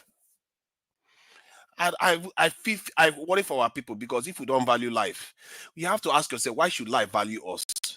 Look at our life expectancy. Look at our women dying in hospital. Look at how we are kidnapping our people. Nobody cares about them. Nobody. Thank you for that last statement. Those 2 last statements you just made. Thank you very much. We have to start valuing our people. Every single one of them. If one of them leave, you should be worried. Why are you going anywhere? We should be building. Once every single strand of hair, you start from there. Every single strand of hair, every single millisecond, nanosecond, you have to worry about your people. Worry about them. Channel their potential. Build a nation that can shine and do things so that our people can. We don't even have to go out. Wherever we go, they'll be welcoming us. If you look at the way Nigerian economy is right now, the way the economy is, the way the one this president inherited, by now we should be going to $1 trillion economy. If he didn't mess with it, he's the one that messed with it. That when I watched it, I was like, this is how they destroy our countries. This is how they've been doing it. These people that claim that they are governing you, they are not governing. They are making sure you don't develop. Make no mistake, that is what they are doing, because this president, when he came in, he had the opportunity to get the economy to $1 trillion. All he needed to do was remove the subsidy, leave the economy, the exchange rate where it was, pass the law to stop people's doing round tripping, which he did. He passed the law. He claimed that he couldn't do that. They couldn't stop round tripping. They couldn't stop. They stopped it all. Then he went and inflated the currency. Because he inflated the currency, he has to pay subsidies again using NNPC. After he finished paying subsidies using NNPC, Dangote came on stream, and they are making Dangote's life a hell. Dangote that is coming on stream to save Nigeria foreign exchange demand. Over 30% of our foreign exchange demand comes from petrol. Round up. Over 30% of our foreign exchange demand comes from petrol. And you have a company that is coming on stream to save you all that so that your currency value will improve. But instead, they are making his life a hell. And he rushed into devaluing the currency when he didn't need to because Dangote was coming on stream. Why did he devalue the currency? The petrol price should be around 600, 500 naira or 400 naira now. If he had just waited for Dangote and supported Dangote fully. And if he had done that, guess if Nigerian currency was about let's say $600, 600 naira right now to a dollar. Do you know where the Nigerian the GDP will be? It will be around $600, $700 billion right now. That's where it would have been. That's what I mean. Instead of that, we are around 260 to 300 billion dollars. Please round up. Sorry, give me 15 seconds. Okay. In summary, these people are not governing for you. They are not governing to help you develop. They are not even trying. They are just there doing what they need to do so that they can please their foreign partners. We as people have to start recognizing and calling them out. The more you call them out, they're going to be ashamed. They are going to be scared. And if they refuse to change, they will be removed from office. We have to be calling them out everywhere we see them doing these things. Thank you. Yeah. Thank you so much. Mr. Chris, can you give me 10 seconds? Okay, 10 seconds, please. You see, to Nigeria, you are speaking like somebody who's speaking like us now. You see all the things you have said there. We have seen it before you see it. We knew it won't work. We knew this is where they're going to treat everybody. We knew they'll be going out for all this treatment. That was why we were fighting. And the fight we were fighting was for a true just cause, for a lot of it to be changed. But most of us were fighting us because we were fighting them. Thank God you are seeing it now, but we've seen this before you saw it. We've seen it. Thank you. Okay, Black Panther. I don't know why he's always liking to gaslight. I've been talking about this from the beginning when I came here. No, I'm not gaslighting now. Just what I support you. I support you. I say we've seen before. Black Panther. To Nigeria don't finally catch you. See, because I'm moderating, I'm just going to talk for only maybe 1 minute. To Nigeria spoke so beautifully well. You know, the first 10 minutes, it just used and through everybody's mind go one side. It be like say to Nigeria a proper Democrat. But the last 2 minutes, to Nigeria, you just they make me laugh. You say Tinubu get opportunity of growing the economy.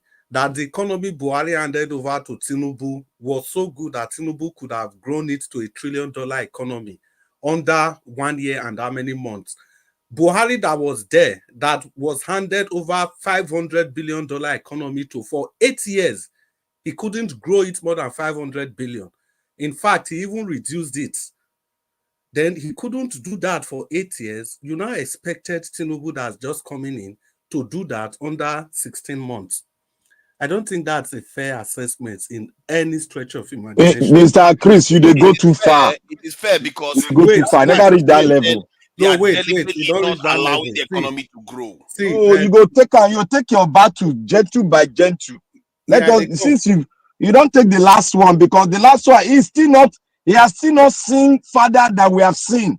Wait, we are still okay, because then now they discuss. May I just leave and maybe some other person go talk him. But may I just mention this?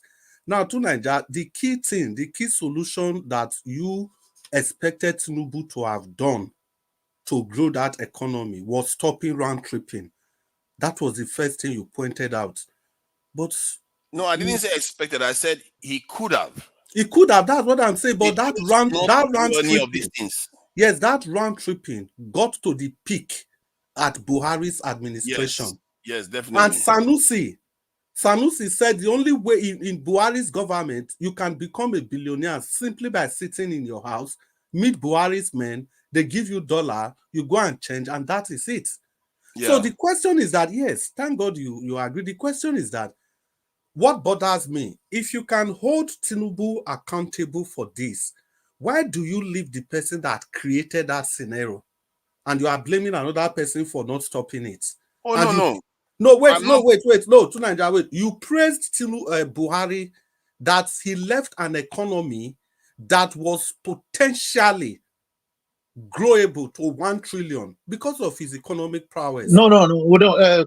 That's Chris, all I can I come here? Can I come here? Tunaja, hold on. Let me assist you here. I think what I understand by his submission is that he's not particularly praising Buhari. He's saying that with what Agbado has met, if he was a serious government that is committed to the people, and now seeing that what do you call it, subsidy should be removed, would have sensically built up the economy right away if they have done the right thing. Because when you remove subsidy, the next thing is that the economy should grow, because money that is being moved from subsidy should be used judiciously to the benefit of the masses. I think that's what I understood. Exactly. Yeah, exactly. If he had talked about that in isolation, but trying to exonerate Buhari from this whole No. Think about it this way. What if P2B takes over? I said what Tinubu left for P2B, he could have gone on to turn it to 1 trillion. Does that mean I'm saying P2B that couldn't have Tinubu also left been a good possible because situation? they are living battered economy for the Can I say something here? Just 10 seconds. I said where Tinubu started from, he could have grown it. Yeah, Tunaja, we can't. You cannot build a $1 trillion economy when you are 75%. You are not exporting. You cannot build it. You can. With Dangote coming on stream, you can.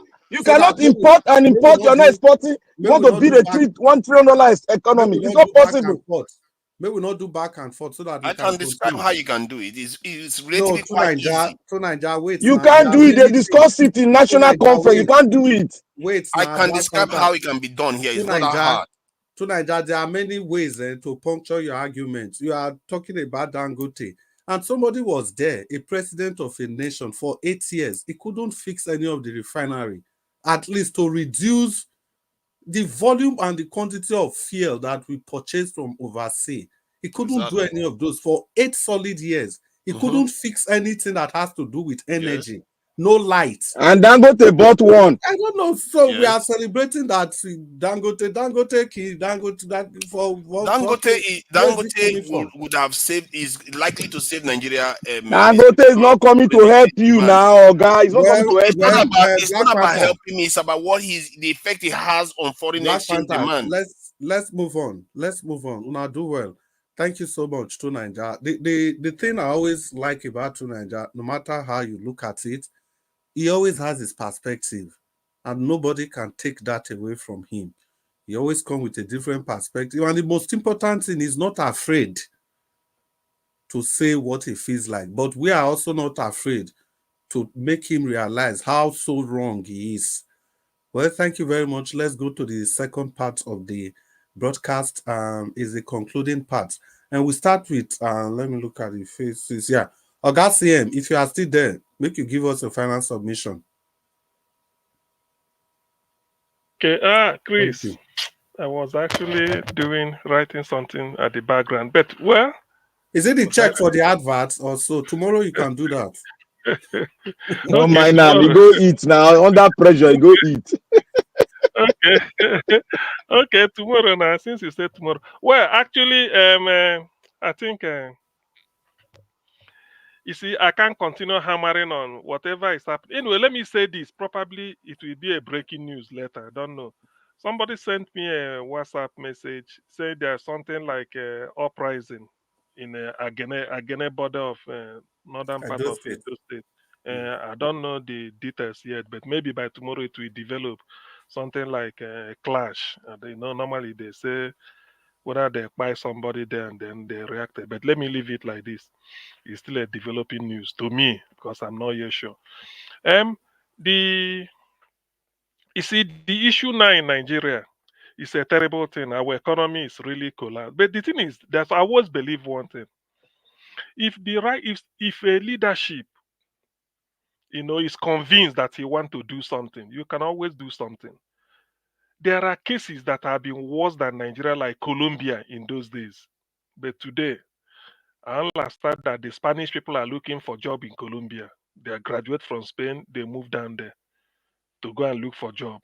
Why Spain used to be their who colonized Colombia, So the thing about why I'm disappointed in the present Nigerian leadership, because let me take it headlong, is that the guy has come with no plan. Anybody taking over from Buhari, we've all witnessed Buhari 4 years, 8 years. The issue, even without manifesto, the issues are so open: insecurity, bad economy, and then what is it? Infrastructure breakdown. The economy is in doldrums. So when you come in, even if you can't invest, at least you tighten the belt. That is what I expect. That is common sense. You tighten up. You might say you downsize the ministry, that the government official, that is how to do it. You say you introduce austerity, starting with yourself. People will take you serious. You say, look, we can't be spending money like Father Christmas, that this, our budget is in deficit, this and this. These are common sense approach. Anybody can do it. But rather he came back, they started being verbose, everything. Opened up the ministry now, 48 ministers or 47 or 45, at least bloated. Most of them not doing anything. Blue economy, marine economy, red economy, all those things. When you look at it, it's just a waste of resources. And then he started treating himself as if he's celebrating birthday. You buying yacht, you buying jet. Why not fly commercial airline? You see, some of these things people might think it doesn't count. It counts. It counts. All these things, Nigeria is just behaving like father. I mean, we're as if we have, like when Nigeria had oil boom during Gowon's time. That is just like what Tinubu is doing now. We are just wasting money. Look at agriculture. What will it take? Assuming you come in, you say, look, my Nigerians cannot feed. We must go back to the farm. People complain of insecurity. The herdsmen are disturbing us. Why are you a commander in chief? Why? If you are the commander, because people always see president as somebody who signs budget. You are the commander in chief. If you say troops should go there, troop will go there. That is the meaning of commander in chief. Oh, in Benue State they can't go to farm. You send the troops there. You say troops remain here. Let the farmer. Let me see who will. That is the meaning. You have to do something. But he just like he came in to entertain himself and his friends. Started building house for what is it? Device. What happened to the house Atiku lived when he was VP with Obasanjo? What happened to the house Jonathan lived when he was VP to Yaradua? What happened to the house Namadi Sambo lived when he was VP to Jonathan? What happened to Will Shibajo vacated as VP to Buhari? So all these things, when you are talking, I believe in economic is a simple subject. Only it requires common sense. That's a way you protect your naira. There are so many things you do. This devaluation is for what? Because you don't want. 30 Yes, seconds, please. So in other words, these are everyday affair we discuss here. So I don't think I'm saying something new. We know it. That's why it is annoying. And they look at the ripple effects now. The poverty level in Nigeria is so dehumanizing that people, I don't need to say it. Sometimes I fear when my phone rings because I don't want somebody to remember me from that side. Because, you know what it means. So it's true. Nigerians, we Thank you. need to say one or two things. But please, I think I wanted to make a correction. Sendam, I think I've told you this before. Didn't let me this. When we say offer, I am CA, I can have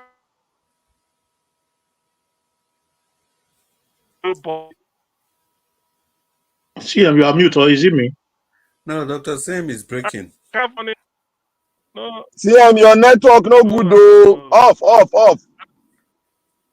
Dr. Sam, type on the comment They don't section deal for with me. Spendan.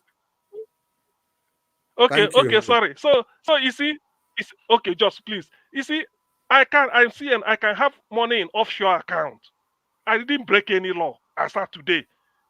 The day you take oath of office, that is when you become a public officer, a governor. You start being responsible.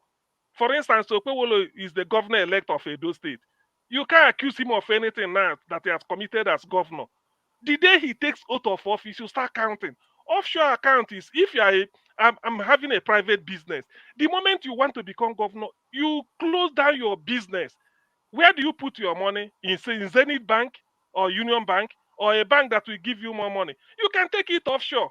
What matters is when you were governor, were you operating it? The day you leave, then you go and bring it up again and start your private life. That is what we are saying. So don't be saying offshore, offshore, offshore. Offshore is not a sin. David Cameron have money in offshore account. Did he go to prison? Do you know more than the British? Do you know more than the British? Anybody, you can put your money in offshore. Thank But what you. matters is the moment you become a governor, you don't operate it and you declare it. You say it is there. People know. And as a Thank you. matter of fact, it is not the state money. It's only what you did. You use the state money. That's what you are responsible for. So let's not come here and spread the Thank you, ignorance. Dr. Thank Sia. you. Yeah, thank you so much for that clarification. Economics 101. The next person, Ferrari, it's as if you understood you'll be the next person. Thanks for coming in at the nip of time. So, talk to us, sir. Yeah, my final submission is directed to first of all, to thank the people who are always talking, who are saying the truth, who are criticizing, condemning, and calling for a change. Nobody is coming to save us. We have to be the ones to save ourselves. And my last final submission will go to the so-called Nigerian big men, the rich people destroying us, all in the name of trying to make a carving or a million for themselves. They have to realize that if the country is not fixed, none of them will be able to fix to keep that their millions or billions that they are gathering. All these educated people among us who come on Medium to come and gaslight Nigerians. There was one in one show yesterday, calls himself a doctor. Well, everybody who comes here and defend this government, that this government is doing well, they cannot arrest people breaking the law because it's a democracy. All those that come here and just use any form of excuse, stupid excuse, to defend this insanity that is going on as a system of ours, you're contributing to the problem. It doesn't matter what you're gaining. Whatever you gain, I can assure you 100%, you won't be able to keep it. At least you won't be able to keep it beyond one generation. That is certain if the system does not change. Everything has to change, but it's not going to change because we speak big grammar.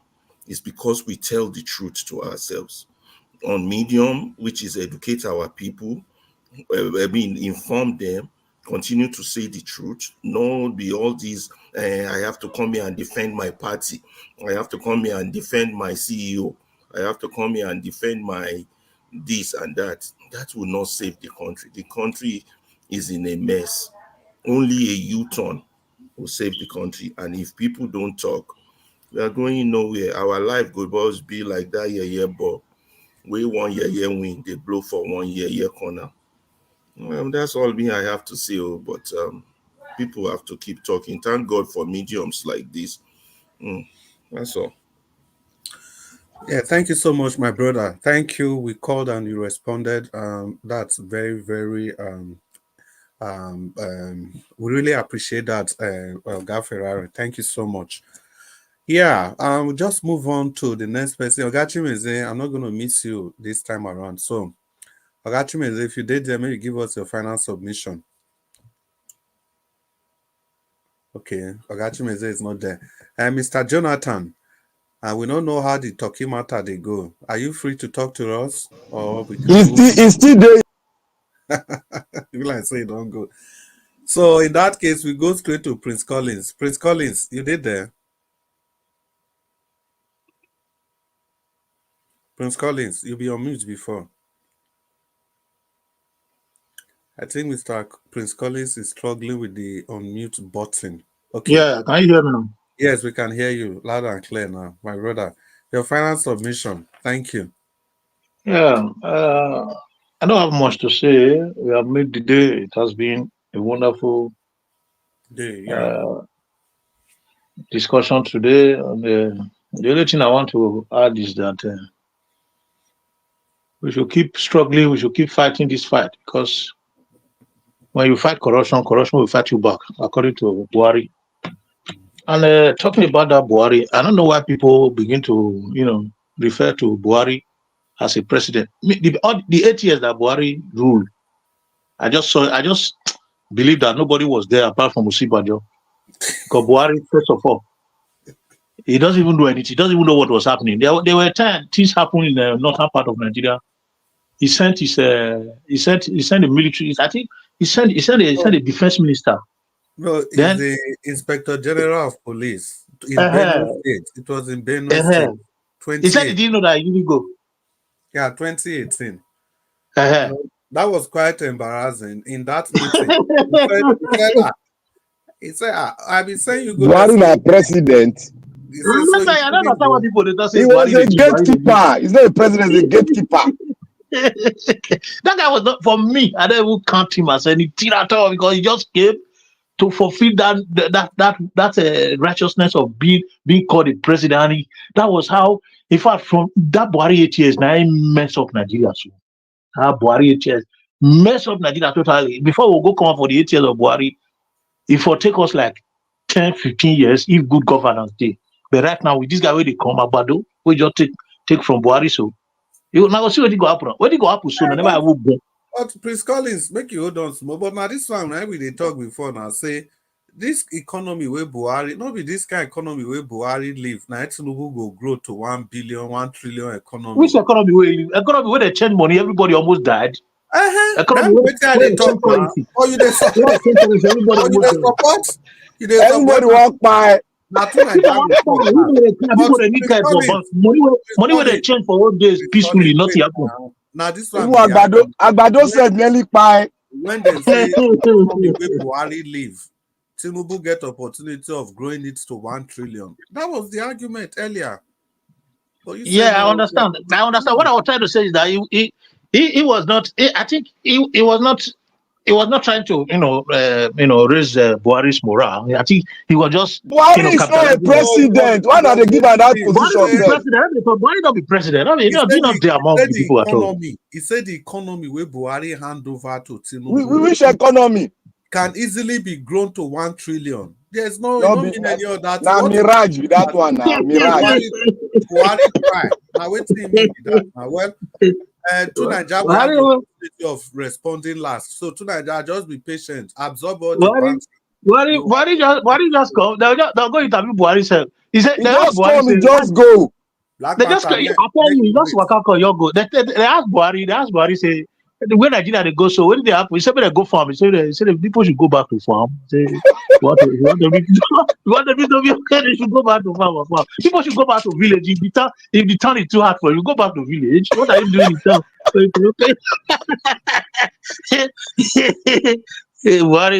Buhari, when they ask, he said Nigeria youth. He just sit down. He said this Nigerian youth they're too weak. Person they carry money at us. You know, they know the way they talk. Now they come interview and say, how do you look at Nigerian youth? He said they are very, very lazy. They are lazy. He said they are very lazy. They can't even take what belongs to them at once. So it's a very terrible. That kind of terrible regime. It's the regime where I don't see for my life. I regret ever having that man as president. He go first we go United Nations submission. You know if he talk, he be like who they speak outside. God I beg you. This guy, that is what I lead us. I beg, me I hand over to the next person when they come. Please wash your move. The movie the best. Anytime I hear that, it's the best. Thank you, my brother. You do well. And this one we talked before now. So you know, hand over any economy to Tinubu. Which economy? Economy way into. He never know what happen for Nigeria. He don't know anything will happen. Now you they talk. That man a gatekeeper. Black Panther. So just take him from there, gatekeeper. See all this one when they talk, they laugh, they dance. So Mona, don't forget, to Nigeria go talk last too. And talk loud. He won't talk past what he don't talk. Wait now. Yeah, I talk him now. So anything you want to Nigeria go get some extra minutes because this one bantering from left, right, and center. He needs to have give her 20 minutes. So, listen, it needs to have Chris Sabi arrange trouble. He Sabi package trouble. No be trouble. This job good for him. We there. You need to get time to take respond to now appropriately. No, we not accuse him of anything now. It's just for fairness now. It's for fairness purpose. No, his argument is okay. Let me start by saying thank you very much. Is clear. Sorry, Black Panther. His argument is clear. We are not. Black Panther, fire on. Yeah, thank you very much, the moderator. You have spoken very well. Nobody accused Tunaja of misappropriation of his speech, or will I say, as senators they talk, misappropriation of finance. Tunaja not doing any misappropriation here. Tunaja was speaking straight, but the only place when he started, where we found him one thing is about economy. What does Buhari know about economy? That's the first question we'll ask ourselves. Is Buhari qualified to be a president? Even if you want to bring a school SAT holder, is Buhari even qualified to be a school SAT? Go and look at his record in the military base. In military, is he qualified to be a general? Look, let us be very straightforward. We are not questioning the average northerner. We are questioning the man Buhari. Buhari, is he want to be a president of even Benin Republic or even Niger Republic? Is he want to be a president? And Tunaja is telling us that he left an economy. For which economy did he leave? Economy that was rampaged by the Boko Haram. Economy that he even made mention of the youth. He had to bring the youth so low. He even made mention that the Nigerian economy is super corrupt. Somebody that went there to do a PR to let your country down, that he himself is the leader of the economy. You tell us here that you want to tell us that he's a fine boy. He's just a gatekeeper.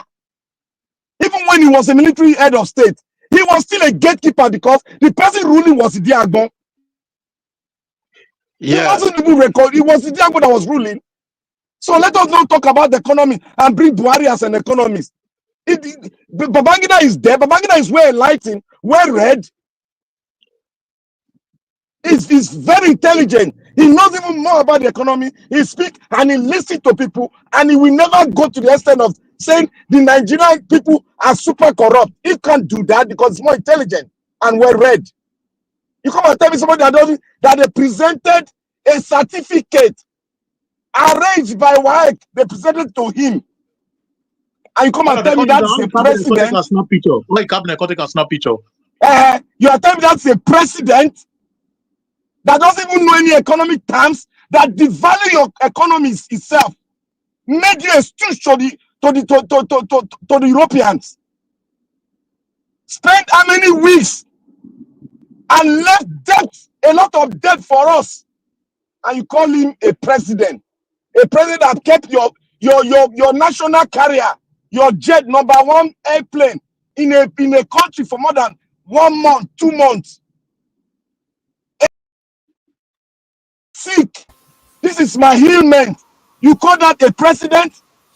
A president that was your oil minister that don't even know how many crude oil that is going out, and he wants stolen. You call that a president? A president that couldn't fight honorary insurgents from the side, you call him a president? A president that said all the Fulani can come in, they are accepted in Nigeria, you call that a president? A president cannot honor the Nigerian people as his constituency. You call that a president? My brother, let's be serious with our life in Nigeria. Let's call a spade a spade. Tomorrow you people will come and call Agbado a president. Look, it is just an institution that recognizes them. We, as people that knows how a president should behave and be with his countrymen and women, we know who is the president and who is not a president. A president that does not respect other citizens of Nigeria, a president that sees his own citizen hungry to death, a president that sees more than 500,000 Nigerians being pied in the north. You call that a president? God. Though the constitution recognizes them, let's mind our word and be very, very serious with a country that we call our own. Let's be serious for one minute, please. And let's talk on the solution to our problem. If a country, a president cannot get his constitution right, a president cannot get his electoral laws right, you call that a president? A president that said it is do or buy, you call that a president? That is why that's why the Europeans said we are not serious. Because when they talk to your president, they are talking to all of us. We are not serious. By the time we are serious, we begin to speak with one voice. To Nigeria, I said, what you are speaking today is right to the eyes of the people. But we have already forecast, we have seen this before you came. So you are passing the road that we have passed. Welcome to the Republic of Nigeria. Because it is now that you know that Agbado is one funny creature that doesn't even know anything about the economics. People were defending that he fixed Lagos State. Now he has started fixing Nigeria by devaluing the economy. In an economy where it's dependent on export, then you not devalue your economy. Where did they get those economic terms? You are a mono economy. You are devaluing your economy. You are taking subsidy out. Even when you take the subsidy out, how do you spend the money? I asked a question. I said, in a developing country, is subsidy removal the solution for a developing country? And look at it. They made mention of Venezuela. An economist said that is the route Venezuela went. And I was making mention of Venezuela for long. If you people remember, I told people to go and study the economy of Venezuela, that we are going that route. And a seasoned economist spoke here on Nigeria World TV, said Nigeria will be worse because we are going through the route of Venezuela. They keep on telling us to devalue our currency while we are export dependent. My brother, simple economy will tell you that we don't know what we are doing. When they abuse the number one, they are abusing all of us all. So we should start speaking truth and stop dodging behind an illiterate sitting down to be called a president. They don't go school now. Let's be realistic. Agbado don't go school. It's just unfortunate that our republic can put a dumb person there. Our republic can put anybody there. Just look at the constitution they gave us. You can put a primary school leaver to head a whole country of 250 million people. Can you imagine? Can you imagine that? That is an obsolete thing to do. The And we are sitting down here to say, oh, we got a president that don't have secondary school leaving certificates. Primary school will not see him. University will not see him. You people are coming here to paint him that he won election. That is why it will be said, if the way you get into government, your electoral law is not right, the country will never get it right. And it is true. Because if we have a good electoral law, these shenanigans, bringing people with primary school to govern us, is an aberration to the African state. A well-developed people like Nigeria. We should be having this so-called surrogate. Professors will go and ring election for them. Professors will now be rigging for this surrogate. And we are clapping our hands. Somebody rig an election. We are clapping and we are saying, oh, he can make $1 trillion economy. Tell me the company where Agbado don't run for in life, where don't make 1 billion naira. Come out here and tell us. The business is running. He and his wife. They've been living with our taxpayers' money all the days of their life now.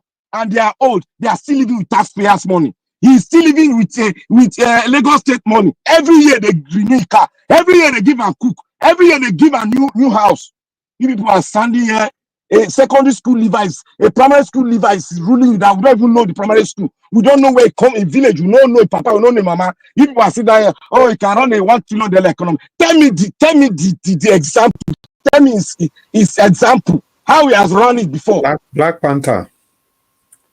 Brother, let me just say this. Give me 15 seconds. Tell me the place where Agbado don't rule, where he turned the state to 500 billion naira economy. Tell me what he has ruled. People come here just take flipping story. We have the fact at hand. Forget all these shenanigans because of politics. You want position. That man is not fit. He and Buhari, they are all gatekeepers. They are not fit to be the president of Nigeria. They are not fit to rule under a kitchen. They are not fit to rule it.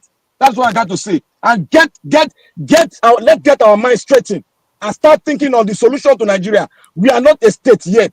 We are just a figure among states. Thank you. Wow, we are just a figure among states. I'm just coming back, Sha. I don't know whether. No, it's true. I just they come back, Sha. No, welcome back. Now they tell you say Buhari go fit, but this Agbado go make $1 trillion economy Black for where? wait now. You see, That's why no get secondary school. Your submission, the thing loud well. The thing is very, very loud. Yeah. Well, Chris, where are we now? Sorry, I know I should have. we are waiting for the last person to speak, and that will Okay. be Tunanja.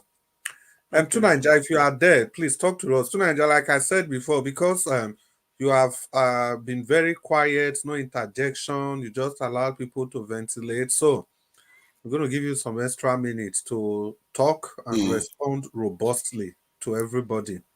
So talk Thank to you. us. Yeah. Thank you. I appreciate that.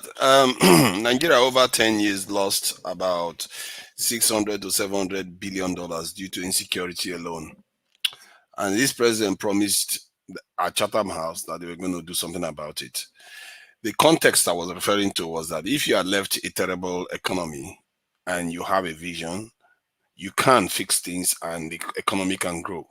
Just like if Peter Obi had taken over, he would take over from this in Buhari, and he will have to build the economy like most of us believe that he was going to do. So if he tackled insecurity alone, $700 and something billion has been lost in the Nigerian economy due to insecurity over 10 years. So you can see how you can start plugging the holes. Then secondly, if you look at the fact that the Dangote refinery is coming on stream, that is going to reduce the demand for the dollar. And that is just one area. Then you can also reduce it. And as it's reducing the demand for the dollar, you know, Dangote is going to be exporting too. That's going to increase our export, which means we are going to be getting dollars into the Nigerian economy. Double whammy. If he was a serious president, he will get our refineries working too. We'll make even more money from there. We'll get more dollars and reduce demand for dollars. Again, now you can now start seeing how the economy is going to be climbing up. And then the money you save from removing fuel subsidy like you are removing, you don't even have to pay fuel subsidy for fuel to be cheap in Nigeria then. Because Nigerian economy and the currency is going to be appreciating because of the reduction in demand and the increase in export, and we're getting more dollars in. So the fuel price is going to come down on its own. The money you are saving from the fuel subsidy, you can easily go ahead and invest it in manufacturing so that we can now even start exporting even more. So there are so many ways the economy could have gotten up to $1 trillion economy quite easily. But did they choose that path? No. They chose all the path to destroy the economy. And what I watched was a deliberate attempt. The idea that these people are not educated, no, I don't buy it. They are educated. They know exactly what they are doing. They killed the economy deliberately. You can't tell me they didn't know about all these simple things I just stated. They knew it. They would rather float the currency and destabilize the economy, claim that they are trying to fight round tripping, instead of just doing a managed deflation of the currency. If you wanted to deflate the currency, let's say you are defending the naira with $2 billion every month, you want to reduce the amount you are using to defend the naira, you can devalue the currency just a little bit. Then you reduce the amount that you're using to defend the naira to about 500 million. That would have been enough without sparking off inflation, without causing all the crazy stuff, job losses, everything they've done. So you can see how this economy was diabolically and deliberately mismanaged. People just think they are incapable. That is a mistake. To think that they don't know what they are doing, it's a mistake. They do. When he decided to float the currency, he didn't even have a CBN head in office. He floated the currency. Is he running a kindergarten? This is a country. He announced on the podium that he was removing fuel subsidies immediately without any plan, without any prearrangement with the people that are supplying petrol all over the place. This is sabotage. That's how I see it. I will call it as I see it. And there is evidence to it, because if you look at their behavior too, every minute they are running to foreign countries. These people are not governing for you.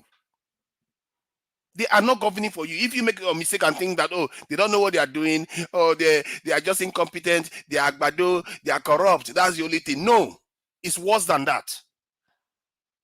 This is deliberate out of it. People that don't know where their ancestors are lying.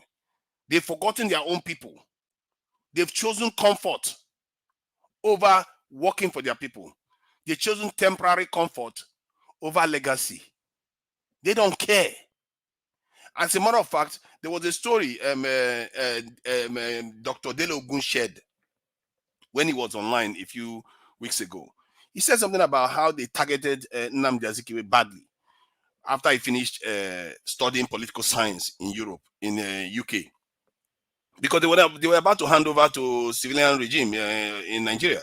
So they didn't want people that smart inside the system. So they targeted him, they frustrated him. Then he went on to, then Azikiwe said in his book that he later on just gave up and said he wants to enjoy his life. You see, what I saw there was somebody that was frustrated so much, he felt he had no choice and he gave up. Our people don't know that we don't have a choice. We have to fight to the death because we are all going to die. Azikiwe is not here with us anymore. If he had chosen to fight on, maybe some other person would take on after him. That's how it is. We are all going to die. You just have to choose how you go. We think we have a choice other than to fight because we don't recognize the dangers. To Nigeria, we are all going to buy. We are all going to buy. We like it or not. Okay, yeah. No, that to be fair, everybody they say that all the time on many channels. So we are all going to pass. Let me put it that way. It's better we do it for a reason than not to do it at all.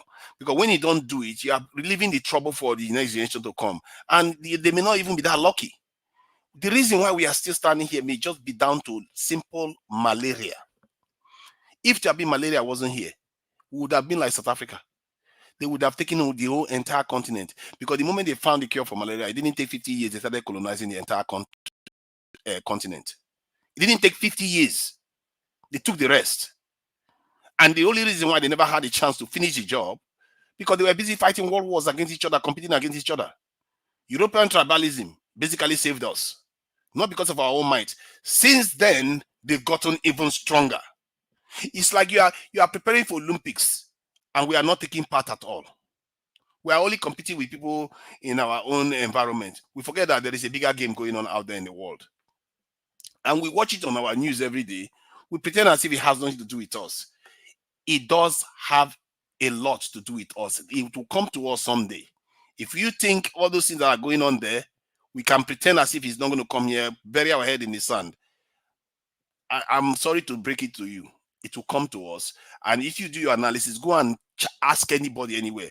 Go to ChatGPT, go to YouTube, go to, Google, go everywhere. Ask any nation the size of Nigeria that is strategic, that doesn't have a strong security presence and a strong economy, what happens to them? And you will see they never have a future. They will not. Because people that have bigger guns and bigger everything will come and take everything that you've got.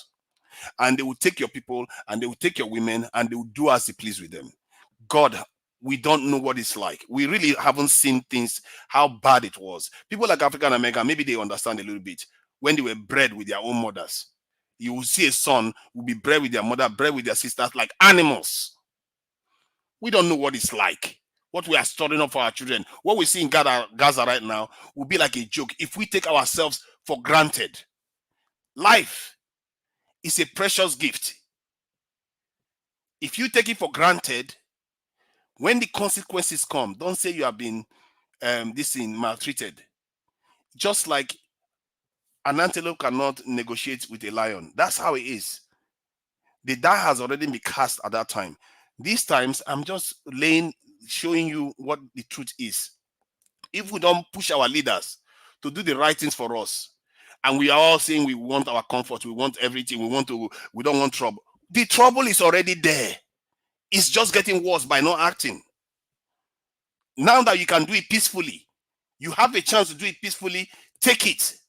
Because if you don't do it peacefully, it's going to come one way or the other. Either others are going to impose it on you, and God help you, you survive it. But if you don't survive it, we may never get a chance to emerge and even have this sort of conversation again. I'm telling you, for me, that is the only reason why I'm here. I just feel like our people are taking themselves for granted too much. And we have so much to protect. We have so much precious people, land, heritage to protect. Other people that barely have anything, look at what they are doing.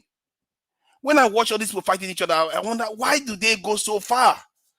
Why do they fight so hard for almost nothing?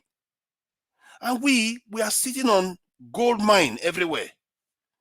We've been gifted all this, and we've just like basically spitting in the creator's face. I don't know why we are like this, but I pray that whatever is going to force us to change, when it comes, it allows us to survive it. Because what is going to force us to change is going to be something so strong that when we talk about constitution, you will say, get out of here. Because your focus is on survival. You know that primal fundamental drive, survival.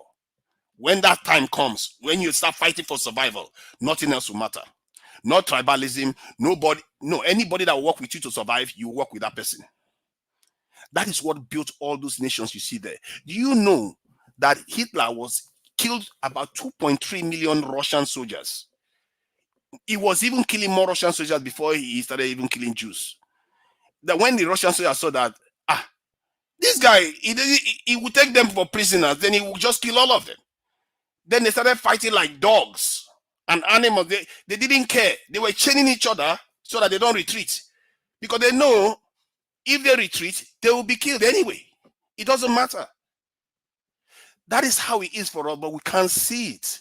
We think retreating, it's all right. It's going to be all right. No, it's not going to be all right. It may be all right for you. You may get away with it because you die and go, but your children will still face the problem. They will face the problem one way or the other. Whatever we're running away from, they will face it. If you are scared of what I'm saying, I'm telling you, there's no point of being scared. Except you would rather your children be scared. That's what I'm saying. And these are our leaders, the way they are behaving right now, they are not ready. They are not ready. And we need to start changing the minds of the people and letting them know that if we don't take care of this now, so that they can have a better future. Why is it that they cannot live in a $2 trillion economy? $2 trillion, it sounds like a lot. It's not a lot, though. For me, it's not a lot. If to create that kind of economy, it's not that hard in Nigeria. Nigeria has everything it needs to do that easily. You create it, your children can go to school there. If you want to go on holiday, you can go to African countries, you can go anywhere. And it's not so hard. We just have to speak with one voice. This is why I was saying, if we unite on one issue, we say, security, you have to give us security. And tell me one news channel that will be against you. Tell me one leader that will come out and say they're against you for saying that you should create 2 million jobs in the security sector. You should pay them more. You should buy them the right equipment. Because you know what? We've lost $600 to $700 billion in 10 years. That is a lot of money that we cannot afford to be losing. Do you know how much lives $600 to $700 billion can save in Nigeria? How many lives? How many lives would be alive today if we had our money? That is millions of lives. We have to take our seriously. That's what I'm going to say to our people. And if you want to know, like I said, I've already described how they could have easily done this, and did they choose to do it? They didn't do it. So I've watched it happen with my own eyes. I never really observed Nigeria before, but now my eye don't see them. I don't see these people. They are not serious people. They are not governing for you, and we have to take it seriously and start pointing it out and telling our people we have to do better for ourselves. Otherwise, trouble is coming. It is coming. If I was the one on the other side, I know. That's what I'll be preparing for too. So I'll leave it at that. Thank you very much. I really appreciate you, Chris. Yeah. Thank you, Tunanja. I was just hanging on for you to round up. Well, like I suspected, it was a robust response.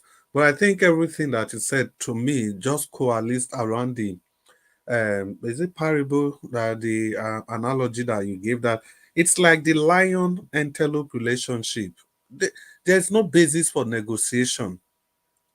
The reason I picked that out, when people keep talking about the West, the America would have intervened in our election. Why are they accepting our fund? Where our corrupt politicians, they are aiding them. It's a lion antelope relationship.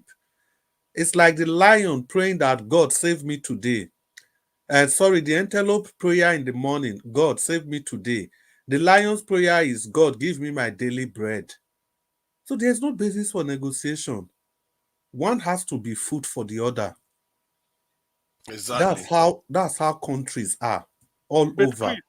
Chris, I know normally maybe probably if we are in the position of America, we do what they are doing anyway, because maybe might is if you are stronger than somebody you're oppressing. But what I want to get about Nigerians is that, is it the white people that are preventing us from, let us even do the bread and butter issues? No, Dr. CM, Infrastructure, electricity. It has nothing to. They might try exactly. to, but we Yeah, can do. See, yeah, that's it's very clear. We are not the only country that they are trying to. Look at I'm Burkina coming. Faso now. See, I'm coming, Chris. Let's say we want to go the way Nigeria is. We are planning to go to the moon. America may feel that they feel threatened whether we are not, or we want to possess a nuclear power now. They may Warheads. be a warhead. So they may be. But let us those ones can come. But let us do the bread and butter issue first. What of election? We can't elect the leaders we want. You don't We see, can't give our, Dr. CM, we you can't don't give still ourselves get the point. electricity. You don't still get the No, point. no, This I election do. you are calling bread and butter, Nigerians are still blaming the US for not indicting Tinubu, for not. Is it that one what about the beavers? What about Mahmoud and co? You know, That's what I'm saying. So that's I what know I'm saying. people. No, I'm not with them. I said, look, is it America that told us to elect somebody without certificate? Is it America? Aha. Is it America that told us that, look, you must not get 24 power electricity? Is it America that told us not to fund our education very well?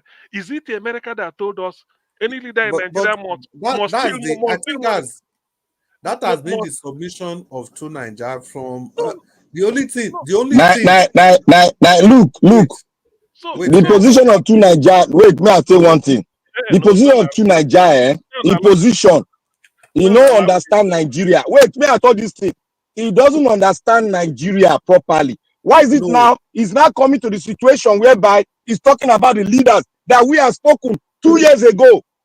No, wait, Black Panther. I understand. Two Nigeria's position is that, you know, if you are partisan, in my own view, I believe there is a group of people to Nigeria is sympathetic to. That's my view. But his message, no matter how you look at it, holistically, his message is always about self-preservation. Of course, For today now, of course, all of us that self-preservation we talk about. Self-preservation of the country. His message at the end of the day will always end up in self-preservation. But, however... Yeah, go ahead. But do we have a country? That's the question we ask ourselves.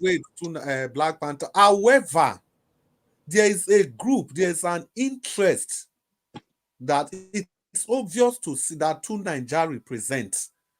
Because that self-preservation, it comes in different way. Because during Buhari's time, it wasn't all out against Buhari. During that time, the focus of the self-preservation was about the people. The blame was on the people. Now, avoiding criticizing Buhari, now the focus of the self-preservation is blaming Tinubu now. But during Buhari's time, he was blaming the people, avoiding... The people, now is not the leader, leaders. But the borderline is that it is always about self-preservation. That was why I said, obviously, there are some interests that he represents. Anyhow you look at it, to Nigeria, unfortunately, that is what I've been able to understand from all your submission. You have an interest you represent. And I know it's some interest up there. There's nobody Can I pick one of the statements for you so that you understand it?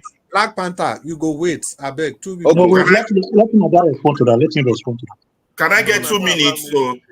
Yes, Ferrari. I'm telling you that none of these leaders are governing for you. No. Listen, let me get somehow. Hold on. Let me get my 2 minutes. Hold on. You see, Nigeria talks about as if Nigeria right now is not sick, as if it's okay. So therefore, we have to prepare for the coming danger, ignoring the current danger we face. The current danger we face is internal. Our own brothers destroying our country. That's number one. If we don't fix that internal problem, it doesn't matter whether we have a tomorrow or not. This But I our talked about internal that. problem. Hold on, True Nigeria doesn't like to talk to it, but we'll talk about the coming storm from the outsiders. This our internal problem is the people who are ruling us, who are enemies of the nation. You understand? And until nobody's coming to fix them for us, we have to fix them first. Then have a nation just like China, like North Korea, like Indonesia, any of these, India, Pakistan. When we now have a nation, then we now start talking ideas that True Nigeria is talking. But there's a danger in what True Nigeria is talking about right now. In a nation that has weaponized every aspect of our life, from the judiciary to the police to the civil service to the labor union, True Nigeria is now saying we should also weaponize our military to still be in the control of these our enemies. That is where True Nigeria is flawed. You understand? If these same dangerous people who have ruled us for 64 years are in charge, the military should not be weaponized or increase MRs, because then now we can debate. If that happens, we will be like Germany, Hitler's Germany, whereby the order comes from the Führer and nothing anybody can do about it. We will be like the current North Korea. Personally, I don't know what True Nigeria's connection is. I don't believe he has one. If he does, good for him. He should be making money off it because he still looks poor to me. What I believe is that this is the agenda, a long-term agenda of this ruling party, the APC. Weaponize every day, the feudalization of the country with military might behind you. The military might is not to defend us against external attack, but to suppress us in following their direction. It's a very dangerous political ideology. Very dangerous, very risky if Nigeria get to that stage. You understand? But even Tinubu said it. I will recruit 50 million people. What would they eat? They will eat agbado, corn, beef, and budu bada balabulu. So, I don't know why every time every topic always leads to security for True Nigeria. Not even the survival of the people. The Russians did it. They killed their own people. So we should now kill our own people. For who? Like I said, in Germany, when the people were dying, you need to go watch Battle of the Bulge and see how the driver of the colonel rebelled against him when he had his moment of clarity. He said, you want to continue this war for who? He said, for you, for the nation. Whose nation? For yourself to stay in uniform. And when he realized, when he had that moment of clarity, he said, what would happen to my son? My son, your son would join the army. To do what? To fight for you to be in uniform. Go and watch historical stories, read books. Nothing under the sky is new. It has all happened. Our first mission is to get rid of our internal enemies, which is our own fellow brothers that are destroying us. If we fail in that, we're going nowhere. Okay, by who? By who? Who are those getting rid of talked about No, it. wait That now, is wait. No, is wait. by Maybe we take sensitizing the one Who are after those the other. internal enemies? No, who are those? Who are those that are going to take care of the enemies? Who The are those Nigerian that are going to people. what's the follow-up question? Your politicians is your Now you internal and I enemy. now. Which one say who are those? Now you and I now. No, now The wait. black You and person, I now. black person, I get where they go. You know where No, they go. now wait. Okay. No, now wait. Oh. Everybody wait. He threw question to Oga Ferrari. Oga Ferrari, can you respond? Maybe he has What was one the or two question? more Who are those that are going to do what? Prince I Collins. said, you said until we take care of our internal problem, Enemies. which are our leaders and other enemies, who Yes. have our way to. I'm not asking who are those that are taking care of, who are those that are supposed to take care of this problem of our enemies, It's me and who are the enemies? Yes, I'll tell you who the enemies are. Right now, as is currently constituted, your enemies are the leaders of APC, your enemies are the leaders of PDP, and your enemies are some leaders of your PD and all these subsidiary small parties you all claim Labour to have. Party. Yes, Labour Party. These are your enemies. Now, if that one is not clear to you, in fact, everything they've instituted since 1999 have been instituted against you.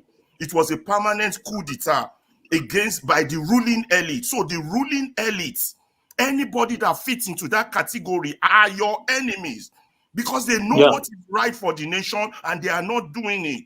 That's clear. Now, who are going to fight for it? Who are going to fix it? It's me and you. It's education. It's the elite. It's education. It's reorientation of our mind. It's putting a mask on so that our people can see who their enemy is, and then they begin to face it. It's me and you, and nobody is coming to save us. Nobody is coming to help us fight this fight. It is me and you through education, information, reorientation, and a demand for a better life as citizens, a demand for citizen rights, a demand for anything that makes us human from these people who have subjugated us. The moment we keep calling them friends, we keep calling them people, we keep calling them leaders, we keep calling it democracy, instead of what it truly is, salvatory, economic sabotage and treason, we are going nowhere. It's me and you. And that is why we come here every day. That is why we add our voice to this battle. And until we reach a critical mass, we are not going to make any change. Right now, our number is less than 1% of those who knows what needs to be done. So I did state that you have to start letting the people know that the people that are governing you, they are not governing for them. They are going to keep them in this state. When I went to Nigeria, I just saw people, a lot of them living like animals, really. You need to see some of the conditions some people live under, the kind of places some of our people live, you know. So it's something that if you have to start spelling it out to them. And I think we need an ideology to be put together that will spell out almost a simple idea. You know how people came up with consumption to production, but you have to spell out an ideology that shows the people, okay, this is how your future is going to look, and these are the benefits of following this agenda. And you point out the people that are not following it, they are their enemy. And the moment they start knowing that these people that are not following it are not to be trusted, they are not going to be voting those other people. You have to start converting people. There's a reason why people go to church. People go to church because somebody told them there is heaven somewhere. And people become Muslim because somebody told them there's heaven. If they have told them heaven is hell, why would they follow them? They will not follow them. Can I ask you a question? Okay. Let me quickly comment. Let me ask you a question. Let me ask you a question. Wait. No, let me give him a question and make you answer him. We go give him a question. Maybe we make him very, very engaging. To Nigeria, please land 30 seconds. Yeah, so you just like people go to churches and this in mosques, they believe in stuff. You have to spell out the benefits of them following you. And I think a little bit, this is where Sowore falls down a little bit, because he seems to be talking about corruption. And by the time he gets into office, there will be graves of people all over the place that have just killed because of corruption. But not necessarily about what he's going to do for the people in terms of the future. He doesn't paint a vivid picture of what the future is going to look like when he takes over, and what he's going to. And that's something, that ideology, you need to actually paint it in the minds of people and have them understand it, and they will do anything to back anybody that will make that vision come true. Thank you. And Black Panther, your question now. Yeah, I want to ask him a question. You've said everything looked very palatable.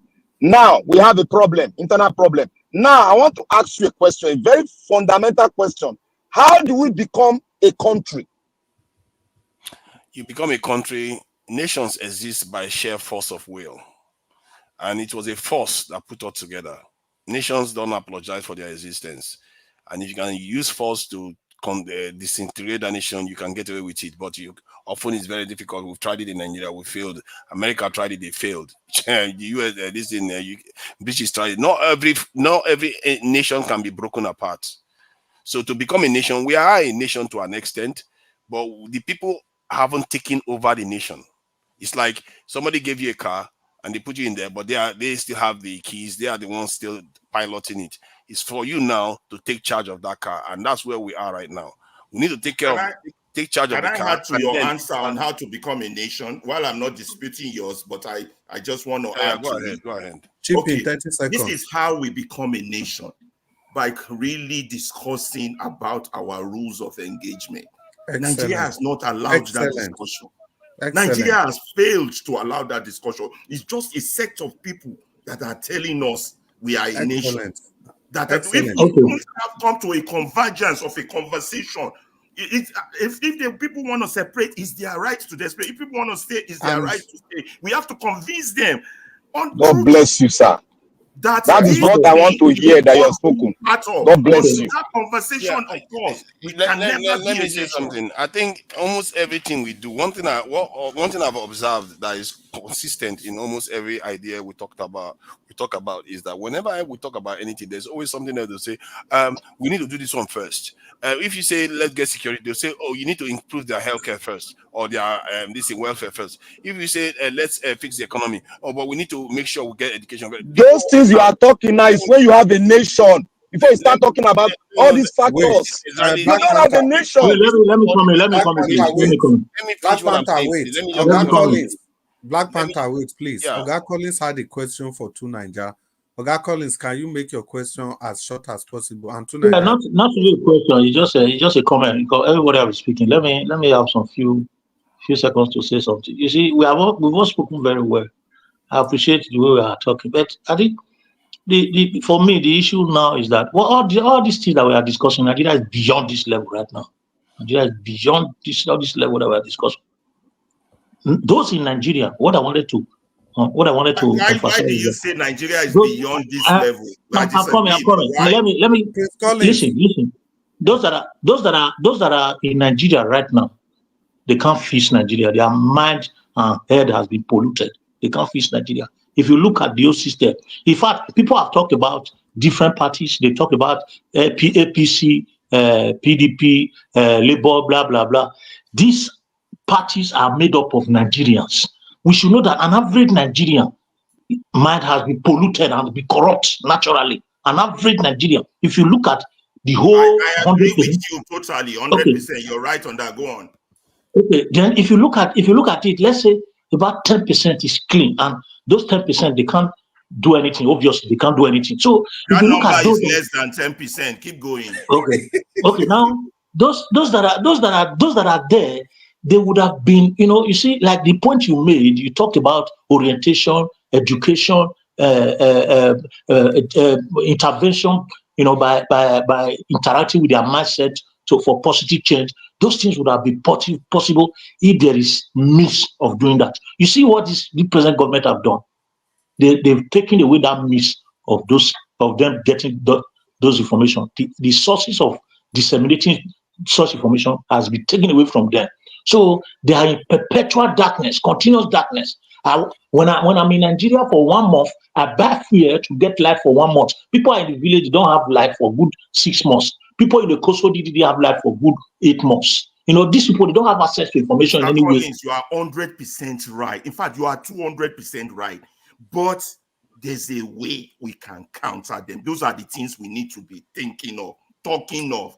What we need to be talking of right now is to let the people know that there should be no election anymore until electoral laws is fixed properly to see clarity in transition. You're correct about that, Mr. Collins. You're correct. But who should do it? There should be now. Two of you are just going to and fro now.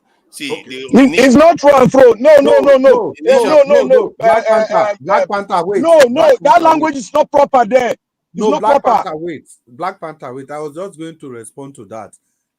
To Nigeria, I think it is the responsibility of the person the question is thrown to say if it is true and fro. As long as he's willing to respond, you just listen. If it gets to your turn, you can make your own comment. Well, the question was asked to me. No, it was asked to Prince Collins. What makes a nation, and we to Nigeria, that's what makes a nation. I was even coming to that, but Ferrari already. Because they gave you one answer that you like, you didn't let some other person to counter it. No, you come into Nigeria. Don't worry, you come in. About something else now.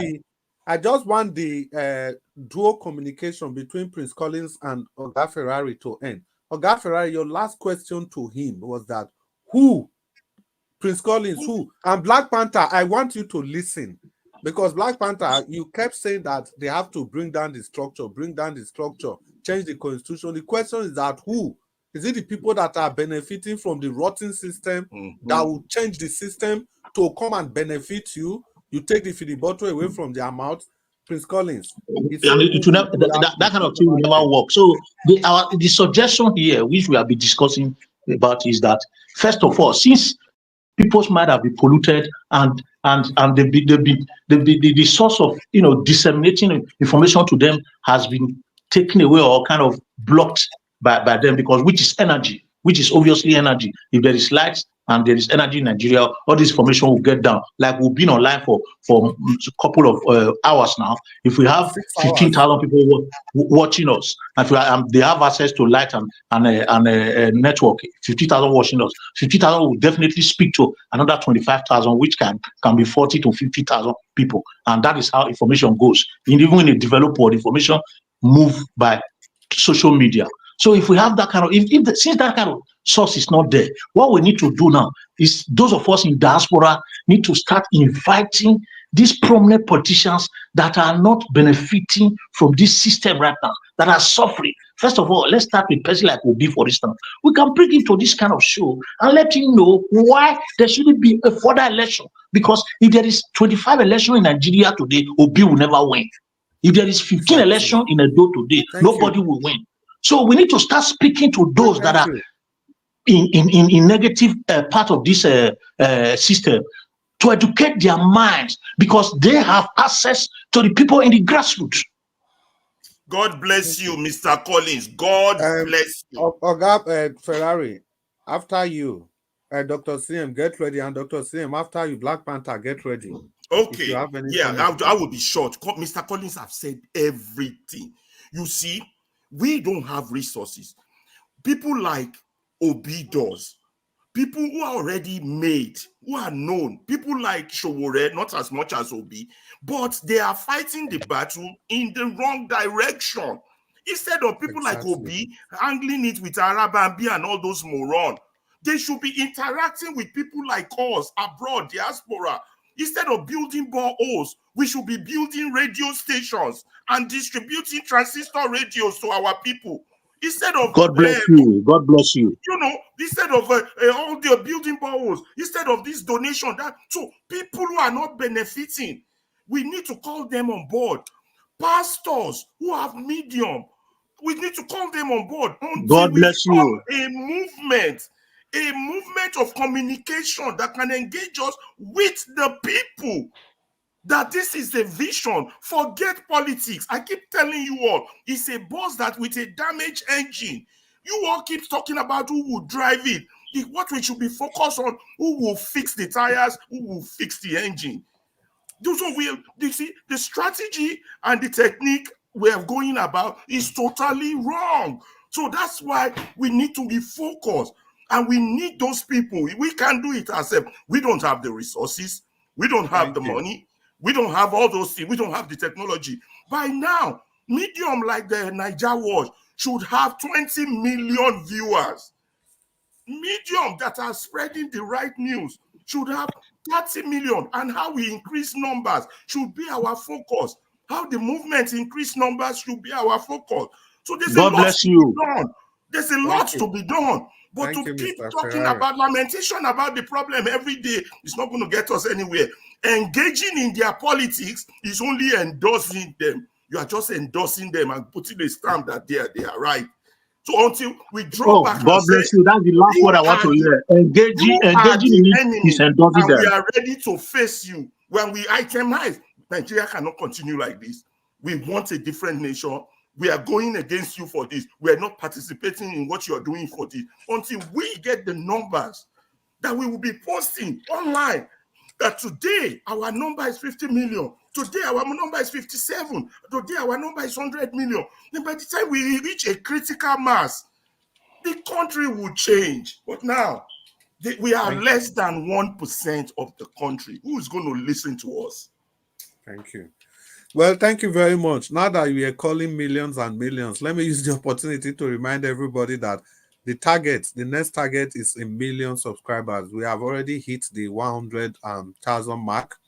After 1 million subscribers, 10 million, 100 million, that is our target. Thank you for bringing in the millions. I almost forgot. People, please, let's remember to subscribe to the station. Let's use the like button, the share button. This is your own contribution to this wonderful station. Thank you so much. Before we come to Oga, I think it's appropriate to acknowledge the people that have stuck to us to this moment. People in the comment section, they've kept the comments coming, and they've been making very beautiful submission, and yeah, they've been contributing to the broadcast in their own way. The people I would like to recognize that are still there with us till now, I can't call everybody's name, and Madam Peggy Modi, thank you so much for everything. And gospel music, it's good to be with you today. Michael Okata, thank you so much. Sendam, thank you. Sendam has been on fire since. Uwa Osakwe, thank you, thank you. Four chiefs, who is these four chiefs? Thank you, thank you, thank you. Who is there again? Uwa Osakwe, love of God is my strength. It's good to know that you are still there with us. Uwa Vince, thank you so much. Kenry Ba, it's good to be with you. Abuazi, I know you're not chairman. You don't even need to be mentioned. Alex Edopikin, thank you. Olumide Akinwumi, thank you so much. Olumide Akinwumi, thank you. Yeah. Adelaja Ogumbi. Adelaja, where you there since? Well, it's good that you made it. Olumide Akinwumi say, make another support to Nigeria again. I'm not supporting to Nigeria. I'm just only stating the obvious. Marcos Iweta, thank you so much. Thank you, thank you, thank you. May the good Lord continue to bless all of you. And Kenry Ba, Ezenwa Ugboaja. I hope I got that right. Thank you very much. Ezenwa Ugboaja. It says, Sound Minds, Collins. You are a great soul. Mr. Collins, Ezenwa, they praise you for there. And to Nigeria, Senator Dam, they praise you. They say you too much. Una do well, and Madam Peggy Modi, a pillar as always. Thank you, man. So, and we just continue with the broadcast, and then Dr. CM, the mic is yours. Just response. I was supposed to respond. I'm not allowed to respond. No, to Nigeria, there's a reason you respond after Black Panther, because most of the questions, everything comes back to you. So that's why I always wait for everybody to finish so that you can. What kind of conversation is that? Something happens for 30 minutes ago, I respond 30 minutes later. No, it's not 30 minutes. Just if you want to respond, let her respond. If you have the response, they all just had their response just now, and you want me to wait 30 minutes to respond to comments. Okay, to Nigeria, fire. To Nigeria. What kind of 30 seconds? What kind of Ojoro moderating okay, this to one? Nigeria, what's going to happen? You break. In fairness, you break your response because there are so many questions coming back and forth. You just have 2 minutes to talk. I'll come to Dr. CM, then Black Panther, then I come back to you again. So to Nigeria, fire. I'm not going to take long at all. Nations are mostly, by and large, formed through conquest. To Nigeria, also may we greet Love Maduka. Madam Love Maduka, thank you very much for still being on the comment section. Sorry I missed you before. And Alex Edopikin. So to Nigeria, please fire on. Sorry. Thank you. Yeah, nations are generally formed through a lot of conflict and fighting, and this need to have conversation. You can go ahead and have conversations, but while you are doing that, remember you have to ensure your people's survival first. If you keep saying that the most important aspect to life, you underestimate it.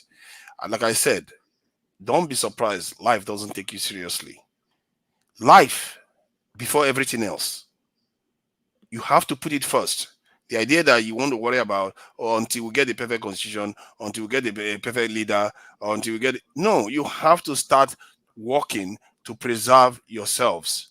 Because, like I said, people can accuse me of all kinds of weird stuff. But in reality, I speak with one voice from when I came here.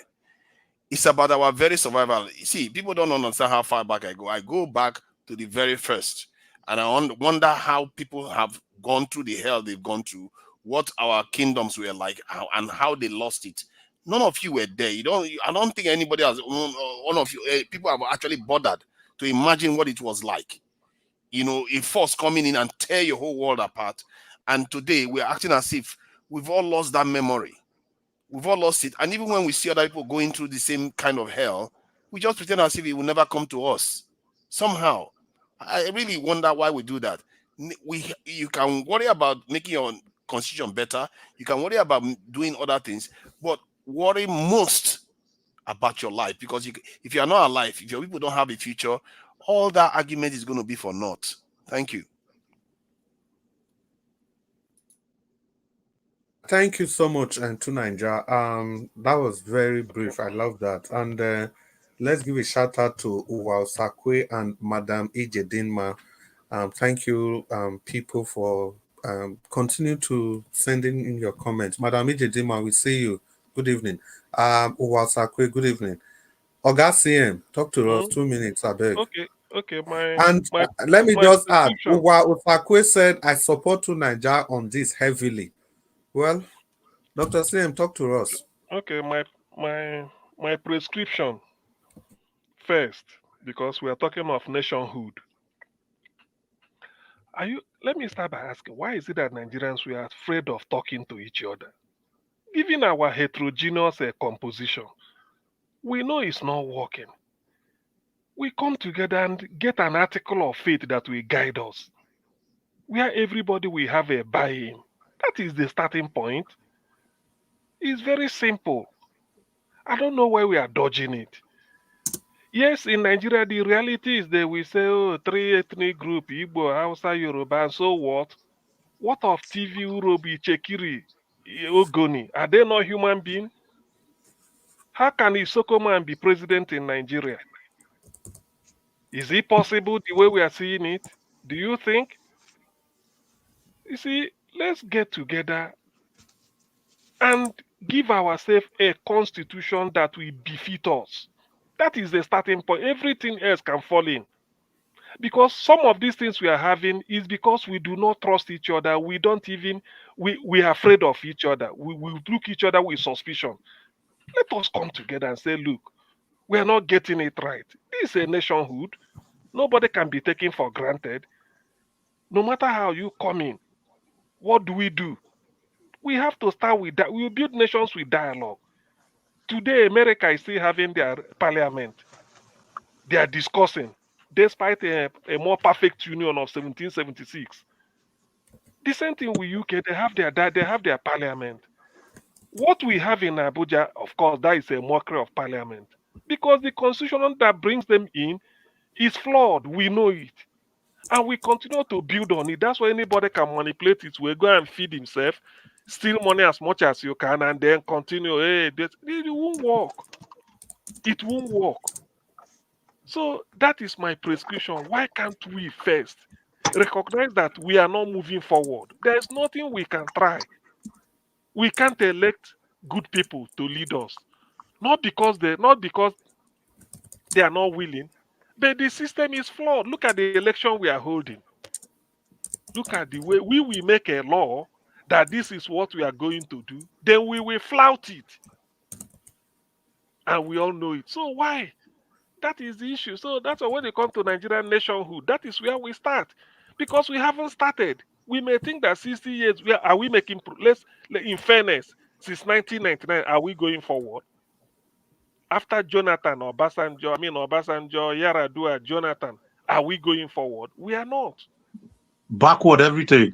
Every day, look at Tinubu. Since Tinubu come in, can somebody tell me that Nigeria is moving forward? No way. Given everything, Nigerians will tell you, even the level of insecurity we have before Tinubu came in is still lower than what we are having now. And as high as that might be in 2023, is still lower than when Buhari came in 2015. So which means every day is getting worse. That which means we are not moving forward. Your car is going in reverse. What do? You think you are moving, it's going in reverse. That is the issue. So I don't see the way. Every other thing can easily be achieved. Let us sit down because we are different people. Say this is the way we want things to be done. Put it in the constitution so that we know everybody will have a buy-in. After that, then we now move. But if we feel that no, the way constitution now is the human character. Let me tell you, that's one thing I was taught in the UK. They said they advise you, if you park your car, all your valuables, do not put it in your front seat, the passenger side of the front seat. You leave it there. You feel that I've wined the glass, I've locked the car and left. Somebody who is not a thief, the moment he looks and sees it, he will start looking at what can I, how do I get this? Because that is the proclivity to steal. But assuming that's why they will advise you, put it away, lock it either in the pigeonhole or in the boot of your car. So Nigerian system is corrupt because of the system we operate. If we give ourselves agree this is what we should be done, this corruption, I mean, because there's no way now. There is no way. We have to agree. Part of agreeing constitution is even the penalty. But because we manipulate it, everybody do this, then you find your way. If the system does not check for theft, everybody will be a thief. It's as simple as that. Certain things you do it because it is possible. If there are some people go into shops, if there's no security moving around, no camera, we see everything displayed in ShopRite or Tesco. You'll be moved to steal one, hide it somewhere. But because of that camera everywhere and the security moving around, you are deterred. So that your security and camera is like the constitution that guides the shop. Nigeria, we don't have anything to deter us from stealing. No penalty for theft, isn't it? No penalty. People are stealing it. There's no way we check it. Saudi Arabia is not. The same problem I go reach our neck. And I go ring election, nobody go ask them. For Saudi Arabia to put what they call what is it called? They said you can be in an office and be seeing the number of crude that is sold. They're not making a mistake. It's to guard against theft. And if you know these things are being seen, you won't do it. Without CCTV in the UK, look, they should be reporting theft all the time. That is the thing, because you will think that the people here, they are not thieves. It's a lie, yo. It's because of the system. So in our own case, constitution does not stop us. Look at what INEC is doing every 4 years. Because there is a way they can get away. Yes, please. You can get away with it. So that is the beginning. Let Nigerians come together. We have a dialogue on how to do it. It doesn't matter. Nobody can laugh at you. People can only laugh at you, said you are not doing anything. But no matter how long it takes you, when you get the first step right, then you build on it. That's what I'm saying. So every other thing we are talking is addition on it is possible. Whether it's our defense, whether it's our economy, whether it's our... But let us sit down and say, look, we are different people. We find ourselves together, joined by the British. Now to go forward, this is how we want it. Everybody will make an input. Thank you. That is what I want to say. But thank you very much. Without that, we are wasting our time. Thank you very much, Dr. CM. Your submission was spot on. Thank you. But the only problem was that it was looking as if it's a new are just joining the show. It was supposed to be short. Chris. Have you written the check, Dr. CM, for the advert? Chris, let me talk. Yeah, you're talking to the long. Yes, morning. exactly the trap where I set night to Nigeria Black Panther for put because the body too the hot to talk. Chris, no, but I did do something for Chris, come on, you know, hear me again. Mr. Chris, if you there for police, while I go there. Black Panther. Now they tell him now. I do something if I come out now. You know, go hear me again. Black Panther, yes, just fire on. Yeah, because now after you now, everybody will just take 1 minute to round up because we don't go 7 hours. Maybe we still pity people we go watch this program. Mr. Chris, how many hours are you owing me? I got the man is coming from 2 minutes. There is 6 minutes. Like 2 minutes. Let me talk now. The man is crying for the wilderness. The problem be like say we call you before. Well, and again, make una wait, I beg. Black Panther, Gachim is no worry, we will compensate you. You talk after me now. But everybody, just after Black Panther, after Chimeze, actually, the rest of us now just 1 minute or 30 seconds. So that maybe we don't reach 7 hours. At least now people will use data to watch us. Yes. Now, well done. I beg, before anything, I must greet the people for comment section. Akinwumi, welcome to the show. And to Nigeria, still they see you for comment section, but I not go greet you. Guy or one Lele, Guy, where you did now? May you come panel one day. We expect you. And Tony Africa, my brother Tony, where you did? It's good to have you on the show. Keep it coming. I know, so you dare active for the WhatsApp group where we're Tony Africa. We know they agree, Sha, but it's okay. You be my man. Now you get up, please. Now you get WhatsApp. Yeah. We know they agree, but now my man. Black Panther, fire on. Okay, thank you, Mr. Chris. You are doing a nice job. Only that where I am, I'm doing some write-up. So I wanted to speak so that I don't go off. Then you start calling me and you not hear me.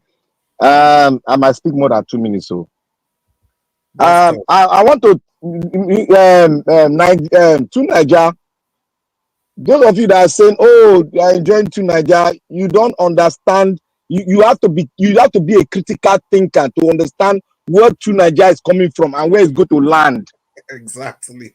You have to be a critical thinker. You don't just sit down and just listen to news. Oh, Agbo, he go this way. You just say, oh, he go that way. You have to critically analyze what he's saying and look at where you are coming from as a nation and where you are going to. Now, I grab 2 things from his word. Anytime he speak, people just fall into that trap. You see, I see to Nigeria as a modernized Arewa group. You see, one thing you are saying, you always say this thing, survivor and existence. Let me take existence. Nigeria, a black man, will continue to exist and continue to exist until the Lord calls everyone. And nobody upon the surface of the earth created by man that can stop your existence. So the word existence should be taken out, except you want to speak from your own context, where you are coming from. But from what I critically analyze what you have been saying, existence cannot be altered because you are human. You cannot fall a race. How can you say a race cannot exist? So your word existence should be taken off map, please. We are existing and will continue to exist as a black race. Secondly, survival. Nigeria have survived. We have survived the colonial era. We have survived everything that modern world that the enemy has placed before us. We keep on existing. Now that we have survived it, Mr. CM said one thing. How can we harness our potential to come together to sit and speak to each other? How we are going to set the rules and regulations that will deter us from bringing ourselves down again. That is the fundamental. Known you. You talk about existing. Yugoslavia was existing. Yugoslavia survived the Second World War. They survived it. Every other nation survived it. But they saw that they couldn't stay together as one nation. What happened? They sat down and discussed, and they couldn't find a solution. What happened? They broke into 2 parts. And they are existing. They will keep on existing according to the name they are bearing. Nigeria is existing. Nigeria will survive. Our survival depends on us. Now that we are surviving, how do we harness our potential to survive more so that we can fall into the 21st century and move along with the wider world the way they are moving, so that we will not be cut short and will become like a man that came into a village. He doesn't know where the road path is. We should not be cut short. We should think on how we are coming to become a nation. I ask you a question. How do we become a nation? You were going around the globe like the way the Arewa people are going around the globe. They refuse to say, let us sit down and form a nation. That is one thing they refuse to talk. And whenever we sit down to talk among ourselves, from the east, from the west, from the south side, we talk and we said we need to sit down to talk with our brothers. After all, we waited from the south. We waited for the northerners. We waited for them because we know that we know that if we survive together, if we exist together, we form a formidable force. But when we came together, they refused us to sit down. I don't know. Maybe because of the resources. Maybe because they are afraid that we'll come over there because we are well educated. That should be taken off the table. Now that we have agreed that we want to be one country, what we need to do as other world, we are not different from America. We are not different from any other world that have sat down to talk about their existence, to talk about how they form a formidable force, to become a nation. That is paramount. That is paramount. To exist among a nation, you have to have a system. That is why the Russians have their own system. That is why the Chinese have their own system. What system do you run? You run a borrow system and it's not working. You are talking about existence. You are talking about survivor. That you have survival is the past. We are still surviving. Now we get to talk on how we are going to face the future. How do we do it? We should call for a dialogue where the dialogue will sort out our differences so that we can move as a formidable force.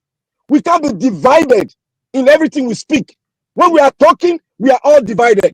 It is because we have not sat down to speak about how we are going to form a nation. I asked you that question. You didn't answer it. It was only our brother, brother that came to answer the question strictly. Hit the nail on the head. That's Prince Collins. Prince Collins. He came and hit the nail on the head. It's high time we forget about this grammatical statement, survivor, existence. Don't put fear into anybody's mind, except if you are talking about the Boko Haram that want to take away the northern people existence or survivor. It's not the South. We fight and fight until we come together. Black Panther. You see, the paradox or the contradiction in Nigeria I can't understand is that Nigeria, the way it is, the resources sustaining Nigeria comes from the southern part, or let's say the Niger Delta. And these are the people that are asking the North, come, let us have a dialogue on how to move forward.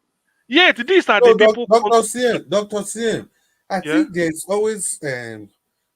there's something we all miss. You see, the mindset is paramount. You see the guys in the North, they don't believe that these resources belong to people in the South. They believe they own you people and the resources, so you don't have the right to call them for a discussion. The oil in Bayelsa belongs to Jigawa. Exactly. That's why they could take their gold to go and be storing in Saudi. Black Panther, please round up. Sorry, let me quickly put. You see, that is the contra. That is what surprises me. The people that has the resources are the people asking you, come, let us build. You have repeated it again. They believe they have the resources and you together, so you don't have that right to call them for a dialogue. See, what we need to be. What presidential candidate Kwankwaso waiting in talk say the Nigeria will not vote for Igbo man. The people in the North, they will not vote for. I beg, maybe not go. Black Panther round up, I beg. We've all heard every dialogue the leadership from different zones of the country have been saying, and it has come to the round table of how we're going to form a formidable force. That is what a respectable and a patriotic personality like us and many others should sit down to dialogue and start focusing on how we are going to come and harness the potentials we have together and stop talking about existence or no existence. We are existing and nobody can stop our existence. We shouldn't talk to that side. We should talk how we're going to form a nation, not coming here to say, oh, this. If you don't have a nation, you cannot do but fail. If you don't have a nation, you cannot do but fail. Thank you. Thank you very much, Black Panther. You know, all of you now for this panel, I don't know where Nigeria Watch people now. You guys are really, really cerebral. I appreciate your depth of knowledge. All of you. I greet all of you very well. Nigeria Watch really, really select to know. Now, Black Panther, make you turn off that your camera. We don't know what you see. If now your face, you put your face. So, Ogachi Meze, finally, don't reach your turn. Make you talk to us. 2 minutes.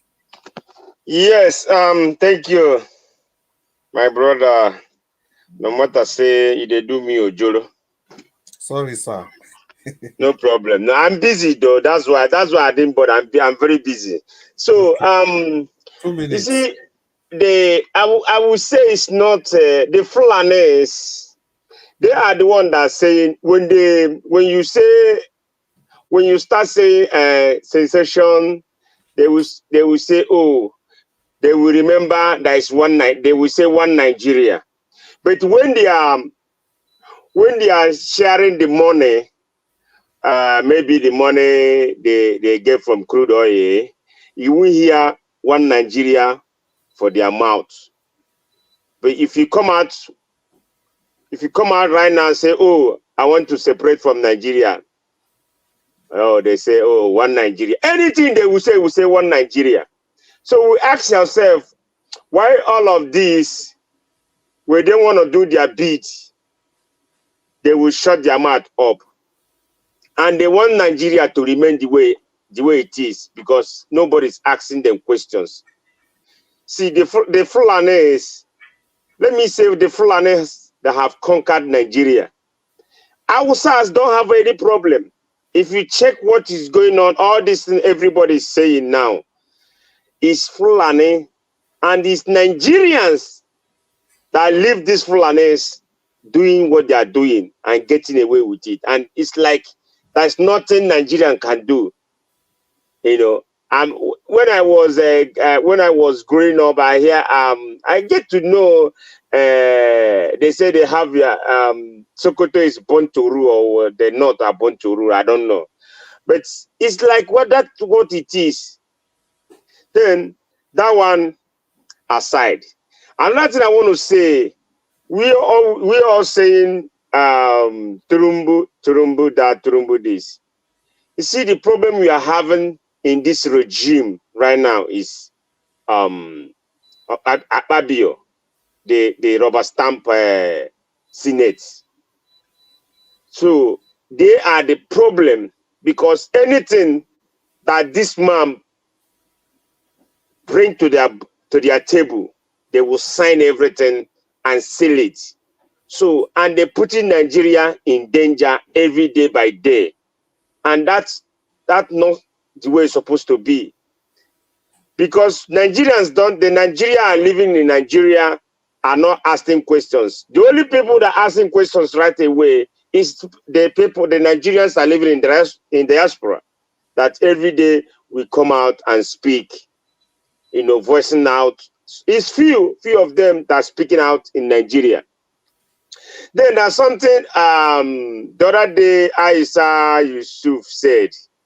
You see, when some people made a mistake, like she said something on her interview. She said, oh, she voted Buhari in 2016 or what? That yeah, she said she voted Buhari. She voted there because of Osibanjo. Yeah. You see that? So when you look at that, I pitch myself. I say, why on earth will you be because of Osibanjo? You know that vice president is boy. I was also taken aback by that statement. No, that statement is. She said anytime Buhari is in the office, now the vice they do the job. So Idiagbo was doing the job or for me, see, it can't tell me. Therefore, this time no Shibajo go do the job. Buhari go delegate. Imagine. No. Okay, look at the way he play. Look at the way he plays out. Look at the way that regime plays out. Put Nigerians in danger to today. Round up. So for me, it can't tell me you made a mistake. Now she realized that she made a mistake. I can't, because of vice, now cast my vote for president that I don't know, or you know the way he's governed, or the way he did in military regime. So it's that thing is not good for me. Thank you. Also, I understand the point you are coming from. That's why before you even finish saying it, I don't already know, because I was also taken aback by that statement. Now, do well. All of us don't talk. So, Who? I have not said anything. I just reacted to comment. That's true. That's true. I said I was going to come back to you. So, tonight, what you are going to do now is to have your 2 minutes. Then we will all have our final submission. Maybe me, I don't get my Chris. Have I got my 2 minutes? Oga Prince Collins, you don't talk. Okay. Oga Prince Collins, if you don't talk before, okay. Okay, no problem. All right. No, if no, you say so. no, you go talk. No, and to Naija, talk to us 2 minutes, and Prince Collins 2 minutes. Then all of the rest of us, maybe 30 seconds, so that okay. We wanted to keep it at 7 hours, but unfortunately, we don't still cross. So, to Nigeria, the floor is yours. Yeah. In a world where a pager or a walkie-talkie or solar cell battery can explode on you, some people say we should not be worried about the world. Have you ever tried to go for Olympics and you want to do well and you pretend as if the other competitors are not present in your life? Okay, do it that way and expect to go and win, or expect to even be competitive. Nations often exist based on force, based on organization of a people, and the people that worry about this is a very, very small amount in the entire population of those nations. Maybe 1-2% of that population are the ones that worry about some of the things we are talking about here. And because people just want to get on with their life, they really do. That's all people care about. This is why in nations, constitutions don't often define them. Whether you have it or not, they don't care. As a matter of fact, I'm not even sure in those ancient times somebody bothered to write a constitution. They just have traditions. Nobody crafted any constitution or anything. They conquer anybody, they make it part of their destiny. The Edo kingdom that you see today, they speak multiple languages in Benin, Edo state there. But yeah, they were part of the Benin kingdom. So, and that didn't probably happen because they had consultation to do that. Somebody conquered them and said, you know what, this is your Oba now, and that's how it's going to be henceforth. United Kingdom did the same thing to the nations in the Isles, and they joined them and they ruled the world. They didn't even bother to stop and write the constitution. And the reason why I say this is because it's not that it's illegitimate to say you want to make the organization of the nation better so that people will be a little bit more at ease. At least the ones that worry about those things will be a little bit more at ease. But in the end, that comes second to survival.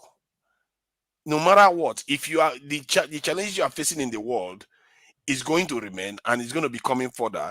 If you organize yourself better, it's going to be good. Let's make no mistake. Having a conversation is a good thing. But why would you put that in front of survival? Because if you put that in front of survival, what if you're having a conversation, they come and finish you off? You have to, especially, it's also good to have a clear head when you're having conversation. You don't want to have conversations under threat of superpowers all over the place. No matter what conversation you have now, it's all going to be compromised. The people you're having a conversation with, the Oyibo people will be telling them, do this one, say this one, say this one. And after the constitution discussion is over, guess what's going to be happening? Oyibo will tell the other one, you agree to that? It's not good for you. And that one will be like, I disagree. The moment you walk out of that constitutional conference, you will see people that will disagree with it immediately. America right now, half of the Republicans, they want to break up the country. So if you take the poll of the entire country, you will be shocked about the amount of people that want to break up that country. And yet it's still one country. There is even Scotland. That information is wrong. Take it back, please.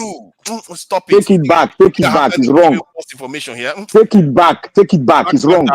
Stop. You should tell him to take it back, please. I don't say false things. Move on. Tell him to take it back. You are not here. I'm here to tell you the facts. Stuff. It is correct.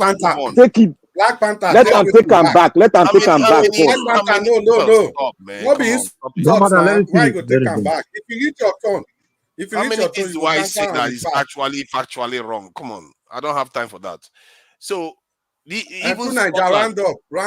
Yes, thank you. Even Scotland that was given, they devolved powers to Scotland. If you look at the powers that Scotland has today, Scotland has its own first minister. They can go to world football tournaments. They can do all those things. But the powers they have, the first minister doesn't even have as much power as a state governor in Nigeria. The first minister of Scotland doesn't have as much power. The only thing that I think she has or he has that the state governor doesn't have is police. The rest is practically the same thing. So the idea that the states in Nigeria are not powerful right now, they are powerful. We are not holding them accountable. That is the problem. We think that everything is in the center. Do you know how much all the money that Tinubu removed from subsidy, most of them he gave them to the states? What are they done with it? Just as you are holding Tinubu, you should be holding your governors to account. So, and all this stuff comes down to us sensitizing our people. Like in a door election that happened recently, they said the rigging didn't happen the way we think. Oh, the rigging happened because the people, officials there of even parties, they rigged, they took bribe and sabotaged their own party. So it means that the people that are involved, our own people, oh, they are the ones that helped the politicians sabotage the system. Because all the politicians are not everywhere. They are not in every polling unit. So when they give those polling officials money, they are supposed to represent another party. They will side with another party because they take money. Thank you. So it's our people that are doing this, and we have to sensitize them to realize that what they are doing is damaging them. And these people that they are electing to office, they are not there to serve them. The result is very clear for them. How hard can it be to convince somebody when the result is all in their face? Thank you. Thank you very much, Tunaja. Chris, please let me do one clarification, because when we are before your clarification, this one with Ferrari turned a photo on again. I don't say wahala don't come. I beg people, Dr. Say you do a clarification. Mr. Ferrari go still do a short clarification. Then we go take 30 seconds where we close, because we've gone past 7 hours, and you know some of our listeners, they are in Nigeria, data and everything. Please, Dr. CM.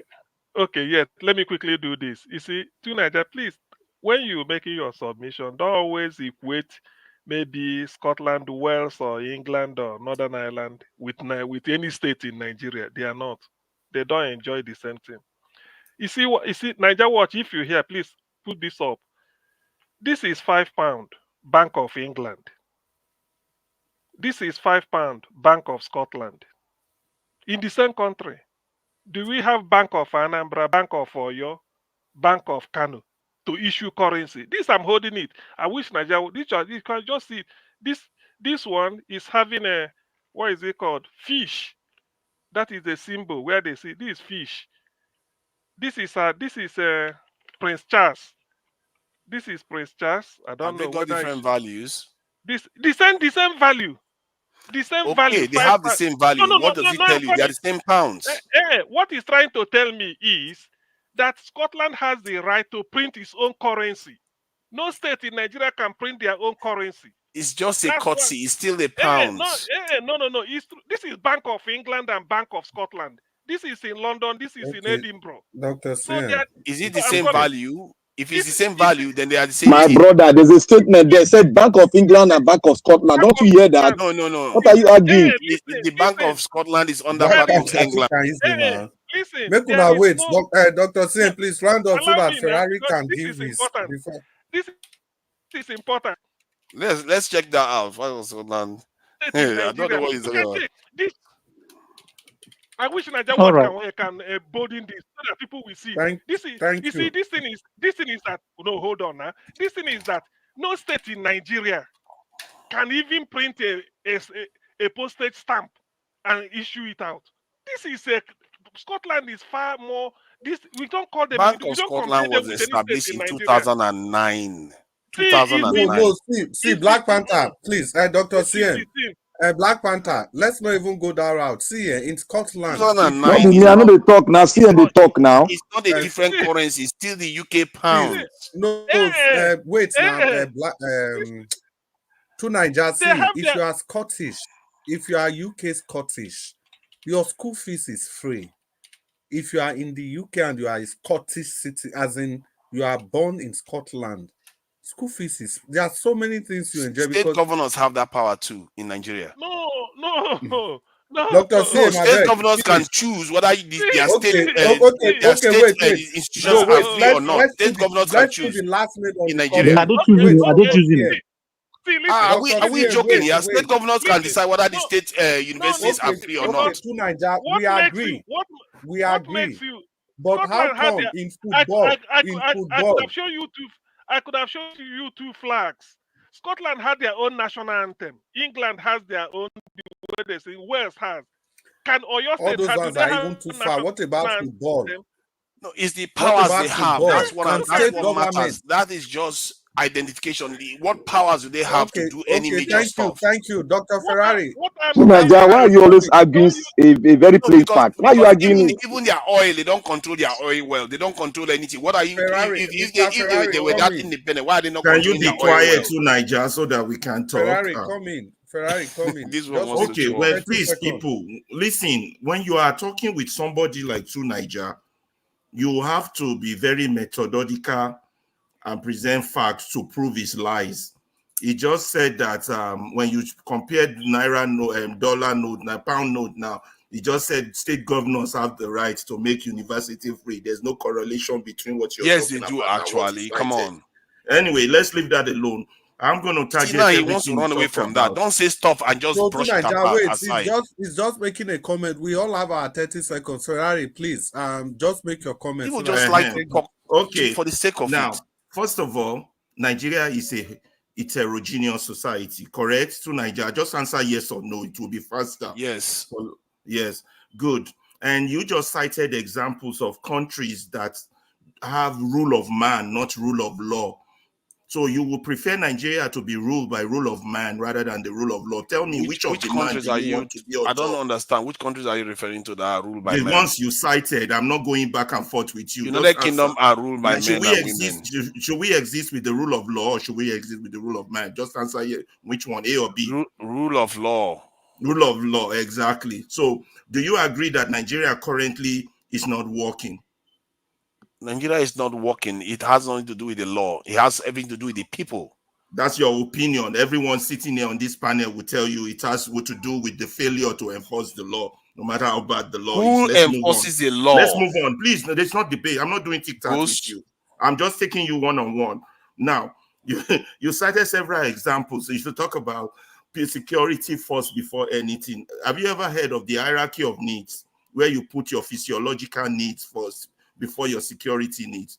And when you talk about security, do you know there's what is called food security, economic security, physical security? Do you know there are various aspects of security? How come you never talk about that except recruiting 50 million people, like the people you're pushing because for? we have not even solved the highest one. We've not, and then you want us to move The ahead to the highest second one level. is physical We've not solved the security. highest one, and you want us to move to the next level. You see how flawed No, your you own are the one that argument- wants to move to the next You one. I see how just told you flawed that your the highest arguments are one in the is face of questioning. This guy, do you even understand yourself?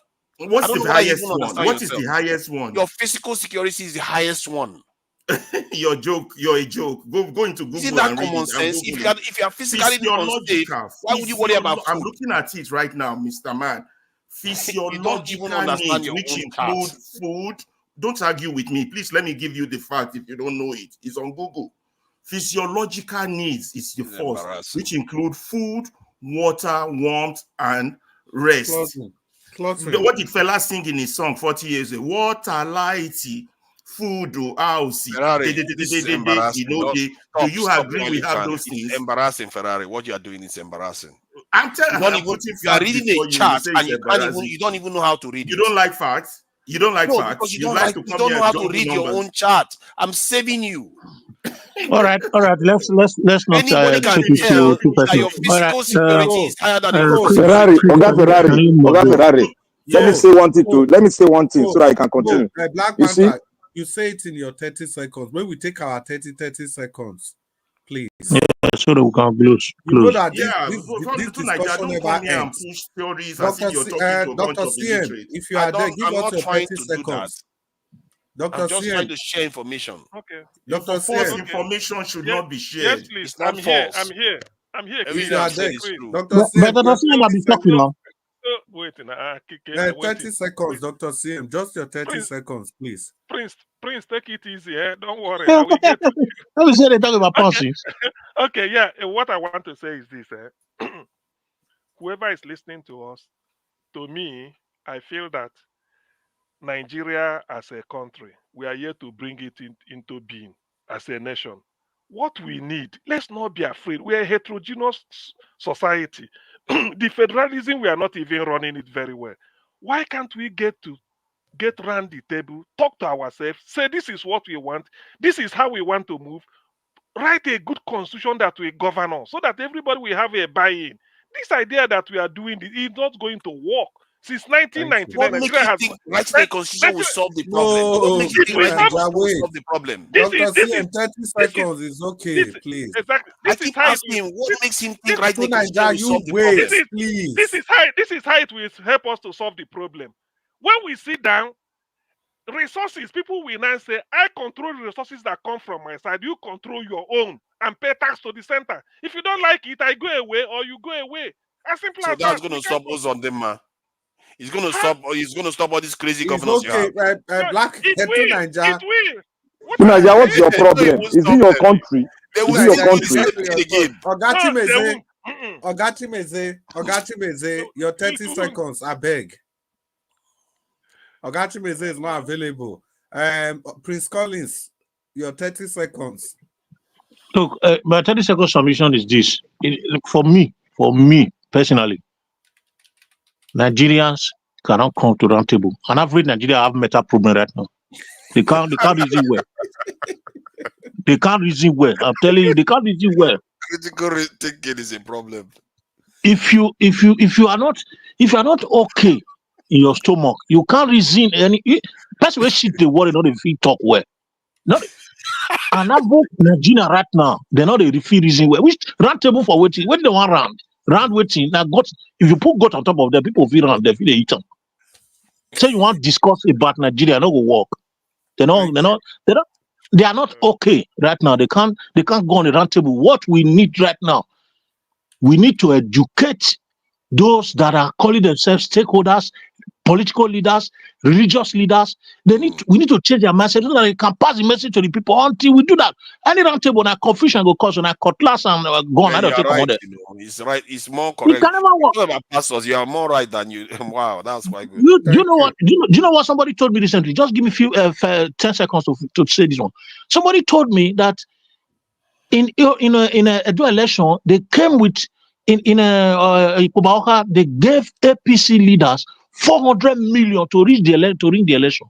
Only Kubaoka, they brought 400 million.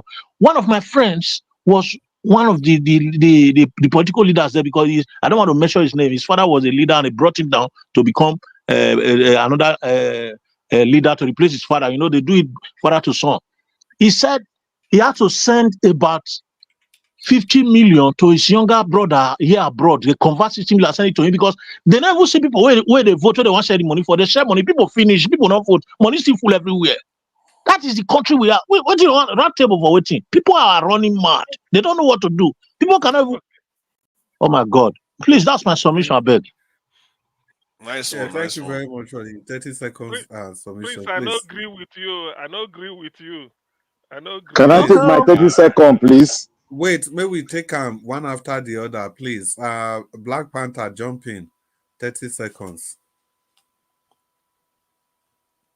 I should speak now. Yes, 30 seconds, please. Okay, thank you. Thank you for giving us this a little bit minutes so that I can speak. Please. One, you see, there's in every life, there's a fundamental things you must go through to acquire education. And if you break that transmission, then your position when you grow up will be affected. That means you need to go back and align with the procedures and the fundamentals so that you can be upright. Now, I want to say this. If Yugoslavia was separated and they went on to write their constitution so that they can be a nation that is guided by rules and regulation. And somebody like Niger who is now knowing Nigeria now, is now telling us that we don't need a constitution, that we should rule like as we were ruling in those days when we were in the bush. When we were in the bush. Like I said, my first statement is that you are sounding like a refined Arewa personnel. I know that when I hear their voice, I know their voice. I've been there, I grew up there, I schooled there, I did everything about my life there. Now I go to the second one. You cannot come out here to say anything about the United States because you are not part and parcel of it. Anything you read on your internet, keep it to yourself, and we don't spread lies here on the net. Nobody's taking any nation, nobody's dividing a nation. It meant a nation founded under a law, founded under God's law, and will continue to exist as the United Nations. So you got no right to speak. or utter word about it. Thank you. Thank you very much. And to Nigeria now, Chris, take your 30 let me just say seconds. something. Yeah, thank you. See, the OECD Make I nations, take my own before to these Nigeria. nations are supposed to be they are supposed to be the most developed countries in the world, the OECD nations, and about 10 of them are practicing this in federal system of government, and the remainder of them, which is 28 of them, are practicing unitary system of government. These are the most developed countries in the world, federal and unitary system, nothing else. So the idea that this system that we have is the problem is not necessarily the problem, it's the people. And I like what Prince Philip says. We need to be changing minds. We need to have a proper ideology that spells out a vision for the people. If you spell out a vision for the people, they will follow it. Thank you. Thank you very much. I am Oga Ferrari. Well, my own last 30 seconds comment is this. You are right. A lot of educated Nigerians have mental problems, not just the Nigerians at home, even the ones abroad. Now, you cannot change anything in your life if you are presented with fact and you still do not change your mind. You're just hell-bent on your own position and want to push your position on others.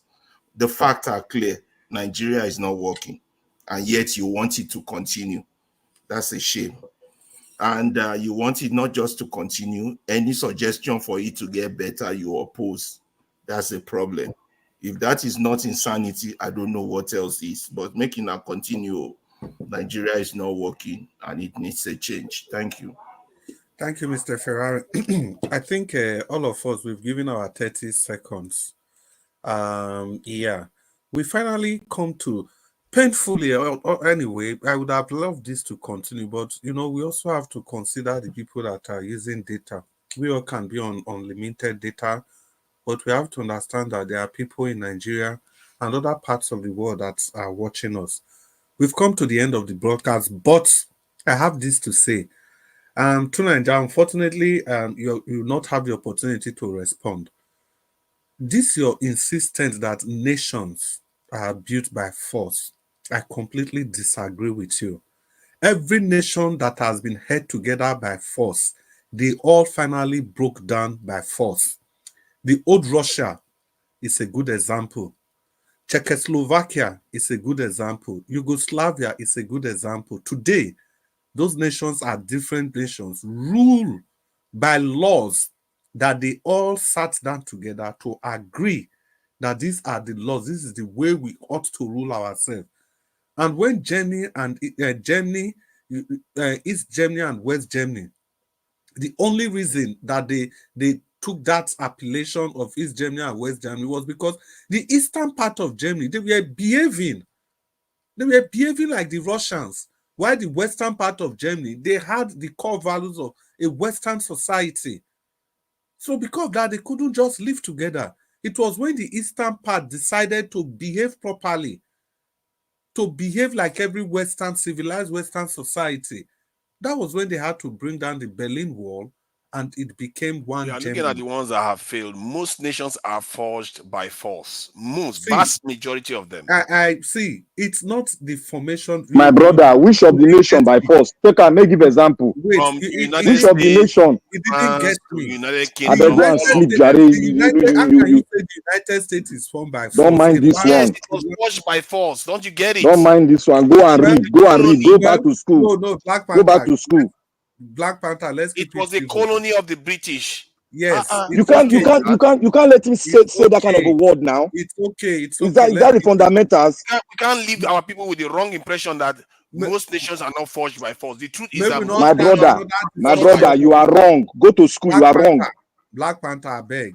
Sometimes even the ones that break up are still forged by force. See, if you're a philosophy student, you won't allow this thing to say this type of word to our ears. How can you say by force? It's true. Black Panther. I didn't make it up. Black Panther, I beg. Una do well. See, let's try it. We've gone past. It's going to 8 hours, 7 hours, 27 minutes. And we still have to say hello to the people in the comment section. We cannot solve the problem of Nigeria in one sitting. Tomorrow is another day. please, we keep the discussion going to move. Left for me, we can continue talking and talking and talking. Yeah, so let's greet the people.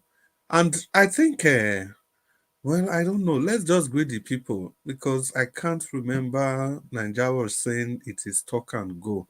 Well, let's greet the people. What we'll do after greeting, we invite Nigeria Watch if he's available to end the broadcast. Fine, but if he's not available, then talk and go. Let Nigeria Watch talk. Let Nigeria Watch off the channel. Oh, go sleep. Okay. Cannot continue to hear this type of layman talk. So in that case, look at this guy. In that case, let me greet everybody. I beg. At least it is we that are talking. We are talking every 5 minutes, 10. But there are people in the comment section that we must have. Black Panther, your body is hot. Friend Dan, thank you so much for staying with us to this late hour. Madam Love Maduka, we greet you. We appreciate you. Uwao Sakwe, thank you. Kenry Bar, una do well. Alex Edopikin, God bless you. Lumide Akinwumi, Adelaja Ogumbi. Who did it again? Marcos Iweta, God bless you. Eze1 Ugboaja, God bless you. Madam Peggy Modi, we greet you. And Tony, also known as Tony Africa. And Tony Africa, we greet you. It's good to have you on the show. But Tony, you don't throw mouth, give everybody. Upon all the things where they tell you, say, keep it civil. Lie, you know, go, yeah. Guy Owan Lele, we greet you. Now do well. Tony Africa, learn to be civil. It's good for you. It's good for everybody. Well, Sakwe. Yeah, so basically we've greeted everybody. CTV. Welcome to the show. Thank you so much for making it a date. Golden Arc Records. I got that right. Kingsley Ogiriaki and Agio Deborah, it's good to have you. Uwao Sakwe. Madam Ijedima, it's good to have you. Thank you all. Abuazi, God bless you. Love Maduka. And Thomas Omoreje. Thomas, Godwin, Unwanziama. Una, welcome to the show. God will bless all of una for waiting till this very last minute.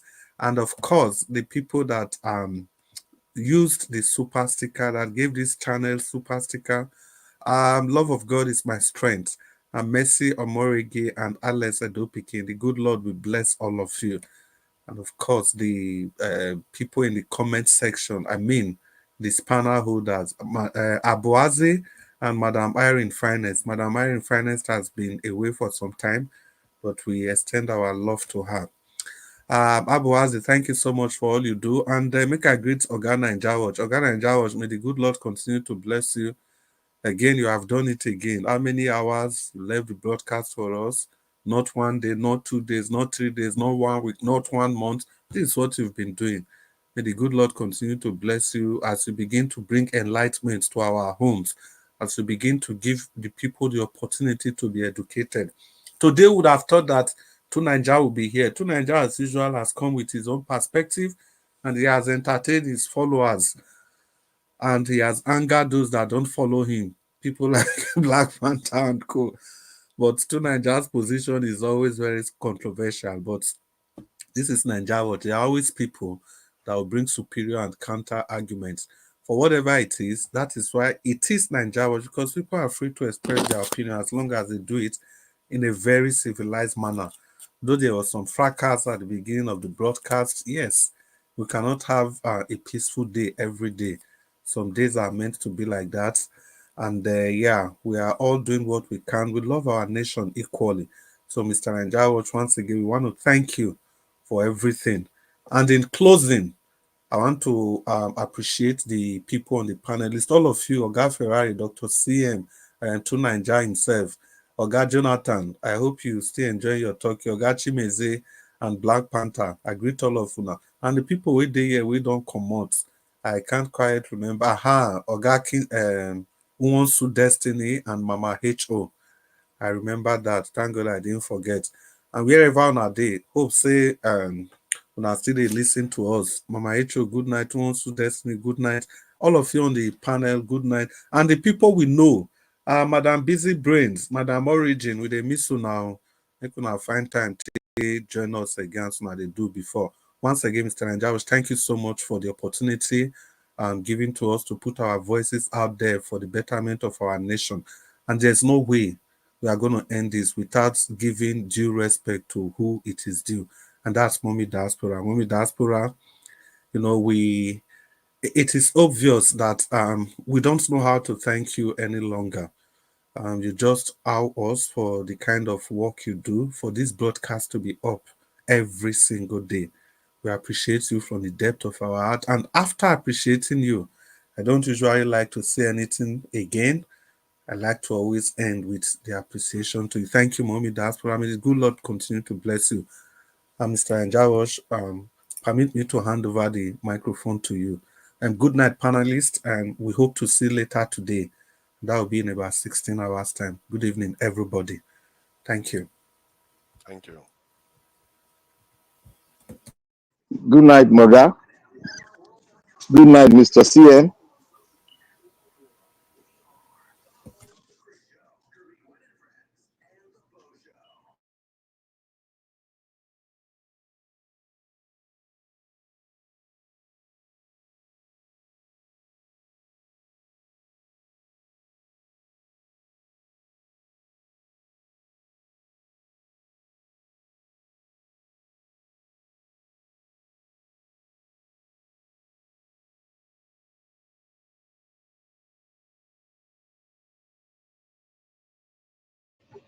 Black Panther, go sleep.